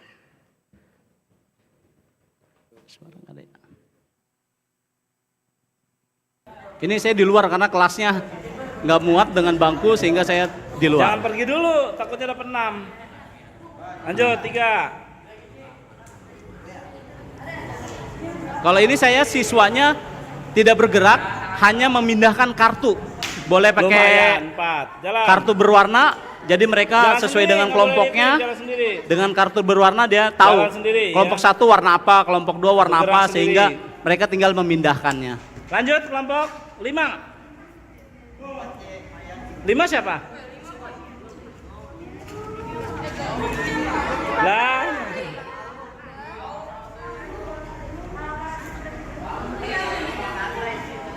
Ya, demi es krim, cepat. Nah ini hadiahnya. Oh iya Bapak Ibu, di dalam monopoli itu ada dapat hadiah. Nah, saya menghadiahkan janjinya es krim. Es krim kan murah Bapak Ibu, ada yang 3.000, ada yang 5.000, ya kan? Nah, makanya es krim aja. Ada hadiahnya Bapak Ibu di tengah-tengah nih. Semangat, ada. Nah. Tapi 1 orang, nggak 1 kelompok. Kalau 1 kelompok boncus Bu, Bapak Ibu saya. Ya ini untuk siswanya. Dan tidak sampai sini Bapak Ibu.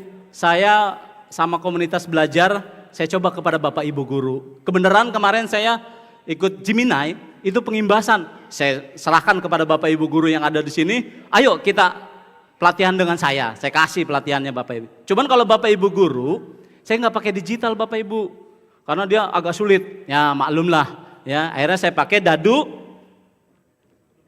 dadu benerannya Bapak Ibu. Nah ini, ya, jadi seperti ini Bu, Bapak Ibu. Nah ini saya cari contohnya.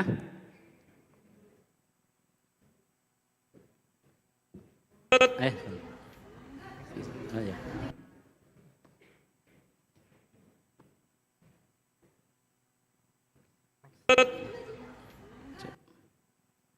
Sorry Bapak Ibu.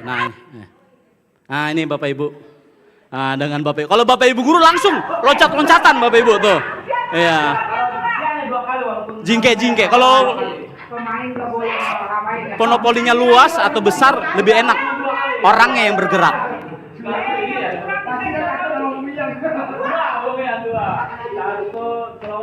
Oh, kecil-kecil jadi jingke Bapak Ibu begini jingke.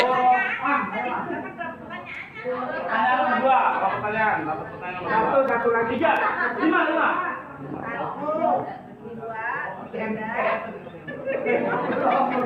Oke, cukup lagi ya. Tepuk tangan Bapak Ibu untuk Bu Oro, Bu Nusmia dan Pak Rinaldo. Terima kasih. Mudah-mudahan terbayang ya Bapak Ibu ya. Menarik. Gimana Bapak Ibu? Wow. Ya. Nanti Bapak Ibu bisa menggunakannya. Bisa juga tadi saya bilang di pembelajaran apapun bisa digunakan. Itu siswa Bapak Ibu sampai hari ini minta terus, Pak ayo main monopoli. Ya kita nggak tiap hari deh main monopoli, saya bilang. Kan ada perlu di penjelasan dulu, nggak langsung duduk monopoli. Nah, seperti itu Bapak Ibu. Tapi langkah-langkah pembelajarannya Jiminai membantu saya. Terima kasih Bapak Ibu, mudah-mudahan bisa bermanfaat. Jangan lupa Bapak Ibu, terima kasih Bapak Ibu. Tidak kalah kerennya hari ini Bapak Ibu, akan kita tampilkan Coach Stephen.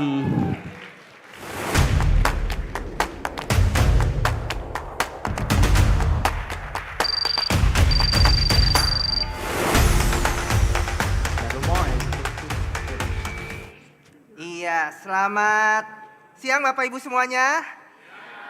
Nggak bosan ya ketemu saya ya, pagi, siang, sore gitu ya, ketemu mulu. Hari ini saya akan demokan sesuatu yang seru banget. Yang kita sebut judulnya itu adalah bagaimana kita akan crafting video in seconds. Jadi bagaimana sih bikin video dalam beberapa detik dengan AI pakai Google Feeds. Nah ini terus terang nih Bapak Ibu boleh jujur, Google Feeds ini adalah fitur yang paling baru, bahkan rolling out, belum ada di banyak edisi. Ya karena ini hanya tersedia di edisi Education Plus, bahkan itu pun masih rolling out Bapak Ibu. Jadi Bapak Ibu mungkin ada orang-orang pertama yang tahu di Jakarta ini atau di Indonesia ini nih. Wah ya. Nah saya mau mulai dengan cerita dulu nih Bapak Ibu. Siapa yang suka cerita boleh angkat tangan Bapak Ibu. Nah ya kita kasih banyak, Bapak Ibu sebagai pendidik, leaders kita sering kasih banyak cerita, betul? We tell a lot of stories. Dari end year reflection, open house, lesson learned. Siapa yang setuju kalau storytelling is the most powerful ways to put ideas in the world, Bapak Ibu? Boleh angkat tangan nggak? Saya selalu setuju kalau kita bercerita, itu betul-betul bisa mengubahkan anak-anak, wah iya, ternyata keren ya. Tapi jujur Bapak Ibu, kadang-kadang kita mager nggak bikin cerita? Apalagi bikin video. Apa sih yang bikin kita mager bikin video ataupun bikin cerita? Aku punya 3 nih curhatan aku ya, Bapak Ibu. Karena saya juga guru Bapak Ibu. Telling story is hard, karena 3 hal. Apalagi bikin video. Bapak Ibu harus bikin apa? Pertama, storyboard. Ingat-ingat nih storyboard. Aduh Pak, saya harus susun dulu nih ceritanya kayak apa. Yang kedua apa? Script. Aduh, saya harus bikin narasi dulu gimana. Yang ketiga kita harus shoot. Ada gambar, ada visual. Pertanyaan saya Bapak Ibu. What if AI help us to do all these 3 things? Mau nggak Bapak Ibu? Belum keras suaranya. Mau nggak Bapak Ibu? Mau ya. Nah, ininya di sini Bapak Ibu kita mau kenalin satu aplikasi yang bikin pecah banget Bapak Ibu. Namanya apa? Google Feeds. Nah, aku mau demo langsung aja deh biar langsung lihat. Siapa di sini yang pakai Google Drive? Of course. Tapi pasti ada perbedaan Bapak Ibu, Google Drive saya dengan Bapak Ibu. Ada hal yang akan berbeda Bapak Ibu. Nah, bedanya apa Coach Steven? Boleh lihat ada amati perbedaannya apa? Ada Gemini AI-nya. Ya. Dan yang bikin beda ada di klik new biasanya cuma dokumen, slide. Tapi kali ini ada Google Sheets. Wow. Dan ini belum IEL ya, belum AI lah, belum ya. Tunggu ya. Pertama-tama kita mau langsung demo aja. Bapak Ibu siapa di sini yang suka bikin video Bapak Ibu? Ada yang suka bikin video Ibu? Nah videonya aku mau tanya nih ya. Biasanya yang paling sering misalnya nih. Bapak Ibu tiba-tiba diminta bikin video. Aduh aku pengen, siapa yang habis open house atau mau open house nih? Ada nggak Bapak Ibu? Lagi ada open house. Nanti kita mau bikin videonya. Tapi pertama-tama aku mau bikin video presentasi perkenalan. Bisa nggak ya Coach ya? Kalau di Gemini Google Sheets, kita tinggal taruh aja promnya. Tolong dong bikinin aku video tentang perkenalan, kenalin saya dan juga profilnya supaya mau parents nih ya. Saya mau kenalan dong gitu ya. Nah cuma kan kadang-kadang kalau kita mau bikin video perkenalan ini, kita nggak tahu nih siapa ya. Ini kerennya Gemini, nanti kita bisa kita bisa searching ya. Misalnya kita aku mau pakai dokumen dong. Jadi bisa kita ubah dari dokumen jadi video. Aku kebetulan udah ada nih resume-nya aku, CV. Udah pada punya CV dong, betul? Coach boleh gak saya bikin video dari resume saya? Bisa, kita lihat ya. Next. Apa yang akan terjadi dengan Gemini? Dia akan mikirin apa ini? Tadi saya bilang S pertama, storyboard. Wow, berapa lama butuh waktunya? Ya ampun, belum aja saya selesai udah jadi semua tuh. Dan dia langsung tahu saya, ini strukturnya seperti ini Bapak Ibu. Wah gelar saya, semuanya udah ada nih. Yang kedua kalau udah next, kita diminta bikin apa lagi tadi? Skrip sama scene-nya ya, kita lihat ya. Aku mau pilih yang agak gimana gitu ya, agak ada warnanya dikit deh boleh. Tada, aku mau bikin draftnya. Oke. Dalam hitungan beberapa detik lagi, Google Sheets akan merangkai video Bapak Ibu yang udah memasukkan resume Bapak Ibu. Wow, kira-kira bisa nggak ya? Sambil nunggu nih Bapak Ibu, aku pengen tanya tadi siapa yang suka bikin video? Boleh maju ke depan nggak? Kasih mikrofon dong. Aku mau demo sedikit nih. Nah, ya sebentar ya setelah ini. Siap-siap ya Bu ya, nanti aku maju ke depan. Lihat langsung jadi apa Bapak Ibu? Videonya. Wow, keren banget ya nih. Udah langsung meet Principal Smith. Ya jadi kalau Bapak Ibu lihat ini udah jadi ceritanya, storyboardnya udah jadi, betul? Ada introduction, ya, ada cerita tentang sekolahnya, tapi belum selesai. Cerita yang bagus itu tentunya harus ada kita ngobrol Bapak Ibu, betul? Lihat yang kedua apa tadi aspeknya udah ada skrip. Wah ini dream come true banget gak sih? Skripnya dibuatin, hemat berapa tahun Bapak Ibu? Ya, dari kemarin saya bikin susah banget loh, bener gak? Nah, Bapak Ibu gampang, terus belum selesai, harus ada visual, betul gak? Biasanya Bapak Ibu kalau visual pakai handphone lagi, betul? Pindahin lagi, aduh ribet lagi, convert lagi. Kalau di Google Sheets nggak kayak gitu, tinggal record video, klik saja Bapak Ibu. Langsung udah ada video saya dan udah ada skripnya Bapak Ibu. Keren banget nggak? Dan saya tinggal bisa ngomong aja. Udah siap Bapak Ibu, saya mau bikin perkenalan ya. 3, 2, 1. Nah, udah ada timernya Bapak Ibu. Dan ini rolling. Hello everyone, welcome to the orientation. I'm Principal John Smith, your partner in education. Keren banget ya Bapak Ibu, boleh kasih tepuk tangan dong. Dan saya tinggal masukin, nggak pakai lama, langsung jadi perkenalan saya di halaman pertama. Wow, keren banget ya nih. Wow, ini luar biasa banget ya Bapak Ibu, udah masuk gambarnya, udah masuk videonya, dan tinggal kita masukin aja. Nah, seperti itu Bapak Ibu, memudahkan nggak kira-kira? Memudahkan, kurang Bapak Ibu. Nah mungkin aku minta tadi siapa yang mau volunteer maju, siapa yang suka bikin video. Bu, maju Bu, boleh kasih mikrofon. Silahkan maju ke depan. Aku mau tanya nih, kan Ibu tadi bikin video ya. Silahkan Bu maju ke depan. Nah ya, kalau udah maju nih Bapak Ibu, kita mau tanya. Ibu maju aja ke sini Bu, nggak usah, jangan musuhan kita. Ya. Ini udah langsung jadi video saya Meet Principal Smith. Kalau Ibu, apa lagi Bu kira-kira tantangan bikin videonya lagi Bu? Suka bikin video tentang apa? Boleh cerita nggak Bu? Kebetulan saya dari sekolah mana Bu? Dari SMA Dharma Bangsa Bandar Lampung. Oh dari Lampung, Iya. Kita kasih tepuk tangan dulu dong. Lagi mau bikin video apa kalau Ibu? Kebetulan saya guru bahasa Inggris dan saya sudah bikin 750 video tentang pelajaran bahasa Inggris. Waduh, gila. Oke, ya, Bu. jadi saya buatnya dari semenjak pandemic. Oh my God. And I found my students were very hard to study at home. Yes. And I decided to make a video and it was viral. Viral? And I continue until now. Oh I my have 758 something video. Wow, berapa jam Bu? Oke, kasih tepuk tangan lagi dong buat ibunya dengan videonya nih. Thank you. Berapa jam waktu yang Ibu butuh untuk bikin video? Jujur aja deh Bu. Jujur ya, kalau saya bikin video animasi, karena saya udah ketemu triknya menggunakan AI, jadi hanya sekitar setengah jam udah jadi. Setengah jam ya Bu? Udah sampai upload ke YouTube. Udah upload ke YouTube? Itu kalau pakai AI. Pakai Terus AI. kalau video-video yang saya rekam sendiri, itu saya harus research dulu kan untuk make sure dulu belum kenal ChatGPT 2020 ya. Jadi saya banyak baca sourcesnya dulu, bikin storyline-nya dulu, edit dulu sampai jam 2 malam kadangan gitu. Jadi anak saya tidur saya ngedit video gitu. Jadi ya I spend a lot of much time. Panitia, ini tolong dicatat namanya jadi pembicara tahun depan. Oh my God, thank you. Oke, Bu, aku mau demoin satu ya Bu, ceritanya ya Bu ya. Ibu kan video creator ceritanya nih ya. Thank you. Kita mau lihat pasti baru pertama dong pakai AI dong ya. Iya, kalau yang ini. Ceritanya kita mau bikin show typical day. Ibu ceritain tentang typical day, tentang Ibu berarti kan di sekolah kan ya? Iya. Kita lihat apakah AI bisa bikin video a day of in my life. Oke. Wow. Kita lihat show a typical day in a school with dynamic transition and upbeat music. Kasih tahu, lihat Bapak Ibu bisa lihat, wah ini kalau kita bikin video open house lebih gampang nggak sekarang jadinya? Lebih gampang tuh. Udah langsung ditunjukin kalau kamu belajarnya apa, skripnya udah jadi, udah langsung jadi Bu. Tadi Ibu waktu setengah jam, betul? Iya. Kalau pakai ini kira-kira jadi berapa lama Bu? Less than 5 minutes. Less than 5 minutes. Wow, jadi bisa bikin konten lebih banyak lagi dong ya? Iya, betul. Betul, bisa jadi bikin konten lebih banyak dan kita Iya. akan lihat bagaimana nanti Ibu bisa lihat kalau tadi video profil aja nih udah langsung lengkap, udah jadi semuanya. Bu, tinggal rekam nggak pakai pindah-pindahin lagi. Kita lihat a day in the life. Oh, langsung jadi nggak Bapak Ibu? Langsung, skripnya udah jadi. Udah jadi juga sampai udah dibikinin Bu. Keren banget nggak? Dan tinggal kita bisa rekam. Misalnya Ibu kadang-kadang kalau sebagai video creator suka serak nggak suaranya?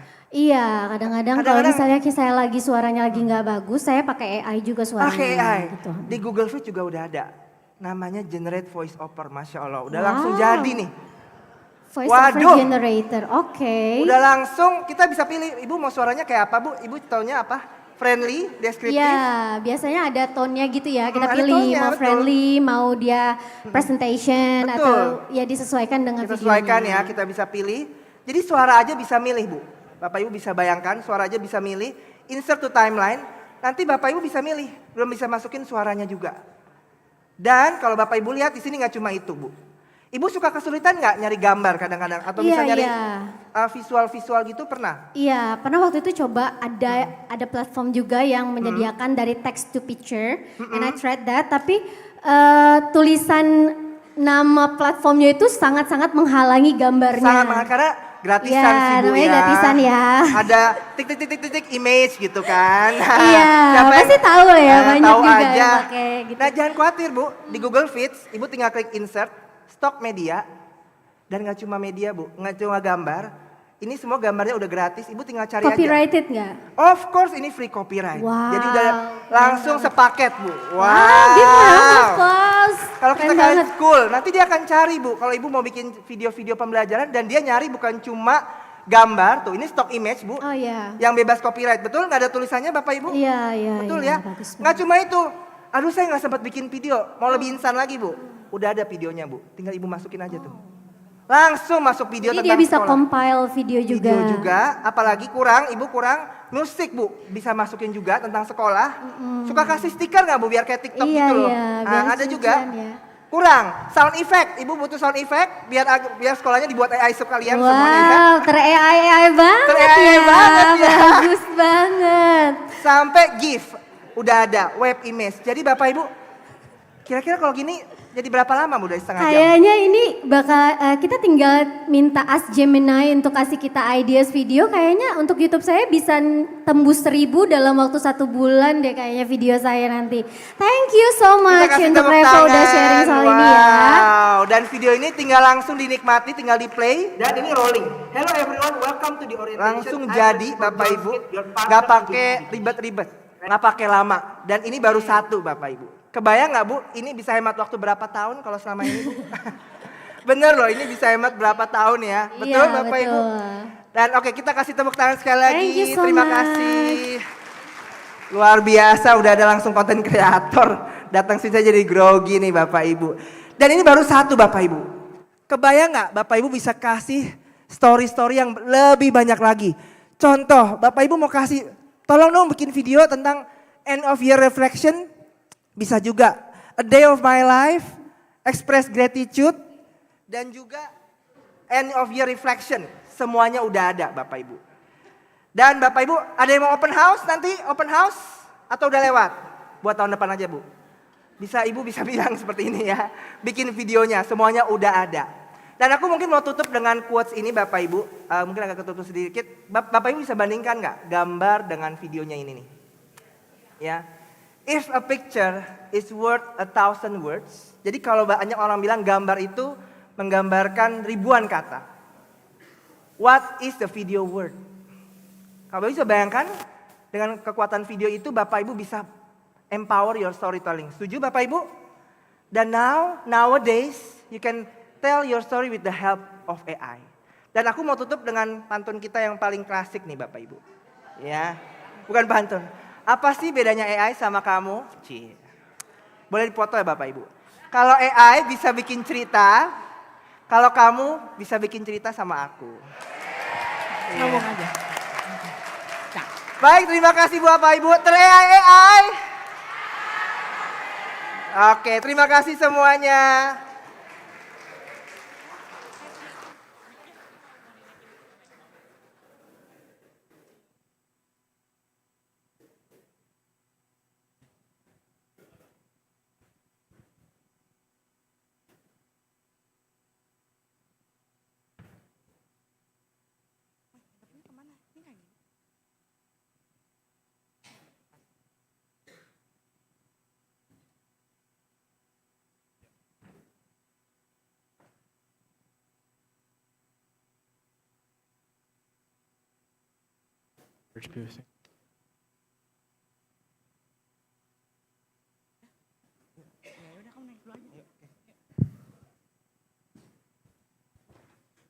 Wah, gimana Bapak Ibu? Seru Sudah nggak ter-AI? Kayaknya kita ulangi lagi nih Coach Tio nih. Iya. Ter-AI. Oke, wah seru banget ya tadi ya storytelling dari Coach Steven nih. Saya juga sampai terpukau nih ya Coach Tio. Habis ini kita bikin video juga ya Coach Ida ya. Ya, kita bikin video lagi ya buat itu. Nah, tapi ada juga nih yang sangat menarik ini. Seorang pemuda yang hebat banget ya Coach Ida ya. Oke, jadi kita Bapak Ibu setelah ini akan ada sesi diskusi menarik banget nih topiknya tentang gimana sih sebenarnya AI itu bisa menyelesaikan masalah sistemik dalam pembelajaran gitu ya Coach Tio ya. Gitu. Dan ini walaupun masih muda Bapak Ibu ya, jadi udah bisa menyelesaikan masalah sistemik dalam pembelajaran Bapak Ibu. Betul. Kira-kira penasaran nggak ya? Bapak Ibu penasaran nggak nih gimana diskusinya nih? Pengen tahu Bapak Ibu? Ya, oke. Kita langsung panggil aja ya. Miklos Sunario. Silakan. Kami juga turut mengundang Bu Pepita dan Coach Steven untuk ngobrol bersama.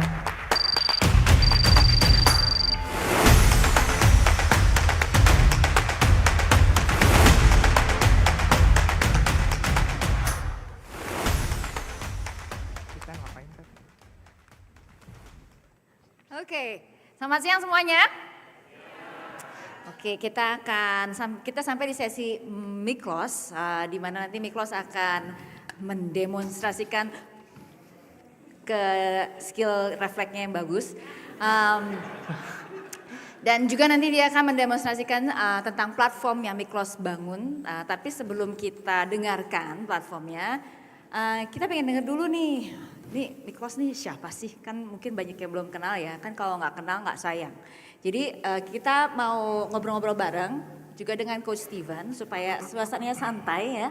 Kan kalau bawa Coach Steven juga kan kadang-kadang bisa agak garing-garing sedikit gitu ya. Jadi mengisi kita di hari siang ini supaya lebih santai, lebih rileks ya. Miklos, sebelum kita mulai, boleh nggak cerita juga Miklos nih latar belakangnya apa sih Miklos? Dan ya latar belakangnya dulu, jadi mungkin besar di mana, terus kemudian sekolah di mana, mungkin usia berapa gitu ya, single apa enggak ya kan, siapa tahu ada yang minat ya kan. Nah Boleh, jadi sekalian, boleh Miklos, silakan Miklos. Oke, ini kebetulan masih belum muncul ya Pak ini screen-nya. Tapi perkenalkan semua, nama saya Miklos Sunario, saya adalah CEO dan co-founder of Edubion. Saya sekarang udah 3 kali berbicara di PBB, semua dalam topik AI di pendidikan. Aduh. Saya juga direktur talent, kok salah nih skor screen-nya. Extend. Extend-nya gimana ya, boleh bantu? Oke. Sorry. Saya juga Director of Talent Development di Korika, yaitu Indonesia's National AI Society. Dan akhirnya saya Fellow at Amplify Institute, where I advocate for the regulation of AI in the United States of America. Jadi mungkin untuk... Tepuk tangan dulu buat Miklos. Aduh, udah cukup tepuk tangannya. Jadi malu nih Bu. Mungkin pertanyaan yang paling penting, Miklos, kelihatannya masih muda banget. Miklos umur berapa sih? Saya semua masih umur 20 tahun, Bapak dan Ibu. Ada. Gen Z nih ya. Terus nanti kan jadi membuat kita semua refleksi ya. Dulu gue umur 20 tahun ngapain ya? Set. Miklos udah 3 kali ngomong di PBB. Ya. Nah, beruntung lah, emang juga kebetulan udah dapat bimbingan dari Bu Pepita dan dari lain-lain, jadi ya, it's a huge honor. And I also want to say, I see a lot of very familiar faces in the crowd today, lots of friends I haven't seen, and it's really such an honor to catch up with all of you and to show you what Edubion's all about. Oke, dan kita santai aja Miklos, kita ngobrol-ngobrol. Tadi kan Miklos mungkin cerita sedikit tentang kok Miklos bisa came up with the idea, kok bisa create Edubion. Siap. Nanti kalau seharusnya ada gambar-gambarnya, tapi aku pakai kasih gambaran atau story yang tanpa gambaran dulu bentar deh. Jadi ceritanya tuh berapa tahun lalu sebelum aku masuk ke dunia pendidikan ya, I started a non-profit, also named Edubion at the time, and our goal was simple. Kita kayak kasih kursus gratis ke murid-murid yang tidak bisa dapat akses ke pendidikan dalam waktu COVID. Jadi dulu kita mulainya di Indonesia, misalnya kita kasih les gratis ke murid-murid di NTT, di Surabaya, dan di tempat lain-lainnya. This initiative of mine scaled to about 6 countries. We served 6,000 students as a whole, and we taught things ranging from math, basic things like math and English, all the way to specialty programs like AI and programming. But a year and a half into it, especially because this was a volunteering organization from my end, and it required people to tutor a lot of students, when I graduated from high school, and a lot of my friends graduated from high school, everybody went like, Miklos, terima kasih untuk opportunity ini, tapi saya sekarang move on ya. Jadi aku terus terang kelabakan nih, waduh, how am I supposed to serve all these different people who need this education without having the volunteers to make up for it? So me and my co-founders at the time, we thought long and hard about what we could do, and we also thought that the number 6,000, that's not the scale that we want to reach. We wanted to do something at a much larger magnitude, which is why we pulled together our AI technical ability within AI to come up with an idea for education.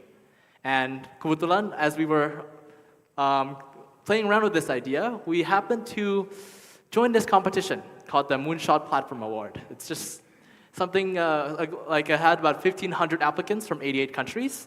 Sama kebetulan kita dulu juara 1 di kompetisi ini. Jadi udah ngomong di PBB 3 kali, menang kompetisi internasional yang mengalahkan 1.500 applicants lainnya. Apalagi Miklos, apalagi. Jadi ceritanya sebenarnya kita menang Moonshot Platform dulu itu, dan karena kita menang kompetisi ini, kita dapat chance-nya untuk pitch ke Deputy Sekjen PBB, yaitu Her Excellency Miss Amina Jane Muhammad. Nah dari sana Bu Amina support saya juga sangat menghargai support dari PT RI Indonesia ke PBB. Itu bagaimana kita bisa pertama kali kerja dengan PBB. And from there I've started to do a couple of pro bono projects with the UN to really understand what sort of problems have surrounded it. So with the UN now, as you said, I've spoken 3 times. Pertama kali at the talking about AI transforming learning at the UN ECOSOC Partnership Forum. Di keduanya, saya baru beberapa bulan lalu di STI Forum, yaitu Science and Technology Innovation Forum. Kita adalah presentasi utamanya untuk SDG 4, yaitu Quality Education. Dan akhirnya saya juga kebetulan kemarin di AI for Good Summit dengan tokoh-tokoh AI seperti Sam Altman, Geoffrey Hinton, maupun Royalty to speak about how AI will transform education. So very, very, I think, fortunate to be where I am today. A lot of people have really placed a lot of belief in what we do, ranging from the Moonshot Platform Award, Samsung Solve for Tomorrow, MIT Solve, Next AI, the Queen's Entrepreneurship Competition, and AI Entrepreneurs Berkeley. Jadi, suatu kehormatan semua. Oke, bacanya aja capek ya, wow. Kayak ini nanti 2025, 6, 7, 8 itu masih terus ya kayaknya ya. Oke, Miklos, ini kan I think everyone is expecting to see what you have built ya. And just to give a little bit of context, jadi saya mengenal Miklos dari tahun lalu 2023. Waktu itu juga karena kita mau membuat IFLS. Waktu itu sedang mencari pembicara, yang tadi saya sudah ceritakan, mencari pembicara bicara tentang AI di education itu sulit banget, apalagi tahun lalu. Nah, it's defined intervention tentunya, diatur sama yang di atas, ketemu Miklos di sosial media. Waktu itu yang menemukannya saya Esther. Dan Miklos kita kontak, Miklos bersedia untuk share. Tapi waktu itu namanya baru kenal kan ya, baru kenal.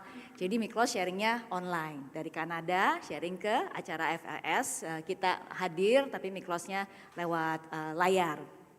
Dari situ kita, we continue the friendship. After that, platformnya di-develop terus. Miklos sudah berapa kali bolak-balik Jakarta, Indonesia. Ketemu gitu ya berapa kali. So when this event is was coming up, so I asked him, Miklos, would you want to speak again? Miklos ragu-ragu waktu itu. Dia katanya dia mau dia sekarang itu jet set dia, suka terbang ke China, ntar ke Jepang, nanti ke Kanada, nanti ke Amerika. Pokoknya jet set banget. Jadi untuk merayu Miklos datang ke sini itu sulit, tapi akhirnya dia mau datang kemari. Jadi it's an honor for us to have you here, Miklos. The honor is really all mine, Ibu, really. And we are all anticipating to see what you have developed. So please, show us what you have developed so far. Awesome. I guess I can get right into it. But maybe for now, I can start by prefacing some of the things that we found out during our experience. I think firstly, I want to talk about the problems that we identified after we started working with the UN.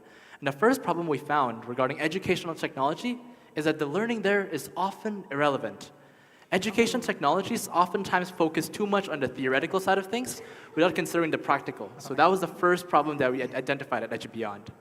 The second problem that we discussed was that the fact that learning is one size fits all. As a student myself, I can recognize that every single one of us learns differently.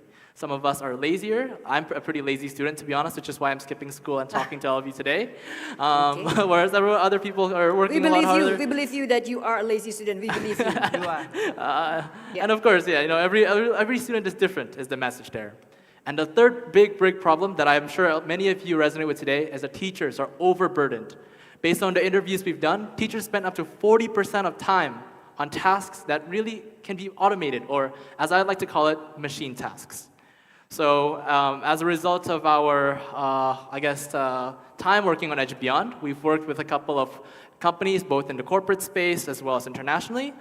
Some of them say, for example, our partners in Indonesia, LinkNet, has told us that EduBeyond is beyond all expectations. We also work with Nikkei business publications over in Japan, where we've changed how people view their material, and I've also been featured a couple of times in CNN Indonesia, where I'm very thankful to say that we've been featured as the future of education. And I think one last bit before I go into, the product, which is the fun part that I love to talk about. At EduBeyond, we're also a very research-oriented organization. So we've worked with Stanford University and University of Michigan to publish our research. In this case, this is our AI engine that we built for education called MRAFI. It stands for Multimodal Retrieval Augmented Feature Extractor, which is an absolute mouthful, so you don't have to memorize it. But basically, we've made it possible such that every single one of your learning content can be read by AI. Because one of the limitations of AI today is the fact that it's still text-based. A lot of the very, let's say, visual types of information that you have, things like your graphics or your videos, we've made it such that AI can accept these types of data format and teach it. So we've done the research there, and we also did research with Stanford University in this case, in the application of novel deep knowledge tracing.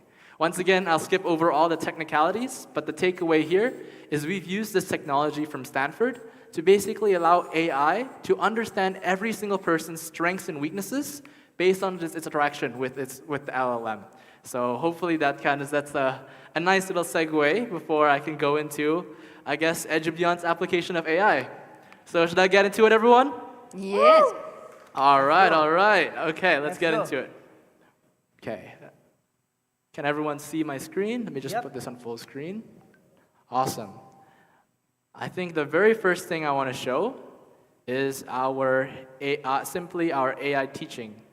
And I want to talk a bit about the architecture that we built here. So on the right-hand side of the screen, I think all of you see a learning video. So this was uploaded to us by our clients. And on the left-hand side of the screen, an AI, chatbot specifically. But this chatbot isn't just any chatbot. You see, this chatbot firstly has all the context of all the information on the right-hand side of the screen, but more importantly, it has context about the user. The deep knowledge tracing technology that we previously discussed is built into our AI, such that based on its interaction with the users and all its different questions, it knows what you know and don't know about the topic on the right-hand side of the screen. So let me put that into action, I suppose. I'm going to go, I don't know. And basically what the AI is going to do is it's going to take the information from the right-hand side of the screen and explain to you about the different things. And afterwards, teach you something else if they feel like you've understood that topic. So this is one of the examples. Let me show you something a bit more applicable, I think, in the education world. Let's do it in history, or let's do something, let's say we want to learn about World War II. And I'm just going to go with English for the demos today. One of the, I think, big problems in education, or the application of AI in education, is the fact that oftentimes we don't want AI to hallucinate. I think I've heard a couple times today that one of the dangers of AI is if it's not controlled, if, for example, the information is just coming from ChatGPT or from some random source, you might be teaching your students something that is not accurate. So with EduBeyond, a difference that we've built is we made it such that every single thing that our AI outputs is sourced towards the material that you fed in. So if you see here, for example, all these little numbers, we're inspired by Wikipedia for this. Every single thing that the AI outputs is based on the content uploaded by the school itself. And I think if we keep going here, let's just say, what was Germany's new military strategy? I'm pretty sure it's the Blitzkrieg. This is actually a class I took back when I was in high school, IB history, so I should know better. I hope I still remember all of it. And essentially, once again, the AI will scan only from the document that you've uploaded and do the relevant teaching. So all up to here, everything is clear? Clear. Awesome. I think the next part of the learning that we've invented, or something that we've found, I suppose, is once again the problem that oftentimes education is irrelevant. Let me use an analogy back from when I was tutoring a lot of younger kids. They used to ask me, Kak Miklos, ngapain sih kita belajar kalkulus? Ini maknanya tuh apa ya? And I think the lesson that I got out of that is that oftentimes, especially for younger students, if they don't know how to apply that knowledge ultimately is just knowledge for the sake of knowledge. Memorization, if you will. So the inspiration out of that is to create something I like to call simulation training. The idea of simulation training is simple. The theoretical learning that you've done, we place it in a real-life context and evaluate whether that student can kind of prove that they understand it through a story. Let me show you how it works. So for example, this is once again still in the context of history, but we built this simulation training where instead of you just reading some textbook, you are speaking with Sir Winston Churchill himself, and Sir Winston Churchill will ask you a couple of different questions regarding how he felt, or what are some stances that you have during this time. So let's see, despite the derivative stand firm. And maybe as Sir Winston Churchill, I would say, I would be scared, but I have to rally the morale of my people. And I think you'll notice that all the questions here are open-ended, and that's done on purpose. Oops, sorry, timeout. I put a security check for us. Maybe get back in there. But essentially, the whole idea of that is to make it such that students can critically think about all the different answers And simulation training allows for it to guide the student in every single direction. And that way, it simulates the real world where there's not just one answer or just some answer you have to memorize for a test, but rather test your understanding to apply it in all sorts of different scenarios. I think I can show one more instance of simulation training. And in this case, it's in something that's a bit more conversational, something like management. So I'm not sure if it previously, actually back in my day, I took a management course in high school. I'm not sure if a management course is offered in some of the schools here, but personally, if you haven't had it, I totally recommend you to teach it because it's super fun. But management is one of those things that I think is quite hard to learn from a video or quite hard to learn from a textbook. So what we do here is we spoke with our client. We asked them, what are some common scenarios that you experience in management? For example, they say, oh, it's the management of a difficult employee who maybe has some ego problems. So in that way, the AI will act as that character itself, and you once again have to be very creative and critically think regarding how you would solve this simulation. The end result, if the student somehow convinces the AI that his way is relevant and the method they come up with is correct, then the AI will consider the student ultimately understanding of this topic. Because ultimately, there's not just one answer in management or just one answer in history. There are a million different ones. So long as the student has critically thought about the different possibilities and come up with the answer that makes sense to the context of the topic, then the simulation is complete. So I think for now, I think that's the first bit. Should I keep going, or should you want a couple of follow-up? Yeah, I remember that you showed. I mean, these were just the learning features, right? Mm-hmm. How about the assessment feature? Like, how would you know, like, your student studies, right? And how much does this person finish? How much this person have already learned? Mm-hmm. Can you please show that? Of course, of course. And I think this is one of the most exciting parts I want to talk about, and it's how I believe AI can help teachers. So I think firstly, I want to talk about one of the big pain points that a lot of you teachers have. And the first one I want to talk about is the creation of questions. So simply, I think what we've done here is we've simply allowed you to click a subtopic, choose a number of multiple choice, number of short answer, number of paragraph, the difficulty, and we can generate an exam like so. Generate exam. Woo! And I think to basically base off of this, every single quiz that the AI outputs, we've also made it possible for AI to mark all of these different things. Not just the multiple choice, but also the short answer and long answer. Okay. And I think I'd love to walk you through how that works and why it's different from, I think, traditional programming. You see, I think in traditional programming, one limitation is that ultimately, you have to bake in options, right? You have to program certain conditions. For example, keyword matching, which I think is the previous benchmark as to how to evaluate short answer and long answer. With AI, and with HBeyond's AI specifically, AI understands natural language input and also understands what the correct answer should be. In that way, now AI is capable of marking even short answer and long answer questions. Okay. I couldn't believe it. Can you show it to us? Sure. Okay. So I think I have one test ready to just be taken. I don't really know the answers to this, to be honest. Ooh, I have to go to my student account. 1 second. Gimana Bapak Ibu? Kayaknya kalau pakai ini di sekolah, jadi kita ngapain di sekolah nih kira-kira? Hah? Gimana ya? Biar bikin video dong. Bikin video, bikin konten. Atau tadi dance battle. Ah, iya, dance battle. Bikin konten. Sama tadi main monopoli. Ya, main monopoli. Man, there's a problem. I don't know the answers at all, so I'm gonna fail this quiz really badly. Wow. Yikes. Ini simulasinya ya. Masalahnya aku nggak tahu jawaban benernya apa-apa ya. Jadi, maybe I should be able to understand this. It seems to be pretty vague or open-ended. Wow, why is it Keren important? banget nih.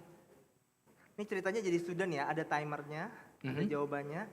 Why is it important? Udah yang mana aja nggak apa-apa. To foster understanding within. Panjang juga jawabannya ya. Iya, ini aku juga nggak tahu jawabannya nih gimana It's nih. okay, it's okay. Kalau dulu kalau kayak gini-gini namanya kita harus ngecap. Ngecap. Nah, ini kelas tahu nggak ngecap? Ngecap apa tuh? Ah itu nggak tahu. Waduh. Gen Z. Kecap itu Beda ya, bumbu. Kecap itu jadi you create your own answer whatever you want.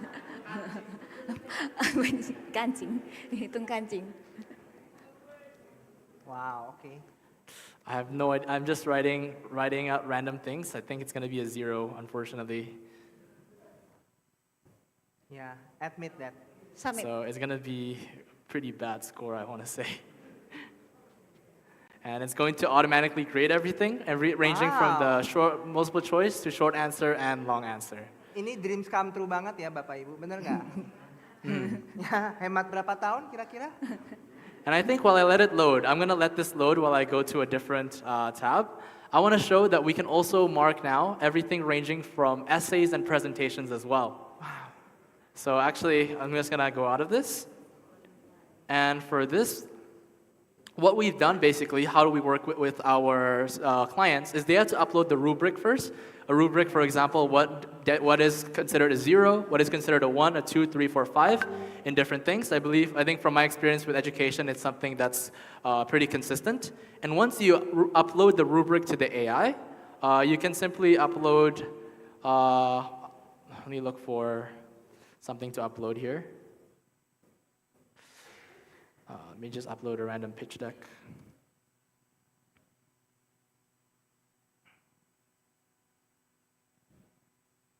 Okay.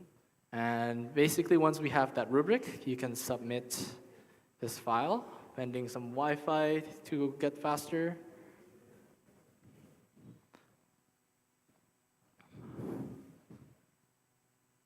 And it's going to start assessing this thing based on the rubric that exists. Wow. Wow. Okay. We'll see. Wow. We'll see how the AI grades the work. It's a bit of a slow process. Should we come back to this? Actually, no. We'll get there. We'll get there.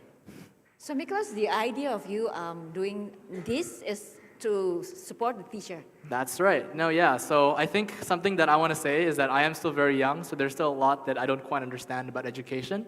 And how I've built out this platform is ultimately because of the inputs of teachers like yourselves in the audience today.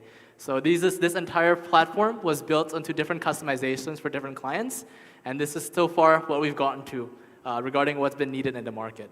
So let me press the pre-assessment here. And basically, this is based on a rubric put in by one of our clients, and what the executive summary is, the preliminary score, the pros and cons, based on what's being looked for in, once again, the rubric. So all the different feedback that oftentimes takes weeks for a teacher to create, especially for, let's say, like 50 students, AI can now do just like that. And I think on the topic of something for teachers, there's one more thing I'd like to show to you all, ladies and gentlemen. Wait, did it grade the thing just now? Mm-hmm. Yeah, so the entire, okay. I can just go ahead and show it again. Basically, it provides all the justification on all its thought process based on the rubric that was fed into the AI previously.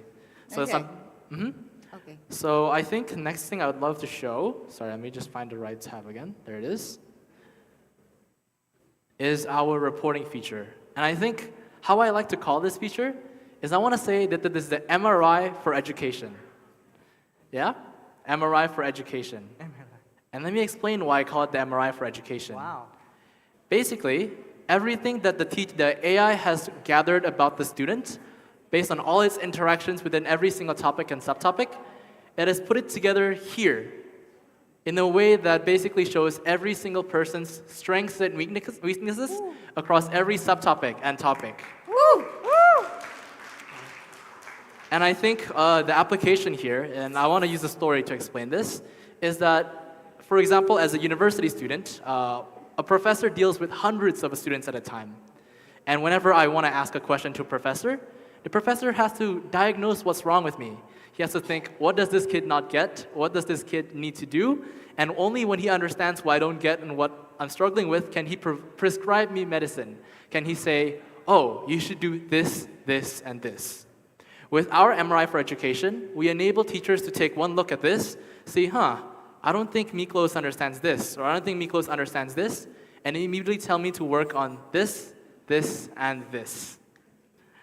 So that's the part of the report feature that we built. We also track things like, for example, student engagement over time. How much are they basically speaking with our AI? How much are they learning? As well as how much they're interacting with our chatbot over longer periods of time. The last thing that I want to show within our reports feature is the tracking of things like competencies or more qualitative features. For example, within the IB profile that I did, I believe there's something called the IB learner profiles. And I think that it's one of the innovative ways that AI assists here is that things that are previously impossible to access, because things ultimately in traditional education, things are binary, right? You're either correct or you're wrong, and you can't really grade things like, agile leadership or aspiration. But with our platform, we've had AI connect these ideologies with different subtopics that students have to learn and evaluate to what extent students are showcasing these traits based on their performance and interaction with the AI in those specific subtopics. Okay, can we give Miklos a big round of applause? So, okay, I still have a lot of questions, but I want to give this opportunity for the audience to ask questions while you are here, while you can show us your platform. Perhaps, is there anyone who wants to ask questions? Please raise your hand. Yes? Ego.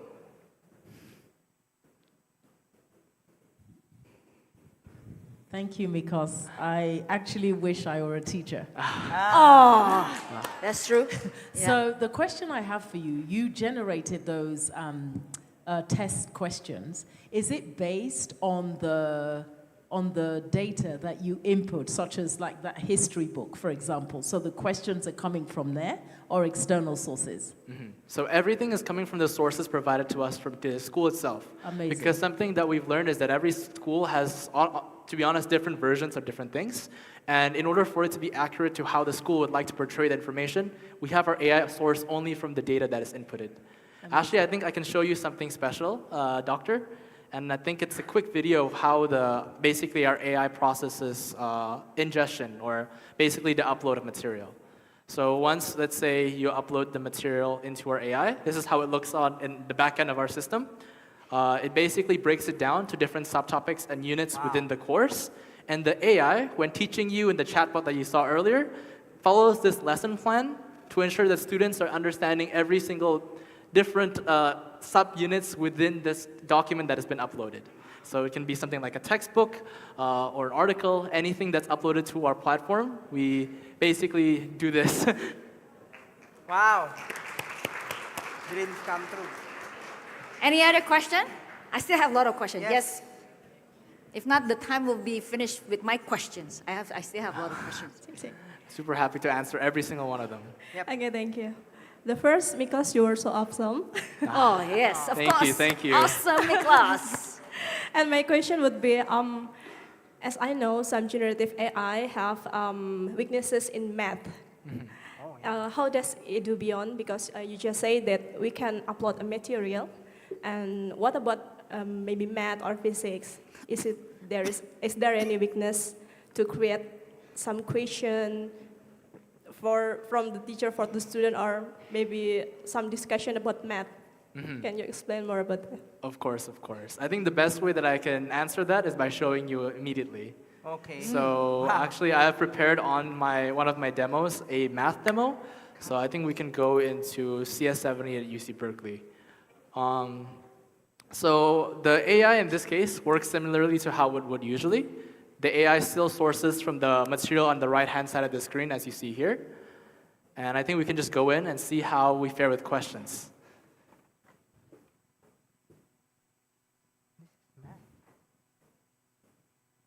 So in this case, it's going to teach the basic set concepts. And what we've done here, actually, is we have a custom keyboard that was built into some of the courses that basically allows you to answer things in mathematical notation. So I'm not sure if this one is active with that one, because I think that might be a different course. But I believe how I would do that in here is just, I might be wrong though. I've done in this course for a while. by doing something like this. Not sure if that's correct. Okay, yeah. Wow. And I think essentially what we do is we combine the LLM Perfect, capabilities with the understanding and information they get from the right-hand side of the screen. So I'm not sure if that answers your question, but ultimately its mastery and all its context comes from the document that's uploaded. So therefore, if the knowledge that you're looking for and trying to teach the student is within the material that you've uploaded, the AI is capable of teaching that and evaluating to what extent the student understands the material. Okay, so the key is the material. Precisely. The uploaded material. That's right, that's right. Thank you. Any other question? Any other question, please? Yes. Okay, first of all, congratulations on finding this amazing product, I think. But I'm just going to ask you one question, which is actually in the fields of analyzing the content and the assessment, many academicians and so many people have gone to multiple choices questions and also more or less mathematical questions, subset of questions. But essay questions is hard. But you show that it's a possibility. But what I'm going to ask is, how does this application actually make sure that it is correctly analyzing the inferences and the logics behind the essay questions? Because it's not really easy, right? It requires more than just matching the words and syllabus and whatever. But how then is this able to do that? Okay. I think, admittedly, I won't say that it's perfect because there is always a limitation when it comes to AI today. And that limitation is also, I would say, a limitation in general large language models, not just in our product. But my best way to answer that is that the best way the AI approximates scores or different judgments on an essay is based on the rubric that we request from our clients. So let's say you have a very detailed rubric outlining what you look for, saying that like, if the user is talking about this marginally, then it meets its marginal expectations or it gets a score of 2. If it's that specific and also has the context of the topic, which our AI does, where it's connected basically to once again, the document uploaded or the material uploaded by the school, that's how our AI makes its best approximation regarding different scores. But I want to give one final answer on top of that, is that ultimately all the different scores our AI comes up with, I think I can even show basically through here, is that ultimately the teacher still has the final say. They can change the questions as they will. They can change the answers as they will. They can even, once you've graded it, change all the different scores of the different individuals. And that's because ultimately, as much as AI can help you today, it is still a co-pilot, or I think as Dr. Ego said, a tool for teachers. And in that way, AI can help you do 90% of the work, but that 10% of the work that is so key to every single one of you today still belongs to you and is in your control. Nggak jadi dance battle, tetap harus kerjain 10%. Okay. Miklos, in Indonesia, the concept of religious schools, we do have a lot of schools have religion attached to the curriculum, right? So I asked Miklos, in dealing with complex challenges, like for example, when the school face things like bullying, right? Can your platform help the teachers to learn, and how? Of course, of course. Actually, a bit of a background regarding EduBeyond. The funny thing is, even though we started as a nonprofit within the K-12 space, a lot of our work these last few years, like working in Japan, China, the United States, have been with corporates. So we actually started out in corporate training for a couple of reasons. The first reason I would say is it felt a bit irresponsible for me to just dive into K-12 before verifying it with more, I would say, less impacted users, like adults. So we basically started with that adult space there. And also, I think it was a good way for us to honestly get a bit of money so that we can focus where we really want to now in K-12. But that's a bit of a funnier story there. But basically, as a result of a lot of those different things, we have a lot of experience in teaching things from the teachers, for example, on the corporate side. We also help teach, for example, SoftBank with their teaching of developing the HR people. We've worked with companies in the development of their salespeople. I can actually show you one of the sales modules here, where I can quickly run through this. But basically, I think in sales, one of the difficult things that they have to do is that they have to learn about the competition, right? And when they want to learn about the competition, how it's typically done in the HR world is someone in the HR team has to go through this document with 30 or so pages, come up with all the different specs of their different customers, create a PowerPoint over it, and then create a lecture to teach the salespeople that, oh, this is what you have to do, this, and this. But with Edu Beyond, you simply, once again, just simply have to upload the material, and the AI will teach you, once again, all the material on this specific topic. And I think one thing that I didn't show earlier that our AI is capable of doing as well is that for things like these, for example, things that are usually complex graphics that are technically hard to understand for someone non-technical, you can capture this here and ask AI to explain it. Wow. And because the AI has full context of the document uploaded, it's able to explain these different graphics with the context and basically the full picture of the rest of the document. So in that way, I guess the wide answer is I've built Edu Beyond to fit into a lot of different verticals because I'm in here not just to transform K-12 education, but to transform learning as a whole.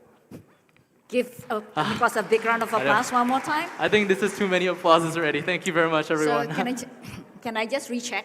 That means that if it is things that are complex in school, things like, for example, like bullying, if a school wants to train the teachers how to deal with bullying, and the school is a religious-based school, it can actually upload the resources of, like, for example, an SOP to handle bullying, and for example, if it is a Christian school, it can also upload the Bible inside, or maybe the Quran inside, to help the platform to have all the resources, and it can help to answer the question of what the teachers is asking. Precisely, and I think one other part of it is we like the idea of characters and going into the real life context. So we can also create simulation trainings where we basically, once again, place that sort of learning in a realistic context where you're going to be evaluated on whether or not you can actually apply this in real life conversation. Okay, any other question, Bapak Ibu kalian? Ada pertanyaan Bapak Ibu? Silahkan. Wow.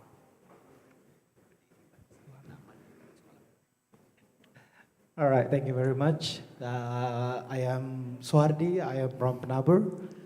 So my question is, can this AI produce different kinds of assessments? For example, we put the subtopic, it can generate various or paraphrasing questions. So just in case, like when we put a subtopic there, it generates the questions, right? Does it have limitation, or we can keep asking the AI to generate different types or different kinds of questions? I see.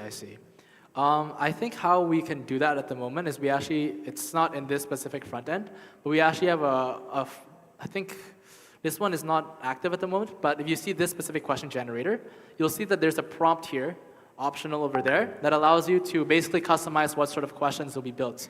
So I think the best way I can answer that is how we've made it possible for teachers to direct what sort of questions are built.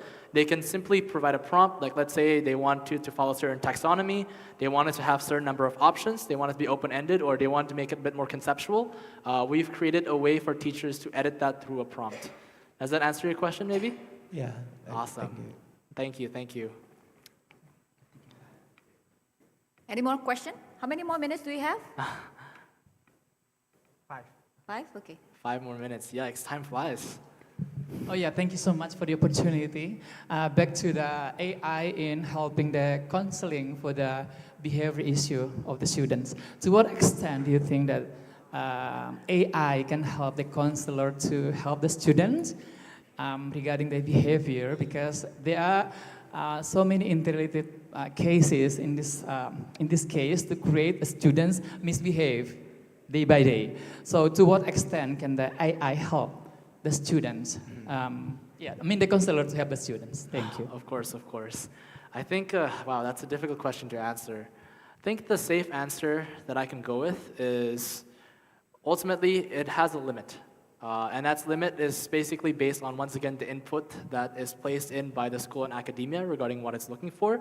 The more data that's inputted to our AI and more specification, the more it will follow basically what's expected, I think, of the school. Because I think something that will limit is that AI is not consistent. One of the reasons we built simulation training the way it is because of its inconsistency. Students won't be seeing the same problem twice. Students will always be challenged with something new. But one of the unfortunate side effects of that is that for something I think for counseling, where I think is a lot more sensitive in terms of the content that's being generated, sometimes the quality of it can also have some variance, and therefore I would say I would be mindful regarding to what extent the teacher can provide prompting or provide basically guidance for the AI to follow every single time, and that would basically equate to the output of the student's experience. But otherwise, I would say in terms of the ceiling, like its potential, it's quite high because of the fact that AI, once again, has a lot of different new ceilings because of its ability to speak in natural language. Where previously, you can, let's say, get only one single, what's the word for it? Kalau baca textbook sekali doang tuh, itu doang kayak definisinya gitu. One single version of it. But with AI, it can translate it to a million different versions, and there's somewhere along the way, there's one that will speak out the most to you. And the whole reason I put deep knowledge tracing into it is for AI to eventually learn about you and find the specific version or specific translation of the topic that would speak the most to you. So that's also something that I think we can provide. All right, so meaning that AI still have a limitation. The same thing like Miss Ego said this morning that AI cannot replace teachers, right? Mm-hmm, precisely. It's Yes. it's still very far from you folks. Yes. Okay. So, Miklos, I just want to ask the audience here. So, you've seen the platform EduBeyond. So, perhaps I just want to understand, how many of you that you think that is good if we put this in your school? I'm just curious. Raise your hand. Raise your hand. Okay. So Miklos, I know that you have been doing this, and most of your clients are corporate, right? So how is your plan to bring this to education? Mm-hmm. Of course. Let me just move over back to the PowerPoint then. Yeah, I think to briefly touch upon what you said, it's true. I think a lot of our experience has been in the corporate world, and even within academia, a lot of it has been partnered with universities, for example. And even another partner we have, for example, is LAN RI, LAN Republic Indonesia, where we work with government education. But even that has been focused more on the adult side. So I think the big idea of how I want to do this is my idea is ultimately to pull together all the different resources that I've created, all the different partnerships that we've built over these last few years in academia, in the private industry, and in the public industry, pull all these learning into the place that I believe I can make the most impact, which is with K-12 education. Which is why I think I am super, super happy. I think, Bu Pepita, it's time for us to announce that one more partner, I will be making one more partner today. And that partner is none other than Bu Pepita and Steven from REFO, who I'm looking forward to getting a lot of guidance regarding how I can tailor this for a lot of different schools, K-12. And I would say this message goes out to those of you in the crowd as well. You see, I'll admit, like, I started out in the corporate world. I'm still trying to learn the ropes of how I can customize my platform in education. So for those of you who are looking for the future of education, I'm very willing to work with every single one of you to customize it to your use case. Wow. Okay. Give Miklos a big round of applause. And Miklos, what is this QR code for? This QR code is for those of you who are interested. You can fill out this form, and I think myself and Ibu Pepita's team will get back to you immediately. And I think one special thing I also want to note is, this is actually a very surprise for you too, Bu. Okay. Basically, EduBeyond's pricing for corporate and for a lot of these different universities is admittedly quite high. It was the same price as GPT Plus, about 20 USD per person. But I understand that for the education world, this is not something that's sustainable, especially because for me, as a 20-year-old, I want to scale this such that I'm not reaching only the private schools. I want to reach every single student in Indonesia and abroad. So as part of my partnership with REFO, for everyone that's coming in today, I'm going to make that less than half the price for only Indonesian K-12 schools for the limited time. So for those of you who are interested, I'll be standing right there at the back to discuss any single type of possibilities. Thank you, Miklos. Mm-hmm. So I think we have seen the platform, and it does great things. When I asked Miklos about the main challenge of developing the platform, actually is the cost. As you have seen, it uses the How many elements that you use? A lot. Basically, we've pieced together a specific pipeline, the Merapi infrastructure that you saw. We pieced together things like Gemini. We pieced together a bit of OpenAI as well as a bit of Llama's models. We also created something called a image segmentation model to also identify images. So the long story short is a lot. But I think now I am tooling together a lot of my resources, and of course, in order to make it such that it is cost effective enough to work with the K-12 industry as a whole. Yeah. So it's expensive, and I understand when I asked Miklos about the pricing, I was like, no, Miklos, it's not gonna work for school, Miklos. So I know that Miklos' team is working very hard to find a way to have the pricing right for the school. But we also need to recognize that what Miklos is doing here, the platform is a very expensive thing. You know, and I think he's extending the grace for participants today to try. Is it a trial or what are you planning to do? Is it a trial? I think we can do a trial of sorts. I think we can discuss all the specific details. I'm sure it'll be different for every single individual depending on the needs. But I'm very keen, especially to work with, well, any single one of you in this audience today. Okay. So. By the way, the form is still closed. Oh, the form is still closed? Yes. Yeah. Okay, that's on me. I'll open it in a second then. Yeah, and we can announce it later also, the QR code at the end of the event. Yes. But thank you, Miklos. And I think Miklos has done a great job. Hopefully this Edu Beyond really goes into the education in Indonesia and really change Indonesia education. Thank you very much. That's the goal, everyone. Thank you very much. Thank you, Miklos. Thank you. Thank you. All the best. Yeah. Thank you. I really hope that it works out. Okay, so we are gonna have Miklos to open the form and also for Miklos to rest. And I would like to proceed with the next session. The next session is also another exciting session where we get to know more about our speaker this morning. Okay. Center. I think we should just sit here in the center. Yeah, the center. Oh, yes. Huh? No. No. No surprises. Okay, cool. So we are gonna have the next session is a fireside chat. So fireside chat is basically a session where we get to chat more informally. Yeah, to get to know Dr. Ego will be here. And also from there, hopefully to get inspired, right? From the journey that you've been through. And we bring home something that's memorable. Okay. Right? Okay, so perhaps we start off by, you can share about a bit about yourself, I guess your background, and what brings you here. What brings me here? Okay. Yeah. So first I'd like to thank everyone for your engagement. I mean, it's been a long day and I've seen the engagement from the crowd, so that's great. And Miklos's presentation, that blew me away, you know, so I'm reconsidering my career path. I think I'm going to be a teacher.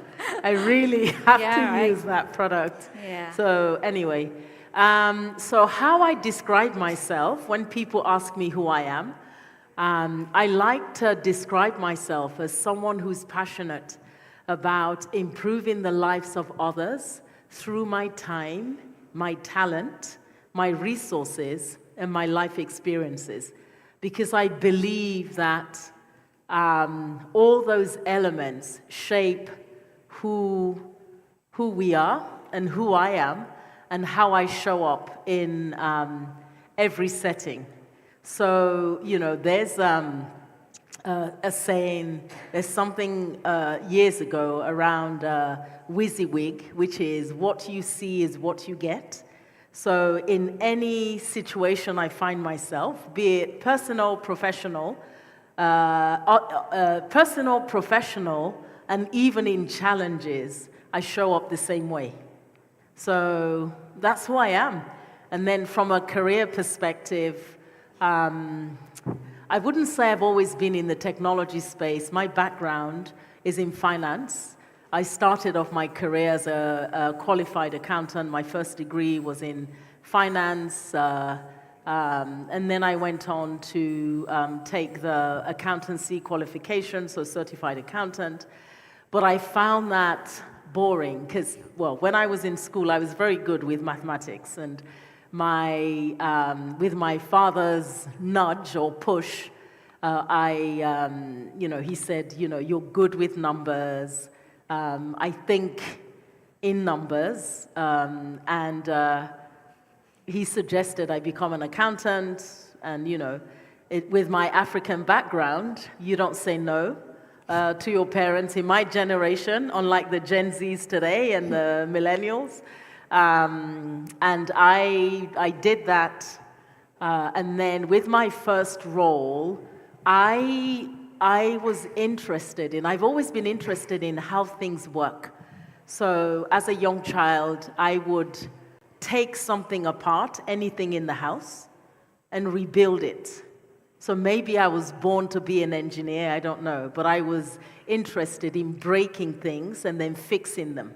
Oh, wow. Yeah, so I would break my doll or I would break a speaker and fix it, right? So put all the pieces around and then put it back together. So even in my home today, my husband doesn't build wardrobes or fix tables, or if the bulb is broken, I'm the one who does everything because I enjoy it. So I then moved into systems accounting.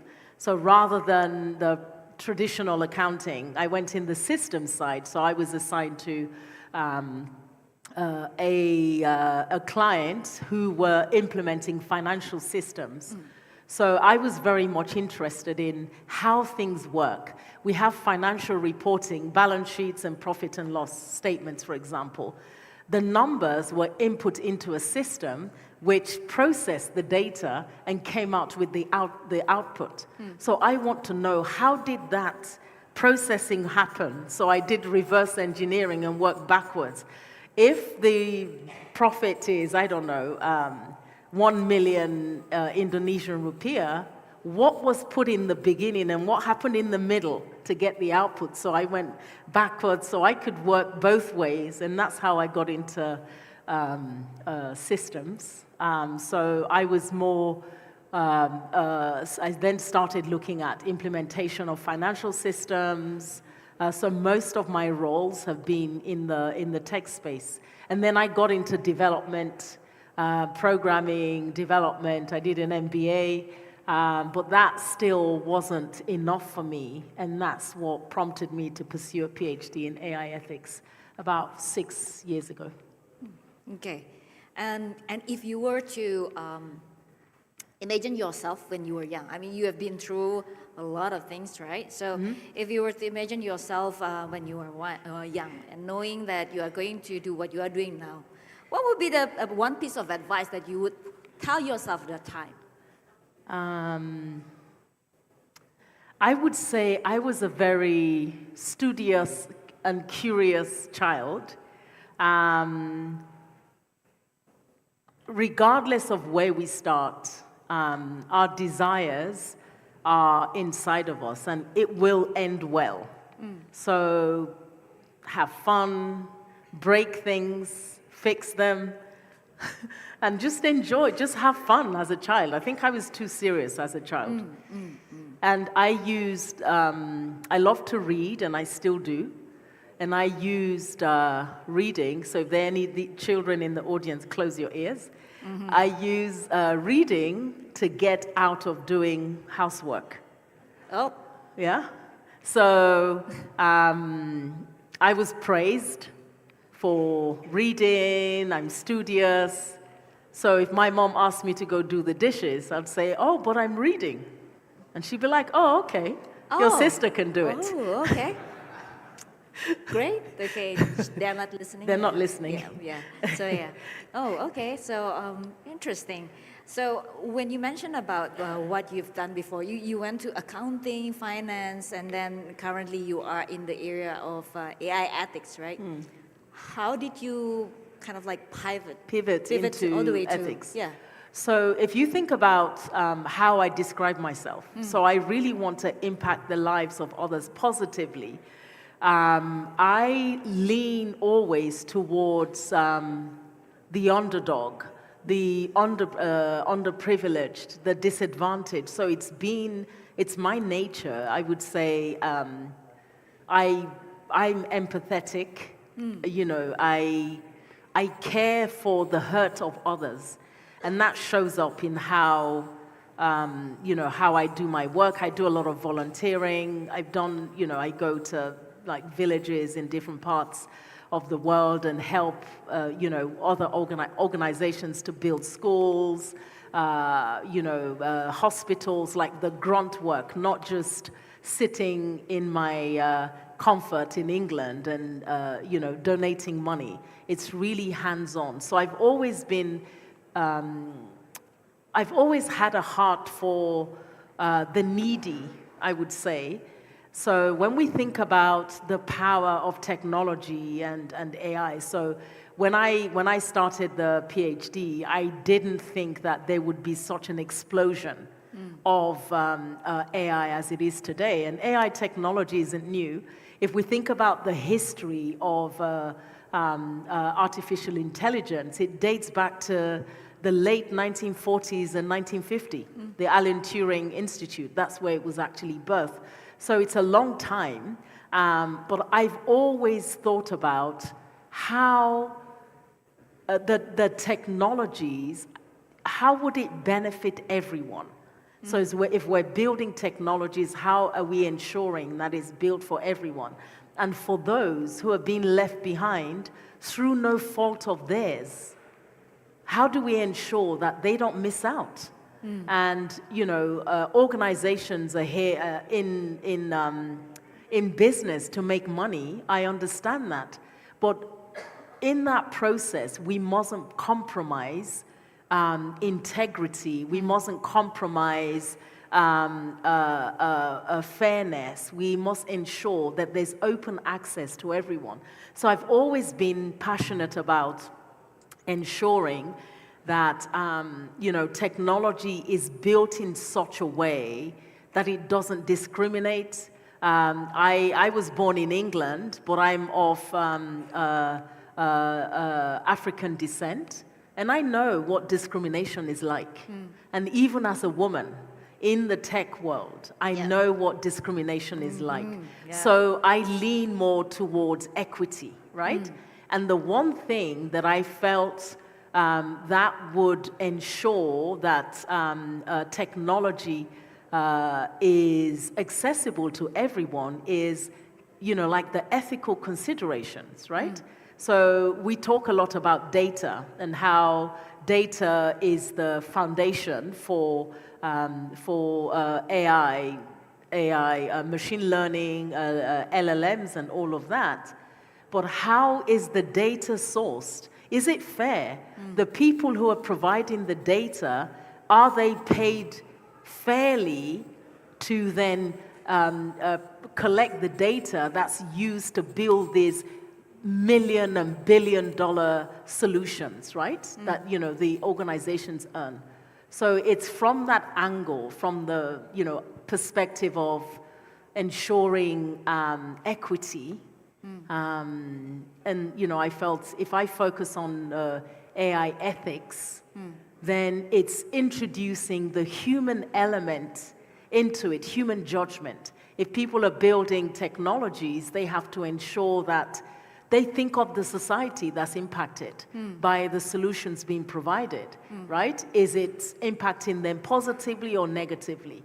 So those are the sorts of things I think I thought about when I pivoted into ethics, the ethics side. I think you mentioned the morning, right, that you in your mind you wanted the technology to be created, but not to create a digital divide. Right? You mentioned that. Yes. Okay. So being all encompassing as we think about taking technology forward. So we've seen amazing presentations, we've heard amazing talks, but in doing all of this, and especially as educators, you're in a position where you see the entire spectrum of students from one end to the other. How are you holding technology providers accountable for ensuring that as they're building this amazing technology, it's actually is beneficial to everyone, right? And if we think about, big organizations like Google, for example, when I started at Google in 2005, the vision and the tagline then is different to what it is today. Reason being, people who use like Google technology, they hold them accountable and they're asking them, you're building these technologies, but you're not building it for everyone. I don't know if you noticed, their tagline is different. Oh. Build for everyone. Now? Yes, build for everyone. And, okay, they have operations globally, right? But a lot of the solutions are rolled out in the West first. And then it doesn't work in emerging markets. So when, Google got challenged, the CEO was basically told, if you build, so if you use Africa as an example, if you build for Africa, you build for everyone. So if you say you build for you build for everyone and you don't build for Asia or South America, then you're not building for everyone. So that's why there's huge investment. And the reason being, they're taking the feedback. So organizations need to be held accountable. Whatever solution is being deployed in your institutions, you really need to be asking the right questions and push for inclusion in the solutions. Perhaps also I knew you 12 years ago, right? When I was working for Google at the time. So I would like to see and understand better your 20 years tenure in Google, right? How does that develop you or brings you to be the person you are today? I would say, so one of the things that people, when you're in an organization for a long time, it almost, I would say, replaces your identity. However, because I remember people say, if you leave, how would you cope? How does it affect your identity, right? Fortunately, I was raised to be a confident person. So as much as I worked for an amazing company, I had an amazing job, my job didn't define who I was. I knew who I was before I joined the company, and my job title didn't define me, right? However, working in such a dynamic environment with amazing talent, it shapes you. You learn a lot. So I've learned a lot from the kinds of projects I've worked on, mind-blowing, and I'm so grateful that I went on that journey. But during that process, I learned that you work hard and you play hard, and the environment encourages you to learn, to grow, and to have fun in the process, right? So, the environment is very playful. However, we deliver big and we deliver big results. Nice. Right? So, the discipline as well teaches you discipline. So, that's what I would say I learned from that. Okay. I'm going to go into a topic that I think is pretty dear in your heart.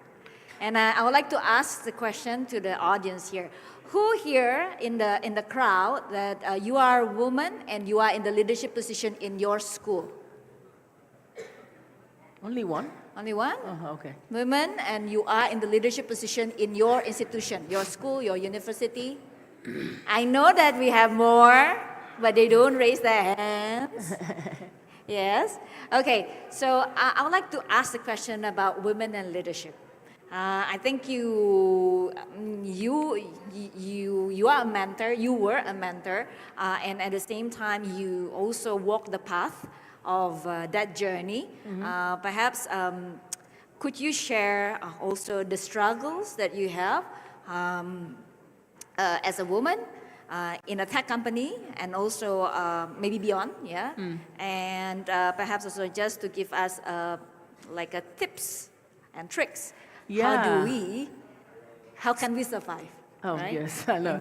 We can survive because we're very resilient as women. I agree. Yeah. Men, I'm sure you are, but I don't know because I've never been a man. So, I would say being female in the tech world, it's getting better. But when I started my career, it was very difficult because you're the only in the room. And it's no fault of your of the male colleagues, but it's just how things were, right? So, and this is where like confidence comes in, confidence in your ability and your capabilities, right? So I knew that what I know is mine.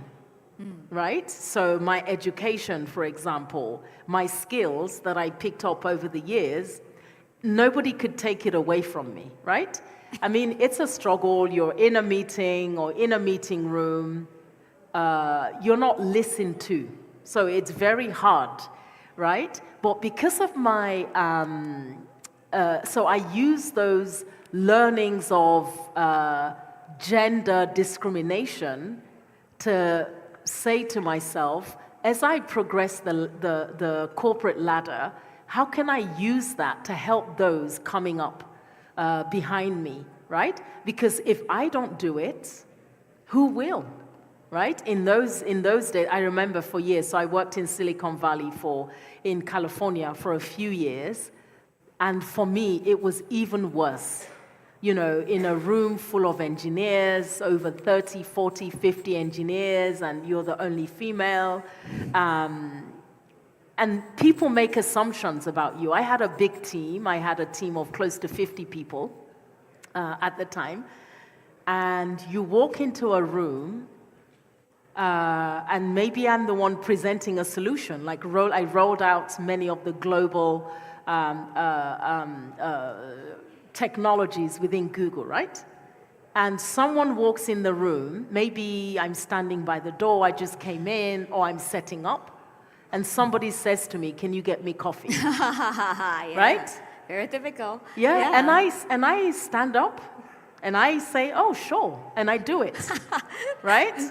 And then, when the session starts, I'm introduced as, the lead for this project or the team, and you can see their faces, right? So I would say, as much as that was happening, I didn't take it personally, and my name is spelled E-G-O, it's ego, but I didn't have an ego, right? Yes. I didn't have an ego. She kept reminding us. Yeah. I just, and then people learn.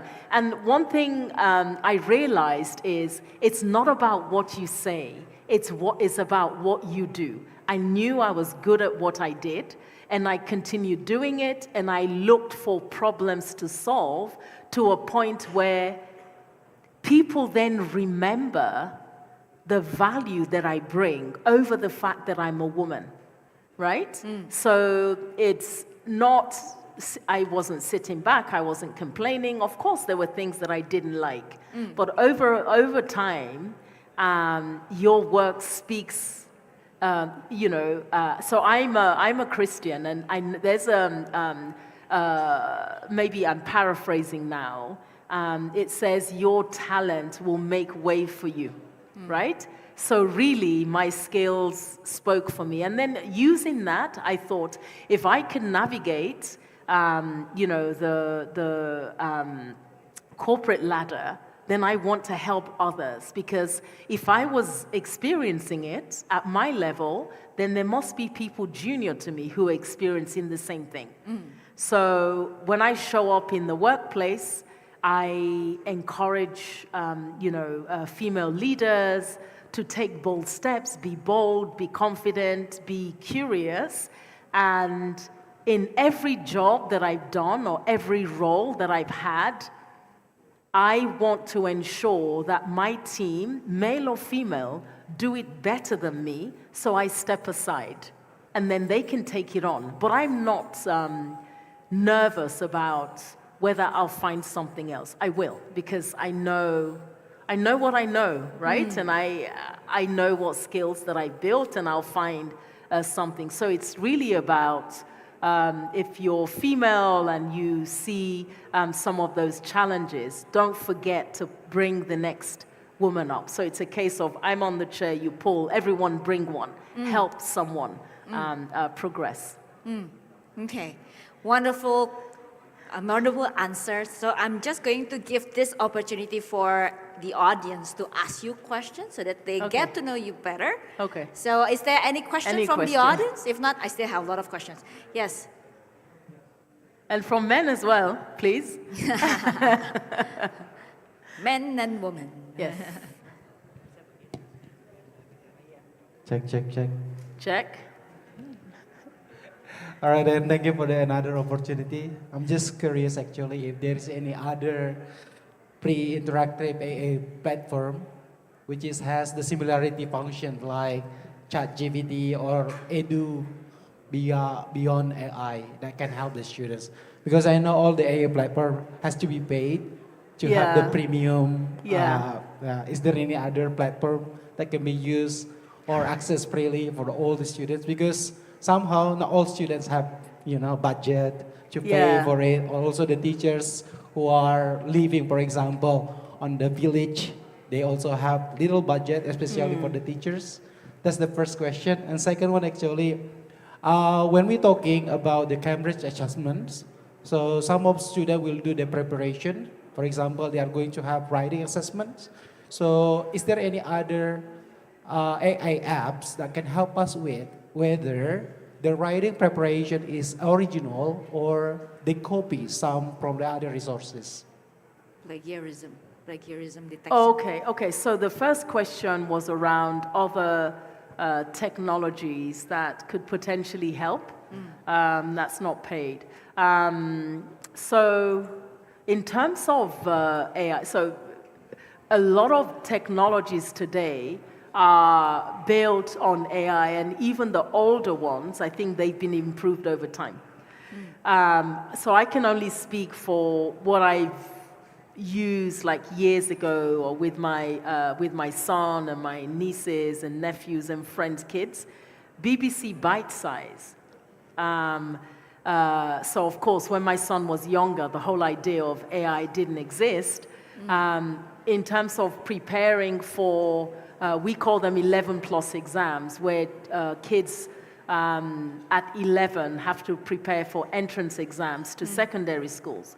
So BBC Bite Size is a platform, I'm sure it's improved over the years, where you can get tutoring, you can get lessons to explain, like concepts in a way that students would understand. However, when we think of the benefits of AI and, say, the last one, EDU Beyond, it really helps the teachers, right?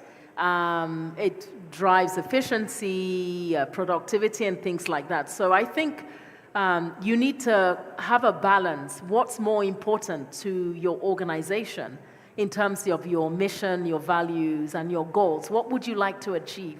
Is it just on the learning outcomes, more opportunities for the students to practice more? Or is it to reduce teacher workload, to have more efficiency and things like that?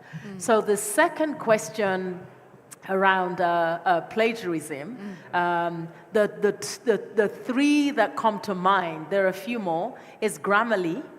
Grammarly, there's a free version, and you can use the plagiarism feature on that. There's originality.ai. I think that's free as well.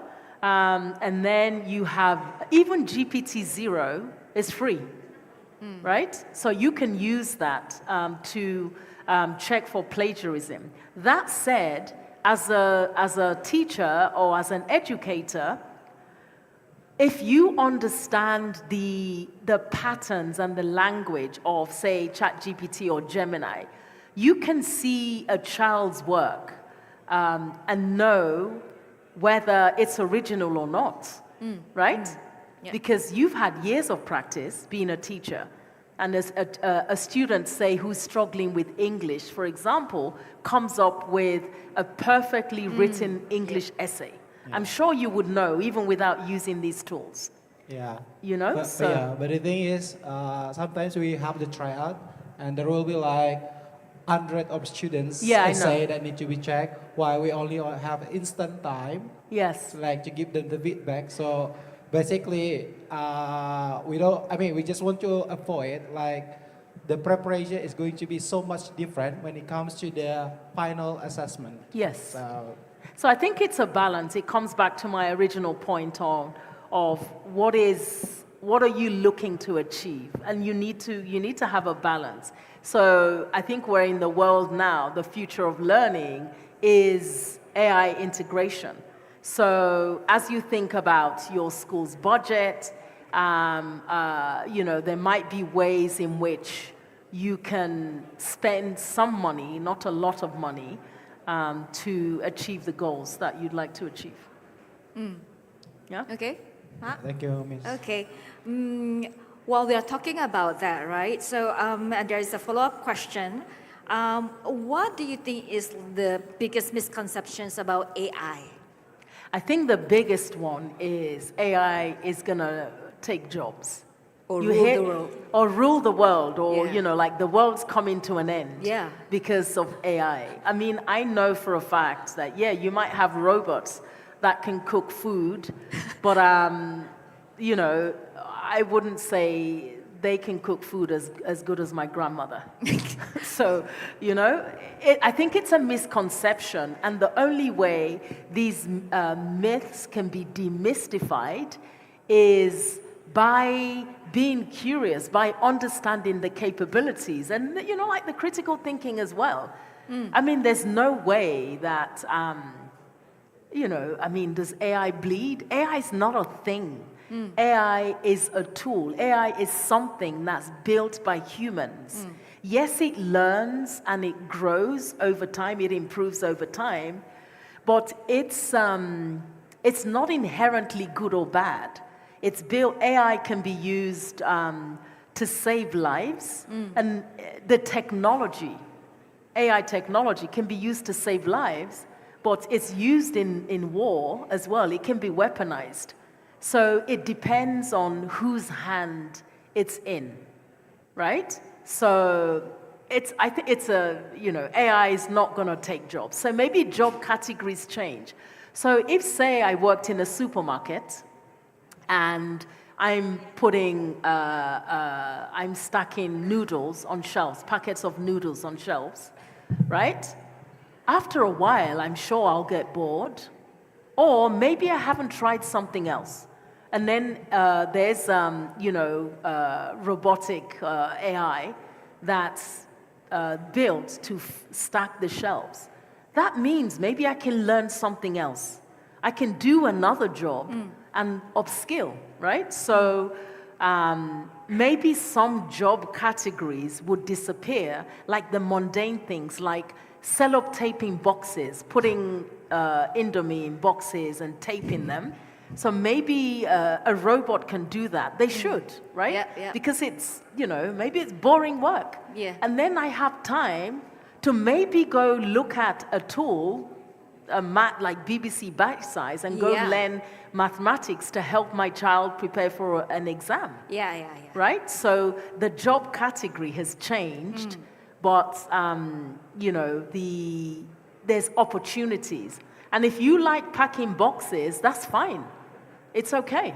right? But maybe you pack the box and you get AI to carry it instead of you hurting your back, bending down to lift up a box. Yeah, right. I just posted it in my social media like a few days ago.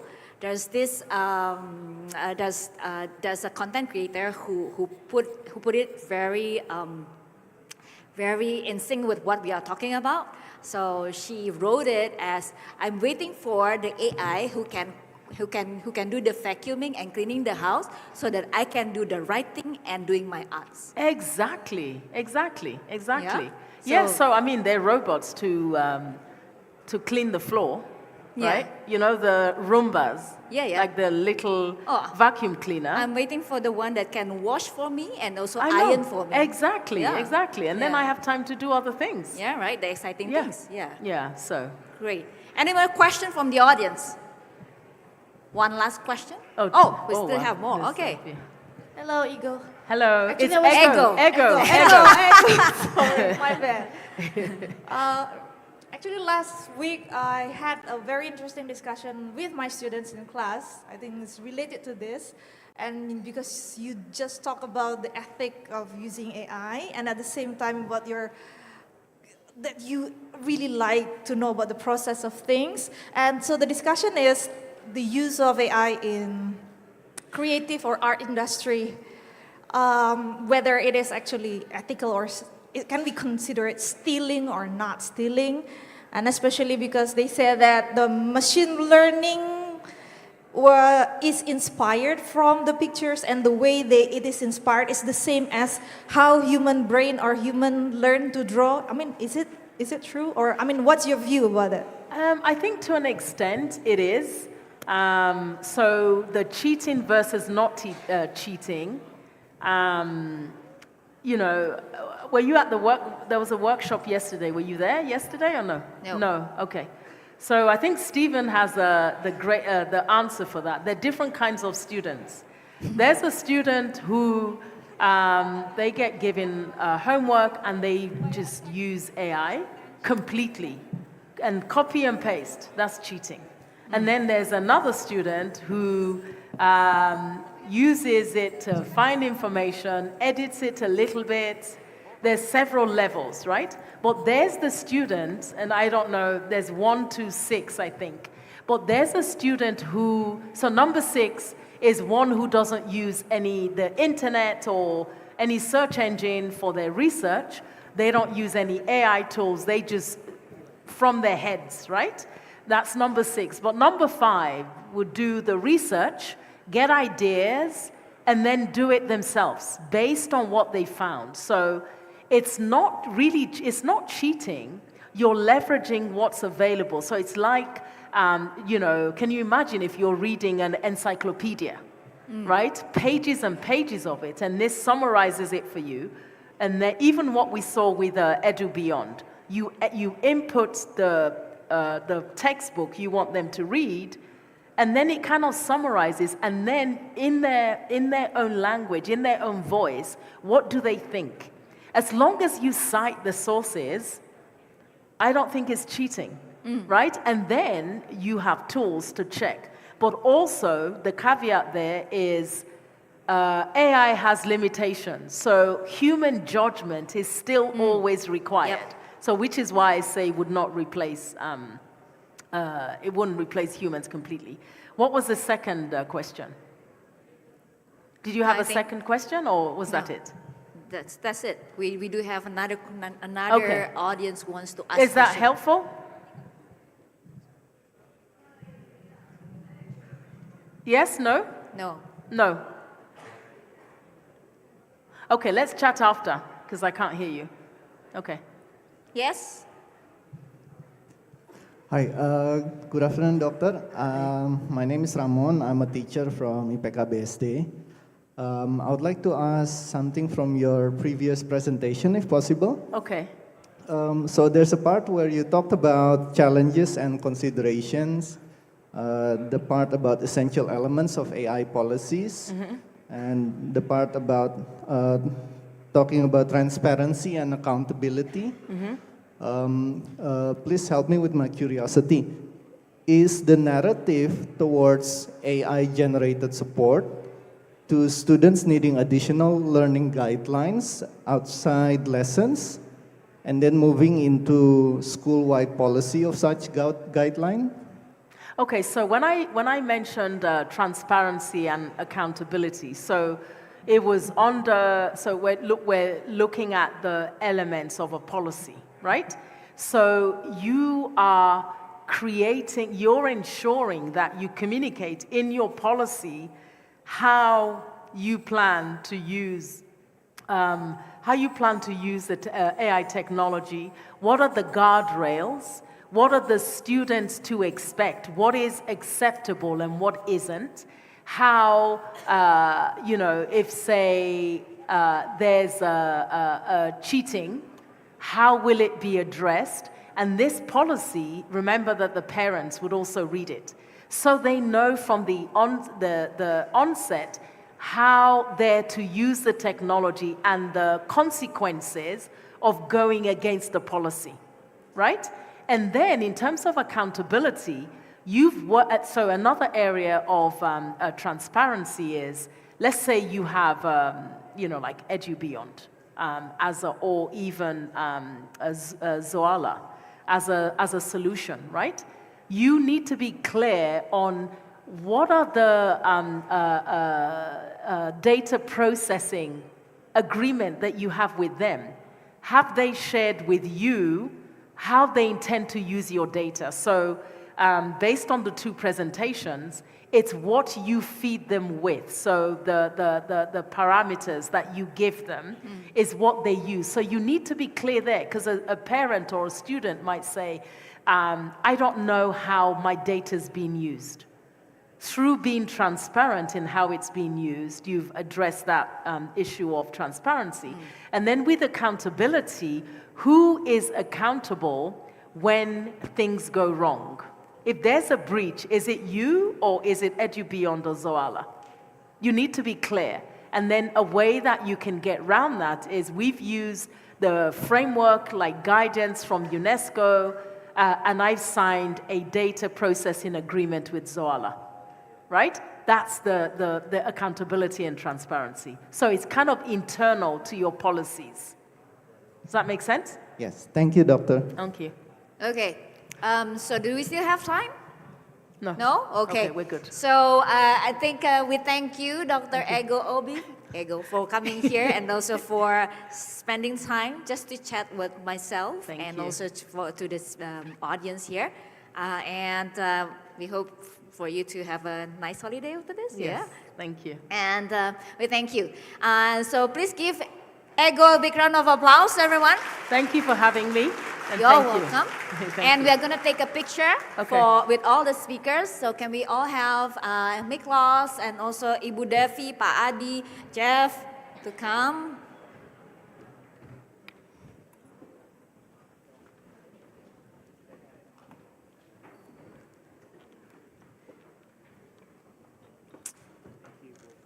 So fun to be here. Yes. So glad to be here this year. Yay, see, I told you.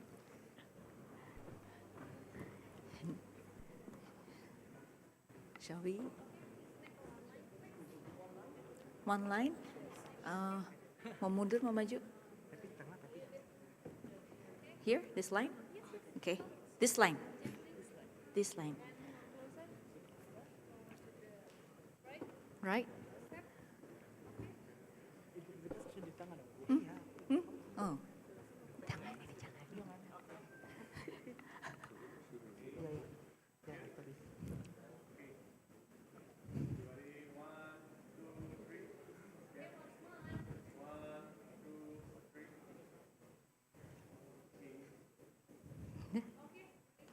Okay, thank you. Thank you everyone. So we are gonna, please stay. We want to give start from the Ibu Devi. Ibu Devi. Oh, okay. Ibu Devi, thank you.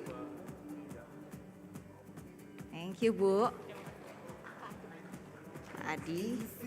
Pak Adi, thank you. Yay.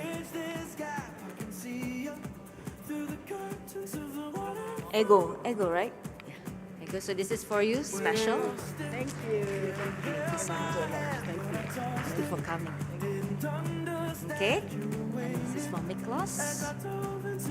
Miklos, thank you for being here. Thank you so much.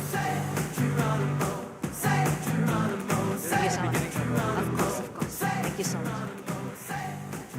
And this is for Steven. Is this Steven? Yeah.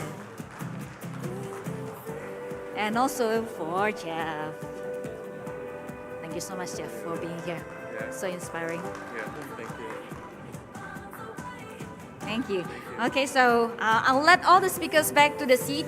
So everyone, we are at the end of our event today. But before that, we are gonna do something more reflectional, yeah. So, but before that, let's recall our morning yell. Okay. So I'm gonna call all of you. Hello, futurists! Ready? Now! Oh, come on. I think I'm the loudest here. I think everyone here, you have like 300 people, 350 or maybe 500 people here, right? I cannot hear you. Okay, let's do it one more time. Hello, futurists! Now! Okay, everyone, thank you for being here. It has been a pretty tiring but very fun and exciting day. So we are going to have a little bit of reflection just to see how everyone is doing. And can everyone please be ready with the handphone, with your smartphone? I don't have my clicker, so I'll be needing the help. My water.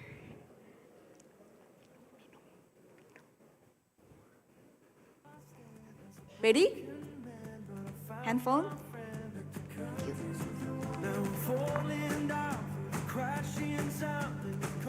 So we are going to go through some reflection questions. We only have 3 questions, so don't worry. It's not going to take so that long. Okay, then after the question, we are going to have the closing. Okay.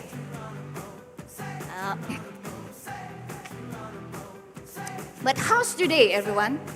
Anyone who wants to share anything before we begin? How's today? Maybe any one of you raise your hand. You want to share anything? I'm curious. Is it tiring? Is it boring? Is it not fun? I just want to hear. Yes, but maybe he needs to get a prize. Apa? Check. So thank you again for giving me another time to speak.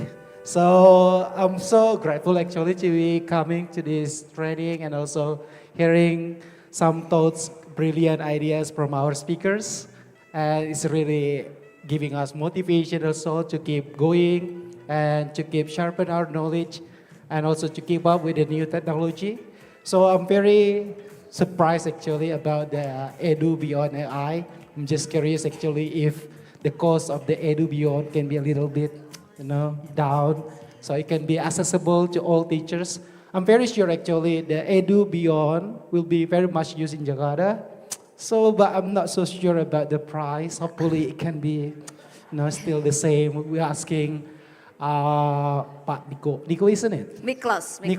Okay, so to consider actually how to improve the Indonesian students to be more like keeping up with the other countries. So for the sakes of the Indonesian future leaders. And especially I cannot actually guarantee for those who live in the rural or village because I know the budget, also the payment for the teachers, they are very quiet, low. So, but at least we can guarantee that those students that where we live, we can still support them with a better education. So thank you again for all the speakers. Please come back again with the new technology that can help us in the future. Thank you. Thank you, Pak. Okay, is this ready, right? Okay, I'm gonna start. Is this ready? No. Okay. Anyone else wants to share? Yes, ready, okay. Oh, so this is the Edu Beyond. Okay, so just to let you know, oh, there's another lady who wants to share. So good afternoon, everyone. My name is Hello. Catherine Lim. I'm from St. John's Bergmans, Yes, right Kat. over at PIC 2. And well, what I can say about today, I think it's so great, and I'm very fortunate to be here and with my team. 3 words, I think, for IFLS. The first one will be insightful. Thank you. Second, inspiring. Okay.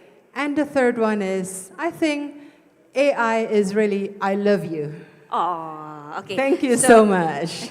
Just keep it with you because we are going to ask that question next. Okay, so get ready with your smartphone. You have already scanned this, yeah? So the first question would be,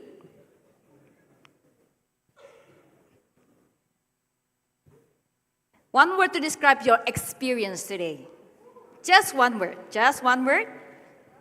Good, amazing, full tank of knowledge. That's many words. Awesome, fabulous. Good, okay. That's a Gen Z, okay. Food is good, okay. Hotel, food is good, okay. Excellent.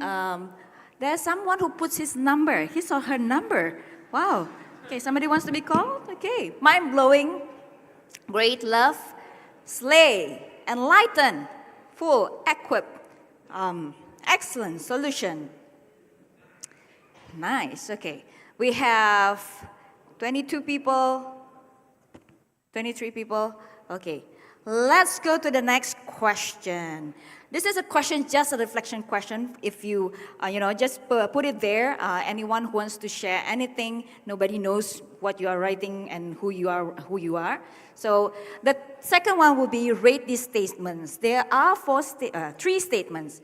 1, as a leader, educator, I can now make better decisions on AI tools for my school or classroom. And then number 2, I feel more empowered to handle digital transformation in my school. The third one, I now better understand how AI can help to solve difficult education problems. You can just rate them. What do you think about all these things? Maybe these things were answered during the day, or maybe these things, something that you gathered also from your conversation with your fellow leaders. So let's see. Okay, so it's about more than 4.5 for most of them. Okay, so this is the second question. So the third question would be, what's one action you'll immediately take to better manage AI in your school? So basically, after this event, what will you do in your school to better manage AI? This is interesting. Maybe any of you would put, I will ban AI at all. So maybe, right? Maybe. Or maybe I will not let the students use, but I will let the teachers use the AI, for example. So, yeah, I'm just curious. What is one action that you'll immediately take to better manage AI in your school? This is a very difficult question, is it? Okay, you can answer it in your phone, but if you rather not to put it there, because we have not seen any answer, is this secretive? No? Okay, so if you don't want to answer that question, let that, oh, we do have, okay, 3741, oh, okay, a lot of responses. Get buy-in and budget, yes, correct, get budget. Ethical guidelines and policies. Make AI generated product. Okay, very good. Promoting AI. Subscribe Edubion. Okay, great. Apply. Okay, I will use the tools that can help me prepare teaching source. Train teachers regularly. Yes, train teachers regularly. Whoa, okay.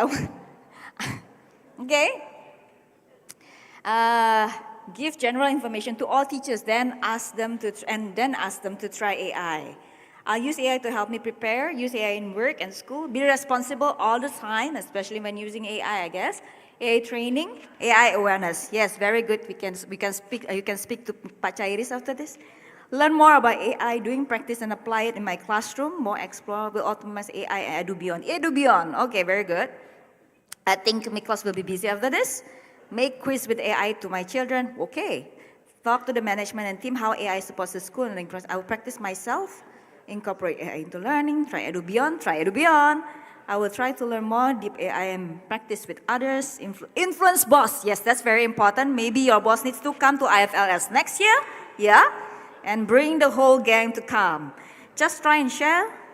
Bu Pepita Tumblr. Yes, Tumblr. Yeah. You can go to REFO's booth and get a Tumblr. Yeah. Be an AI human. Okay.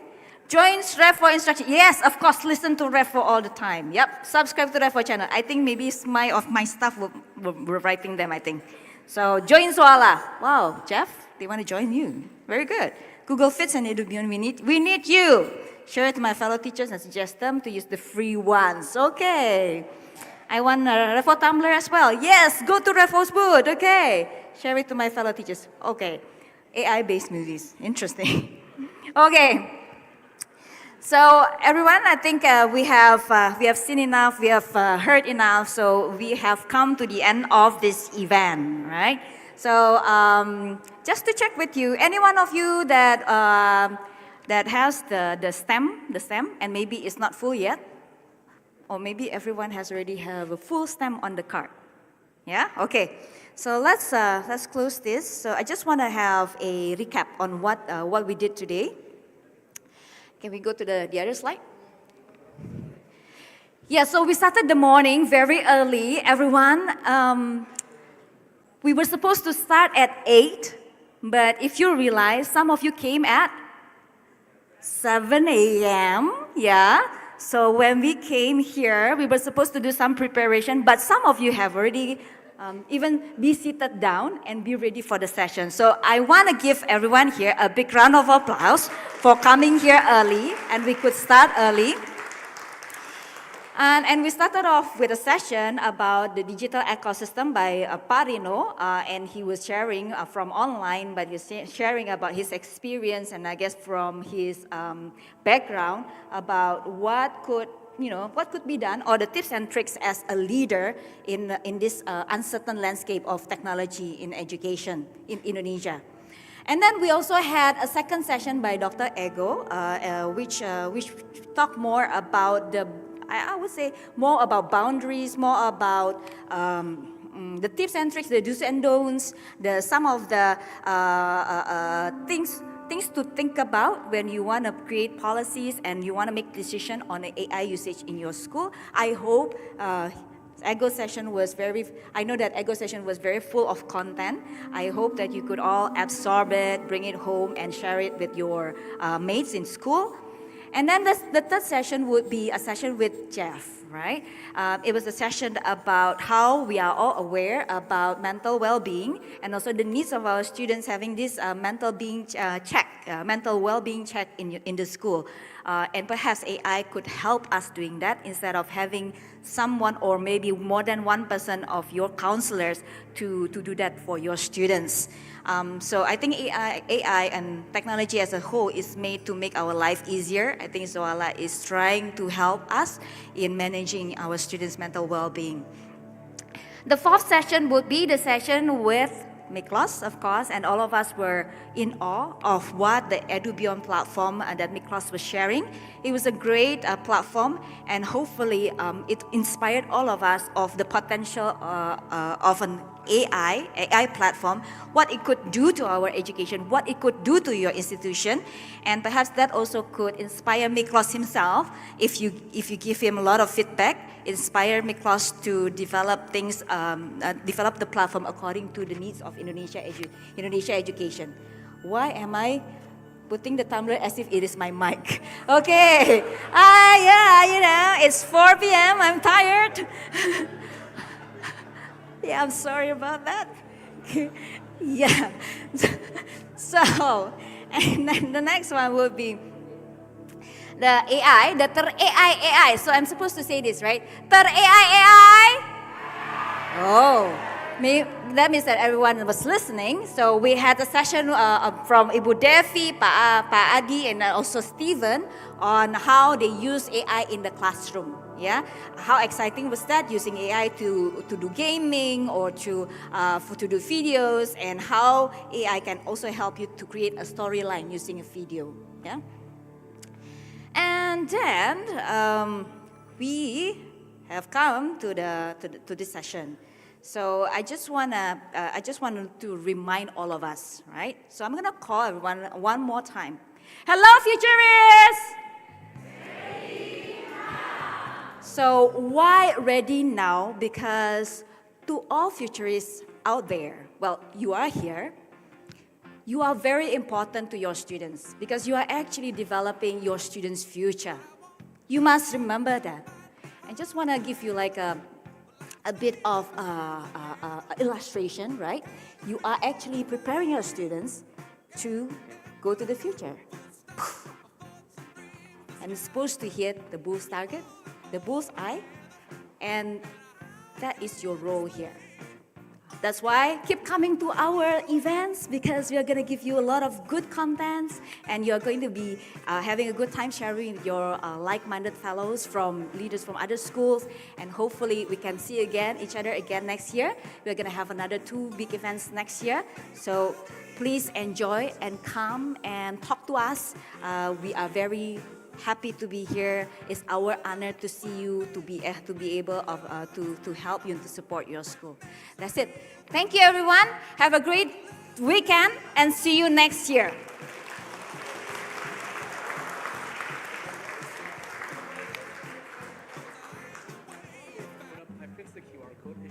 Okay, so Miklos has already fixed his QR code. So maybe if we can also show the dates and then the Miklos QR code, so everyone can scan the QR code.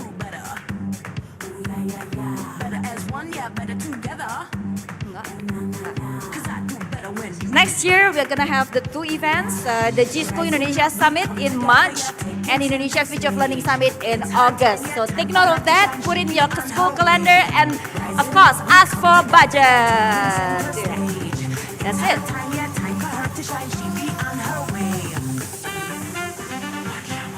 Hopefully that's good for you. Thank you. Watch the guy just go, stand up, let's go, take over like go, rise up, let's go.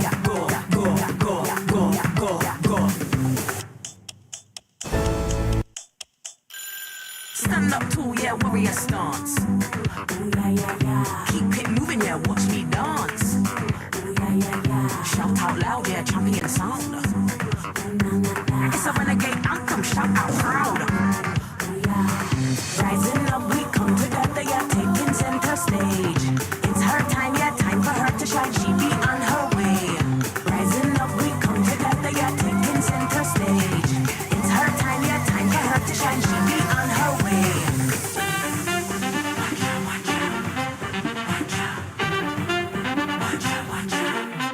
Watch the gal just go, stand up, let's go, take over like go, rise up, let's go.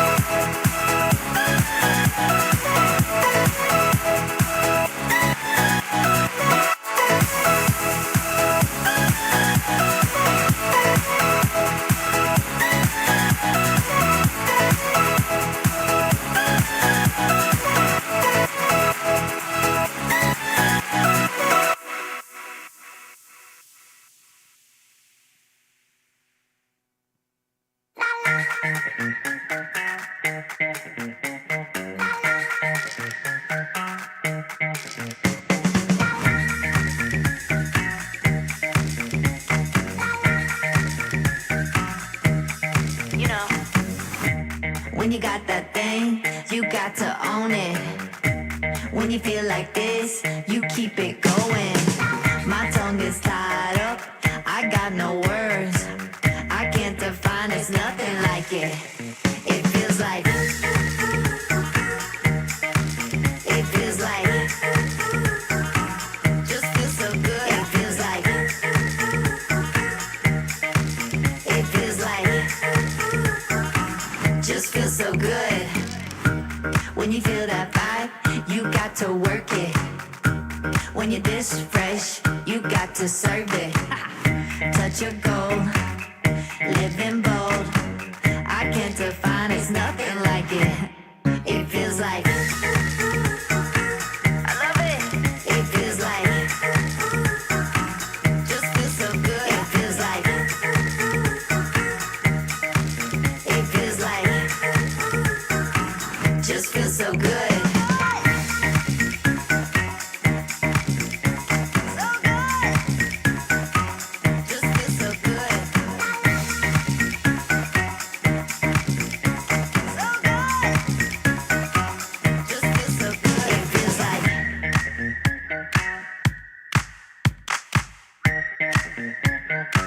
Just feels so good.